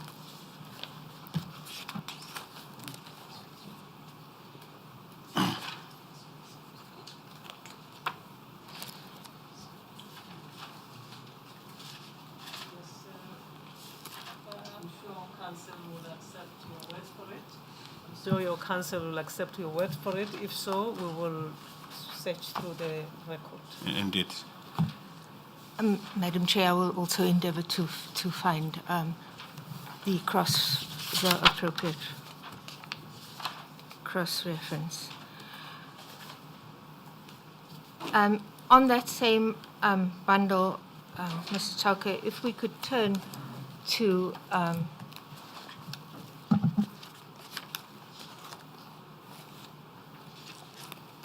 BR 4087, it is A19.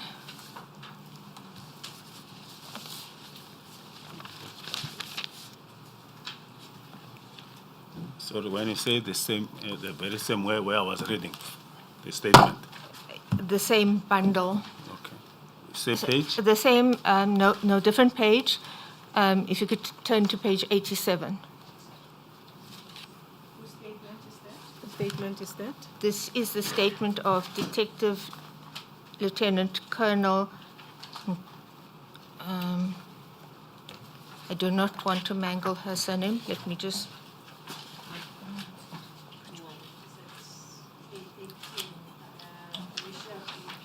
Oh. A19, sorry.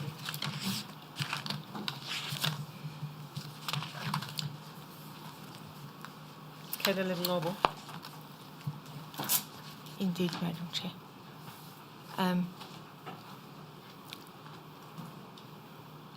Are you there, Mr. Chauke? Yes.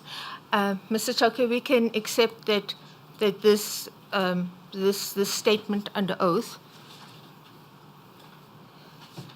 which, if I could just get directions from the panel, I'm not sure as to the agreement with the panel members. The statements which are contained in the bundles. Am I required to verify or prove them, or may I just allow Mr. Chauke to read from them? Yes, you refer to them and the relevant parts thereof that you seek to rely on. And if you wish, you can read the relevant portion, or you can ask Mr. Chauke himself to read into the record. Thank you, Madam Chair.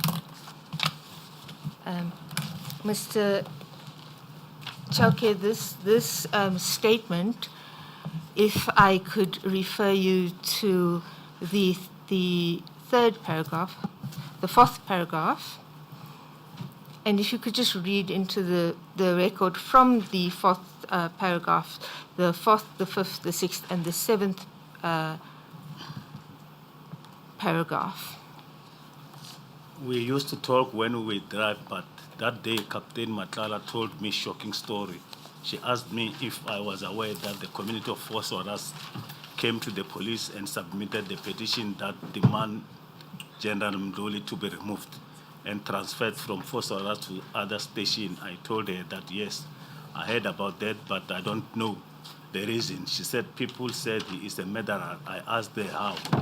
She said there was a complainant who was shot dead while he was pointing out. He was pointing out the scene of crime where he was shot before.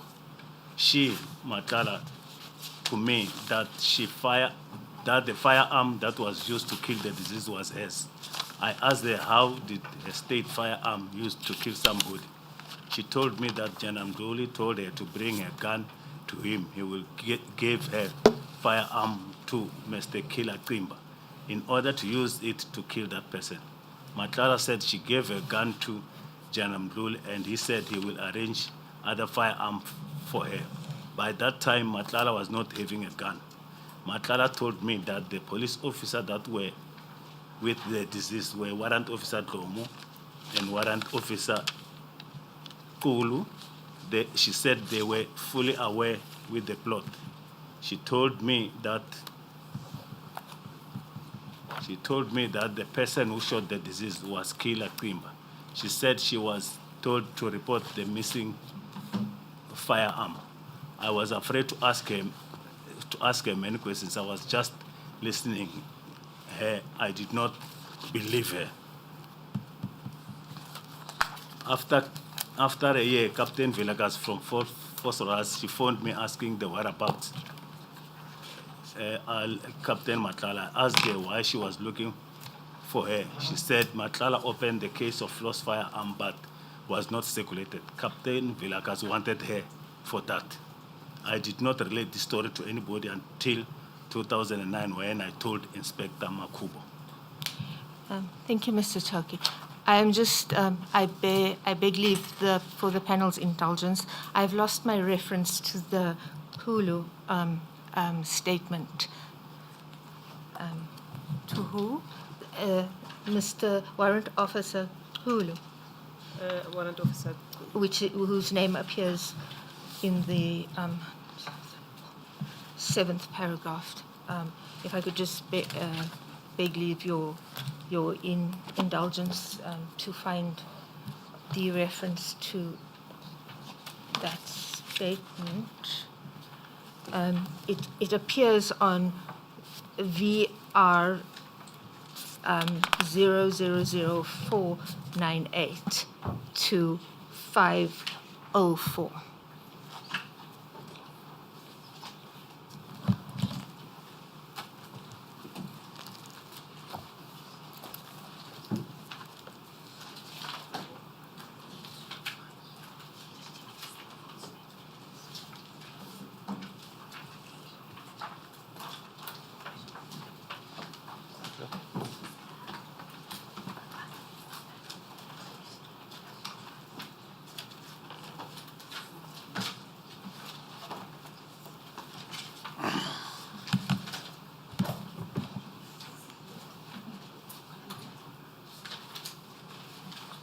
It's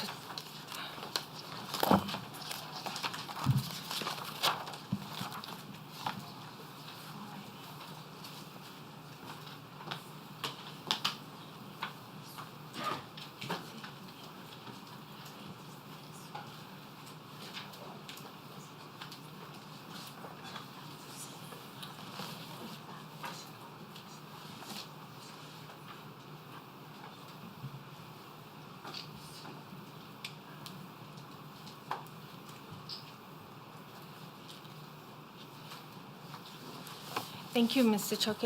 Are you there? Yes. I know this is a long statement, but it is the last statement I will ask you to read into the record. I think it sums up the entire the case. It has everything, all the relevant details. If you could please read the statement. From paragraph 1. Yes, please, Mr. Chauke. The facts deposed to hearing are true and correct, and save where the context indicates otherwise, fall within my personal knowledge. I am a warrant officer in the South African Police Services stationed at Germiston Detective Services. I can be contacted on that number and the cell phone number, that number.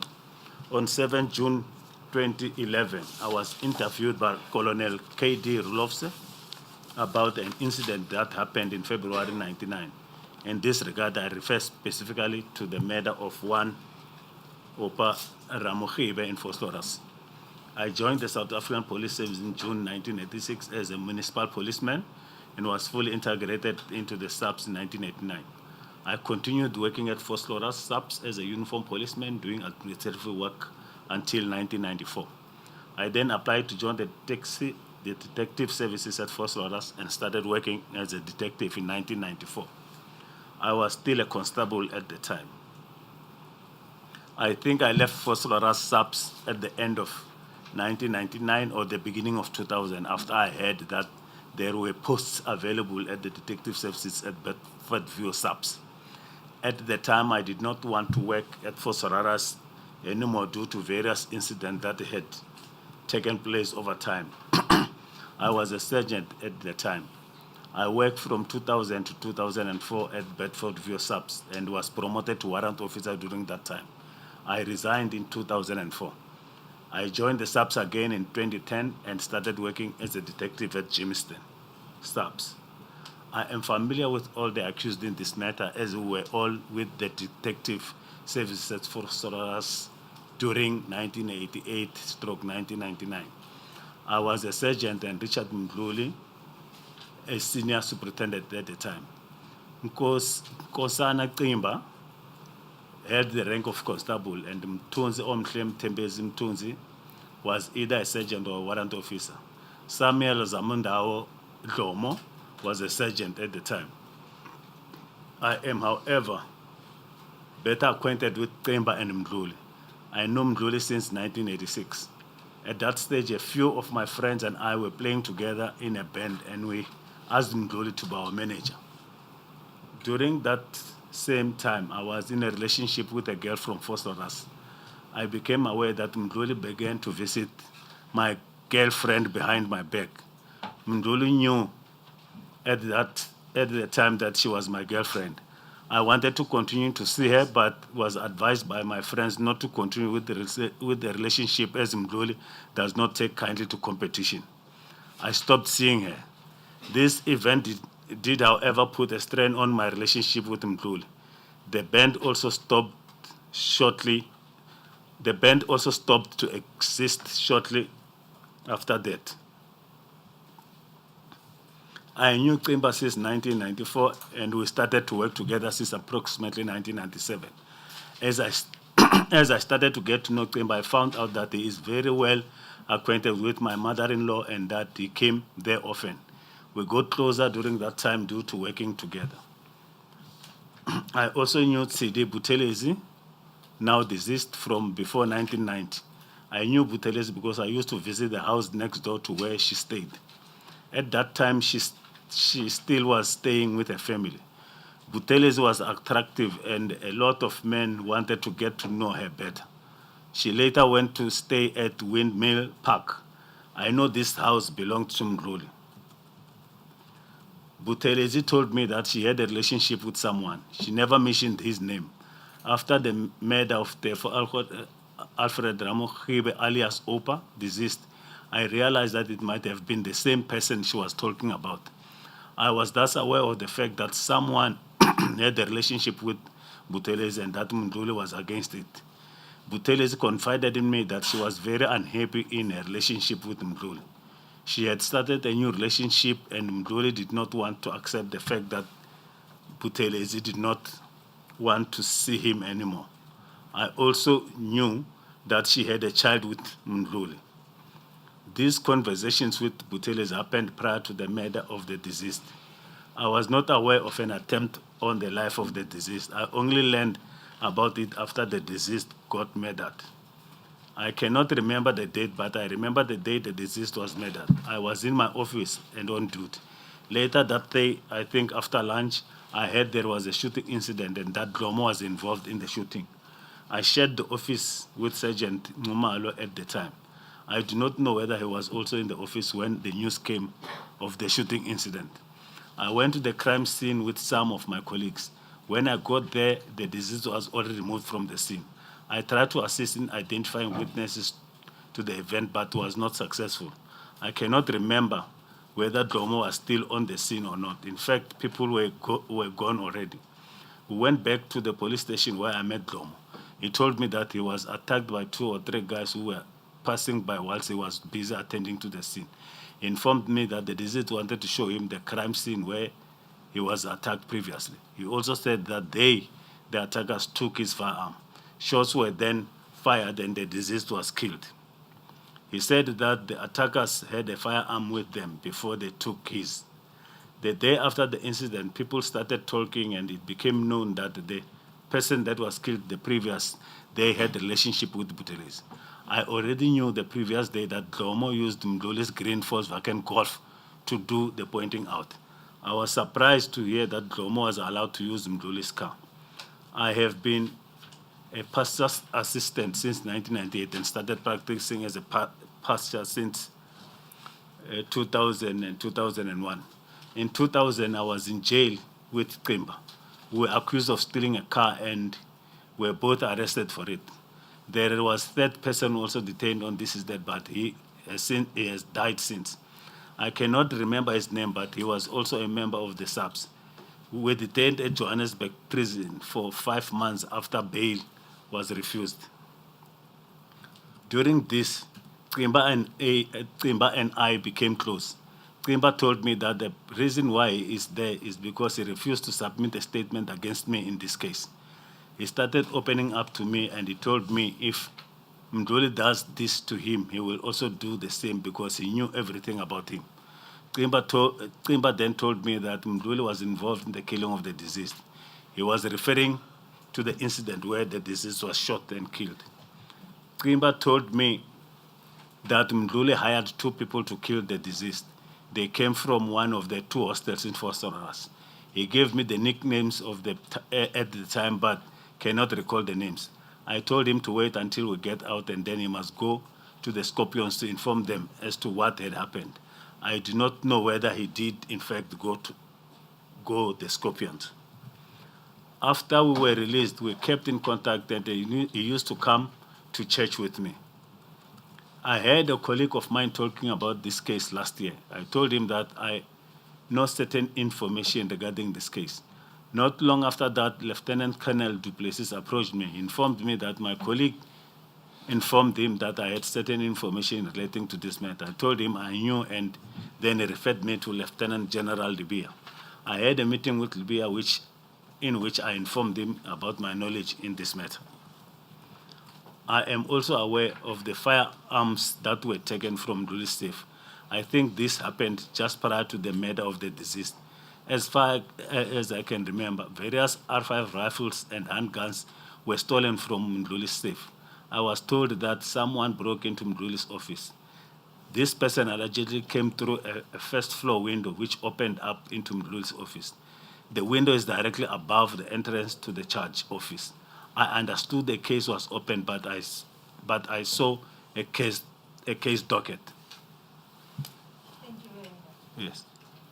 So, we can accept.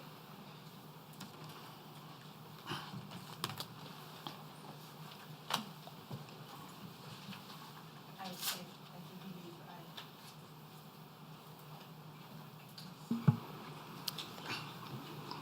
Apologies. Thank you very much, Mr. Chauke.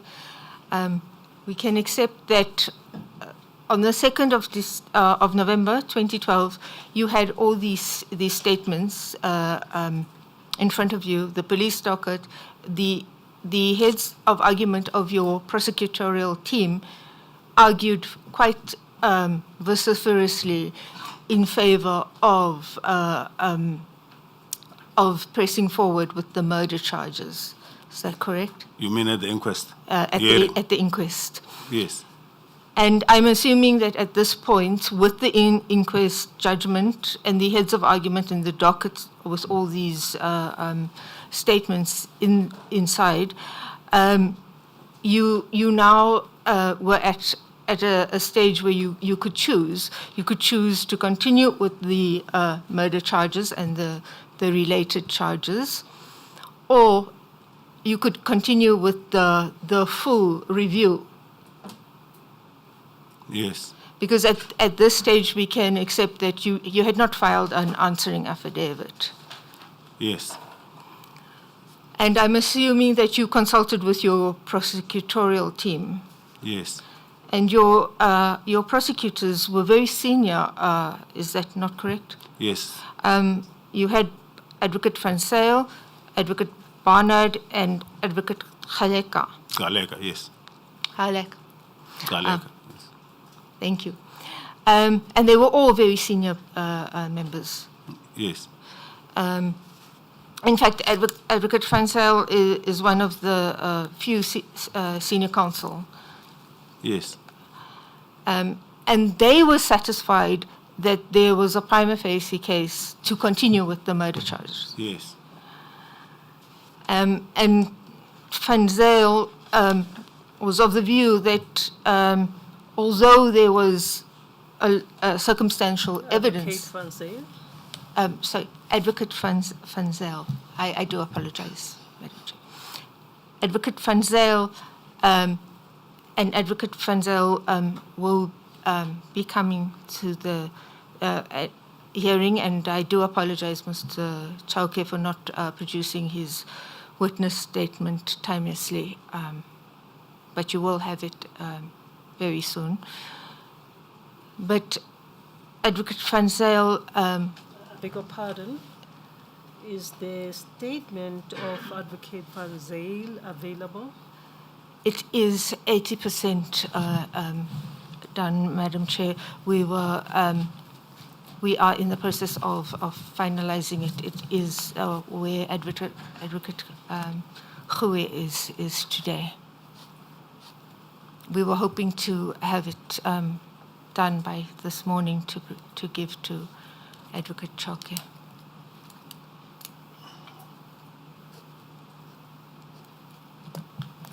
Are you going to be in a position to cross-examine the witness about what Advocate Van Zyl is going to say? Advocate, I think Mr. Chauke knows Advocate Van Zyl's position. It is in the various correspondence, which I intend to take the panel later. You see, we were referred to the prosecution. Indeed, he holds the same view as in the prosecutorial... Yeah. Let me finish. We were referred to the representation, which is the prosecutor's memorandum in relation to Mr. Mdluli's representation. Is Advocate Van Zyl SC the one mentioned at RM 00884, the one that you are referring to, together with Advocate Galeka and Advocate Barnett? That is correct, Madam Chair. The conclusion they reached, which was read earlier, was that there is no merit in the representations and that the trial should proceed. That is correct, Madam Chair.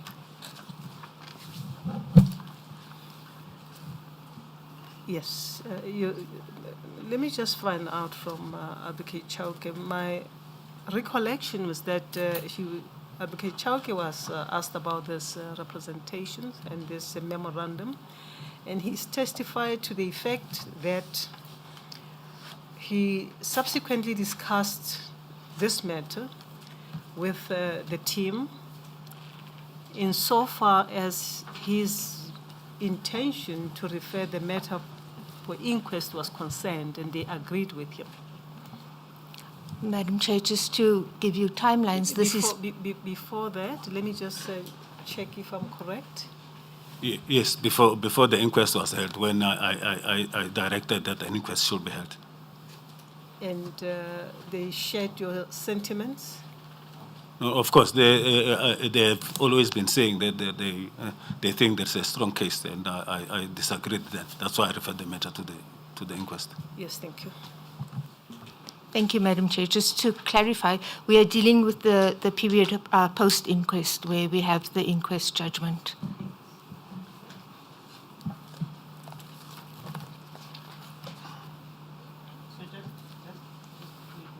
So you say you referred the matter for inquest because of the disagreement of views between the team and yourself? No, the disagreement of views is one thing, but the decision that was supposed to be made, it was made by me as the DPP. No, that I understand. Yes. I'm just following up on the answer that you have just given now. Yes. And I'm just checking as to whether I've recorded it correctly. Yes, that their view was that there was a strong case. That is correct. Yes, that's prior the inquest. Yes. Thank you. I just want to get the sequence right in my mind. You withdrew the charges and referred the matter for inquest. Yes.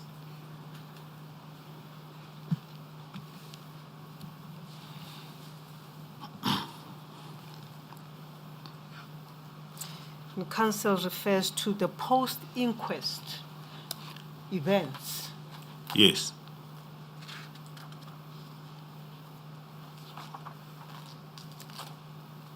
The issue in terms of the terms of reference relates to your action of withdrawing the charges before the matter was referred to inquest. That's how I understand it as well. Not any decision you took, if any, post the findings of the magistrate. Yes, but counsel was saying her understanding is that post that inquest and the decision, the delay that I had to make a decision after the inquest, that is the delay that is being referred to. The issue is about the delay. Yes. Yes, thank you. Proceed, counsel. Thank you, Madam Chair. Would you like me to clarify further, which is why I took Advocate Chauke to the terms of reference? Yes. Because I was No, you don't need to clarify. I do understand. Thank you.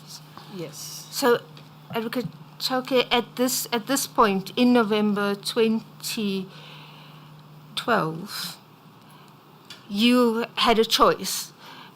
You could continue with either the murder or the related charges, or you could put in the answering affidavit to the full review.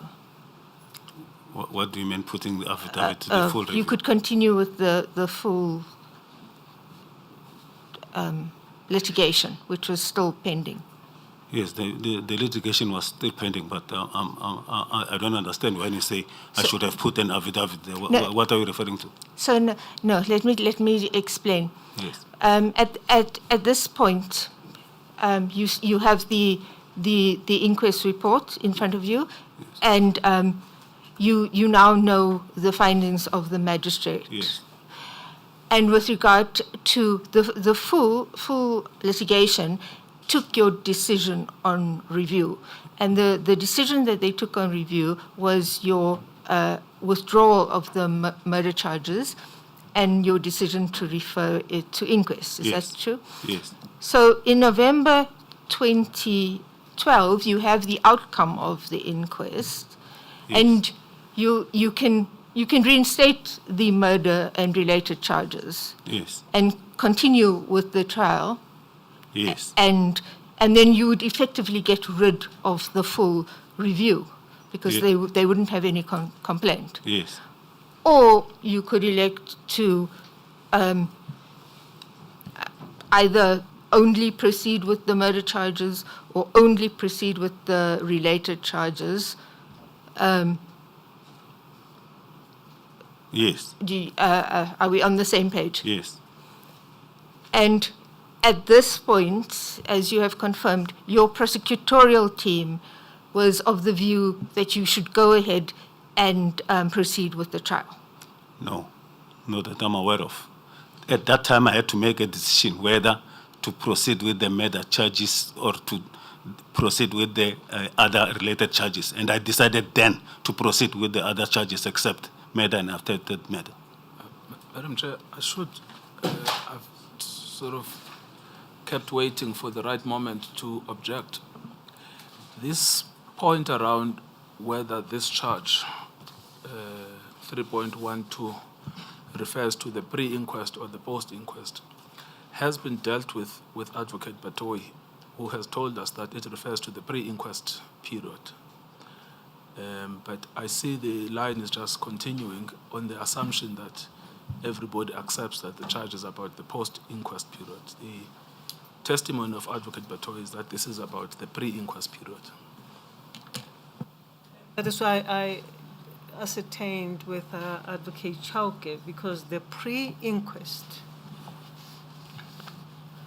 event relate to his action of withdrawing the charges before referring the matter for inquest. And that's what we dealt with extensively with Advocate Batoi. Indeed. And on several occasions, she confirmed that it was when, in fact, it was even before the cross-examination. It was when she was engaging with the panel. And in the cross-examination, I confirmed that we can pull all of the parts in the transcript. But we don't accept the premise of our learned friend that this is about the post-inquest. That's not the evidence before us.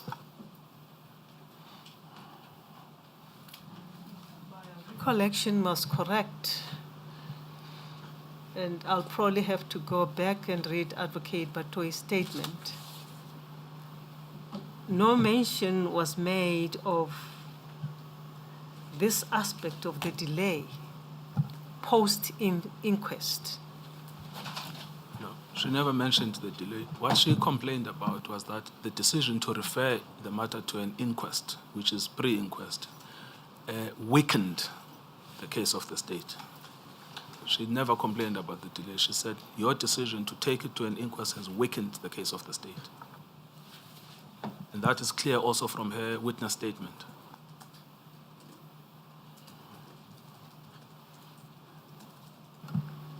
Counsel, perhaps this is an appropriate moment to pause so that you can have a look at Advocate Batoi's statement and the transcript.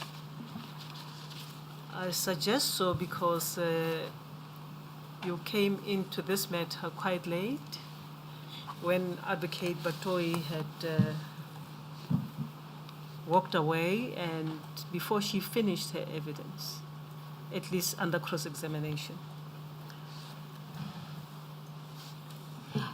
Thank you, Madam. You can then proceed tomorrow, bearing this in mind, because I'm also getting confused while we are focusing on the post-events after the inquest.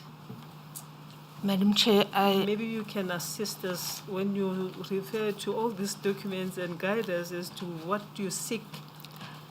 Madam Chair, I understood my role To establish. as the evidence leader was to, when you are writing the report and you are discussing the permutations of what this clause means, to present all the evidence before you. It might very well be that you accept Mr. Chauke's and Ms. Batoi's interpretation or evidence relating to this charge. In that event, the SCA has pronounced on it and it's found that Mr. Chauke's decision was not irrational. And subsequently, the subsequent decision was then the NDPP's decision to the nollie prosecute. And then it's cadet castro because then that is a full and complete answer. I am simply dealing with a situation which if the panel then says, but what does this really mean? What could it possibly mean? And it might very well be that the panel is of the view that, well, we are not interested in the interim period. It only concerns the 2nd of February decision, and it only concerns the April 2014 decision. And in that event, the SCA judgment is a full and complete answer.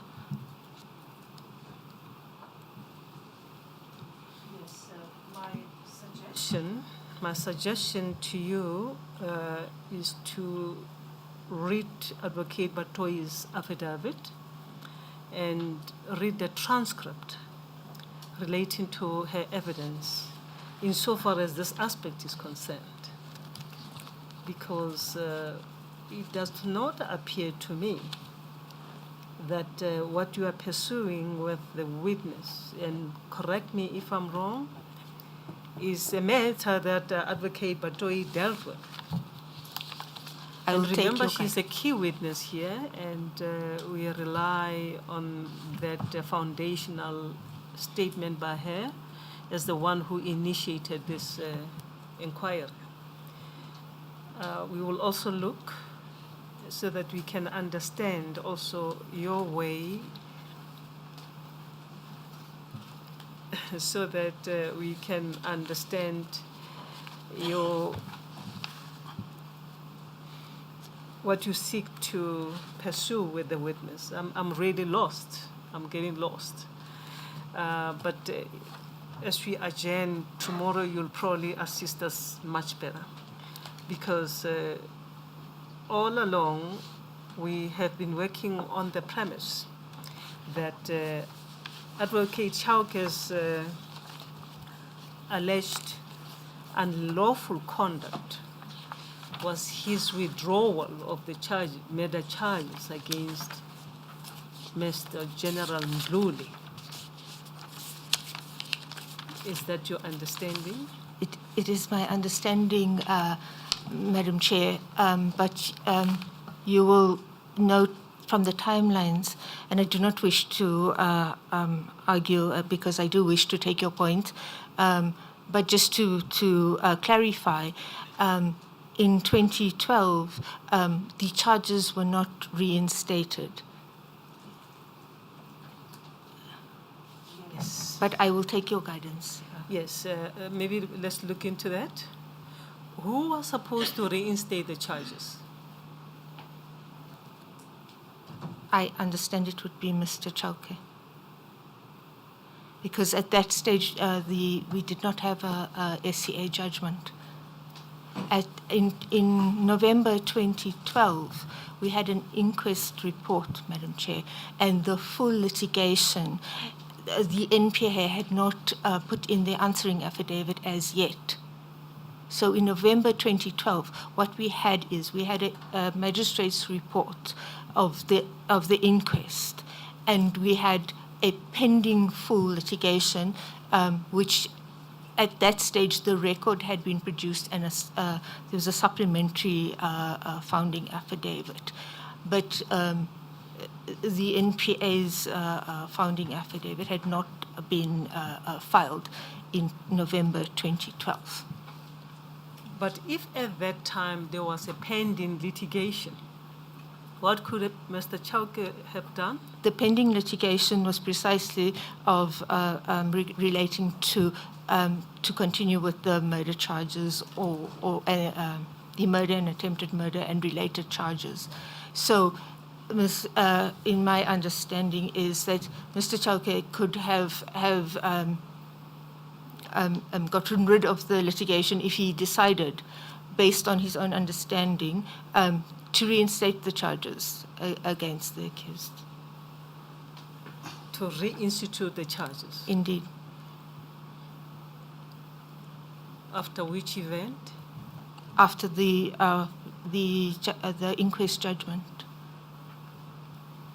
But there was pending litigation at that time, immediately thereafter. But the pending litigation regarded precisely that, the withdrawal of the charges. So by reinstating the charges, the pending litigation would naturally fall away because it seeks a review of the withdrawal of the charges. But the complaint is about his withdrawal of the charges. Because at Correct. at that stage, Mr. Chauke did not reinstate. So it continued to be withdrawn. Yes, and then full litigated.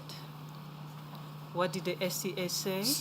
The SCA in 2014 said that his decision was not irrational. And what is the order saying? The order then said that the NDPP would take the decision. Ms. Advocate Andrew. Indeed. Yes, now, why should Advocate Chauke be held responsible for the decision that was taken by Advocate Nkabinde? I am not saying that, Madam Chair. I'm definitely not saying that. In fact, I specifically canvassed with Advocate Chauke that the SCA has exonerated his decision of the 2nd of February 2011? 2012, as well as the subsequent decision in 2014 of the NDPP. So we cannot have those two. This clause 3.2.1, it does not make sense to if you read it with regard to those two decisions, because the SCA has pronounced on them. So the issue you are now pursuing relates to the delay, or what? So the issue is the only possible interpretation of 3.1.2 is in 2012 when Mr. Chauke had the inquest judgment before him. He did not reinstate the charges. Can I comment, Chair, in respect of that? Give me a chance, please.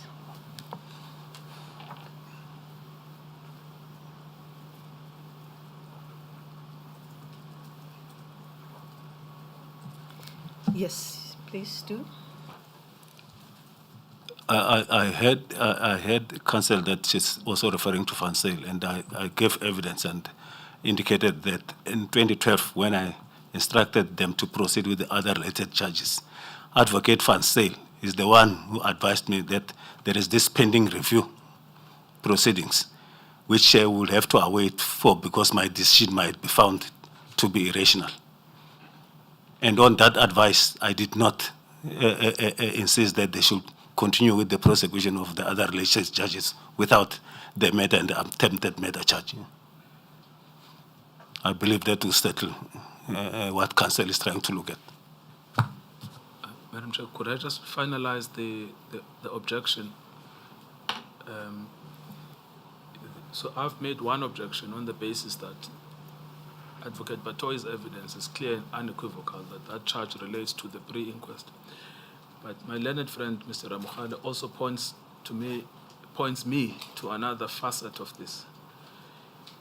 The NPA actually the evidence leaders instructed by the NPA attempted to amend the charges in order to include the post-inquest period in clause 3.1.2.3 of their application for an amendment.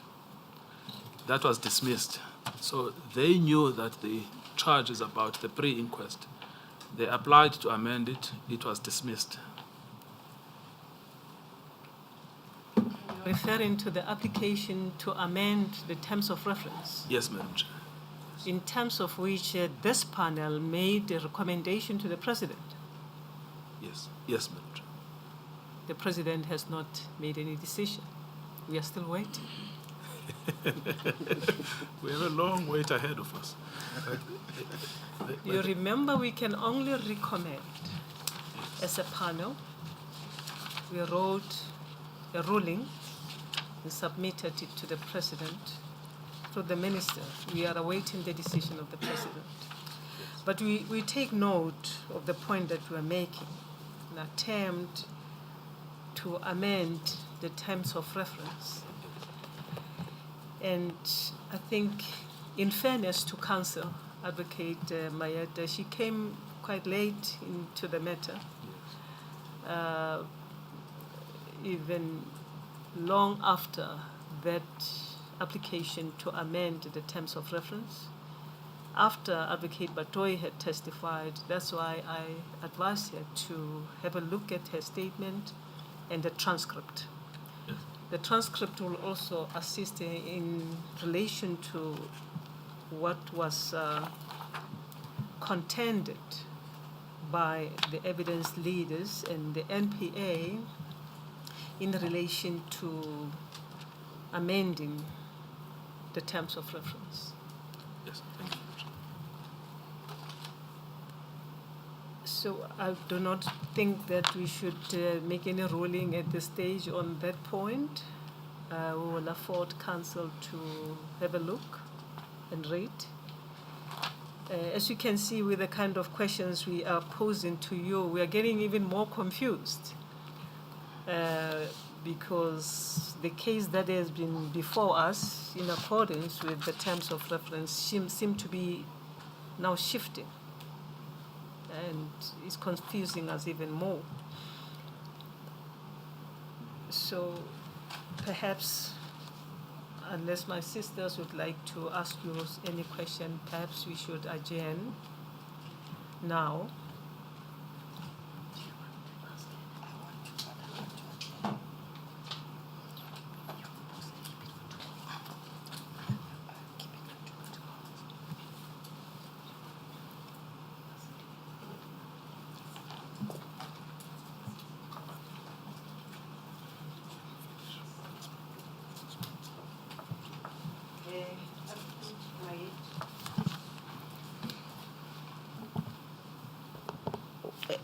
As you prepare and look at material in preparation for tomorrow's continued questioning, you should be mindful of the fact that according to information at the Enquiry's disposal, there has just been one withdrawal that was made by Advocate Chauke.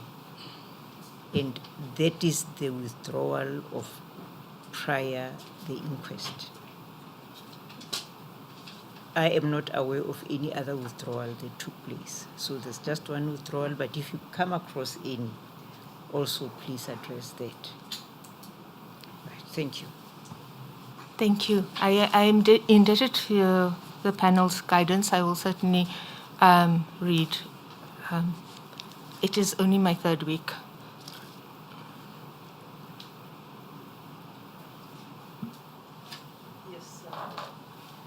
We take cognizance of that. That's why we advise that you read the statement of Advocate Batoyi and the transcript, particularly in relation to the charge 3.1.2. She was asked questions extensively about that as to what failure to continue means. If you can read that, it might just assist you. And tomorrow you can give us a roadmap. I assume that you would have familiarized yourself with that evidence that is already before us of Advocate Batoyi, and you'll be in a position to assist us. Thank you, Madam Chair. I am indebted. Advocate Chauke, we will pause now and reconvene tomorrow morning at 9 o'clock. Thank you, Chair. You are still under oath? I confirm that, Chair. Thank you, Advocate Mayet. We will pause. Thank you. Adjourn now.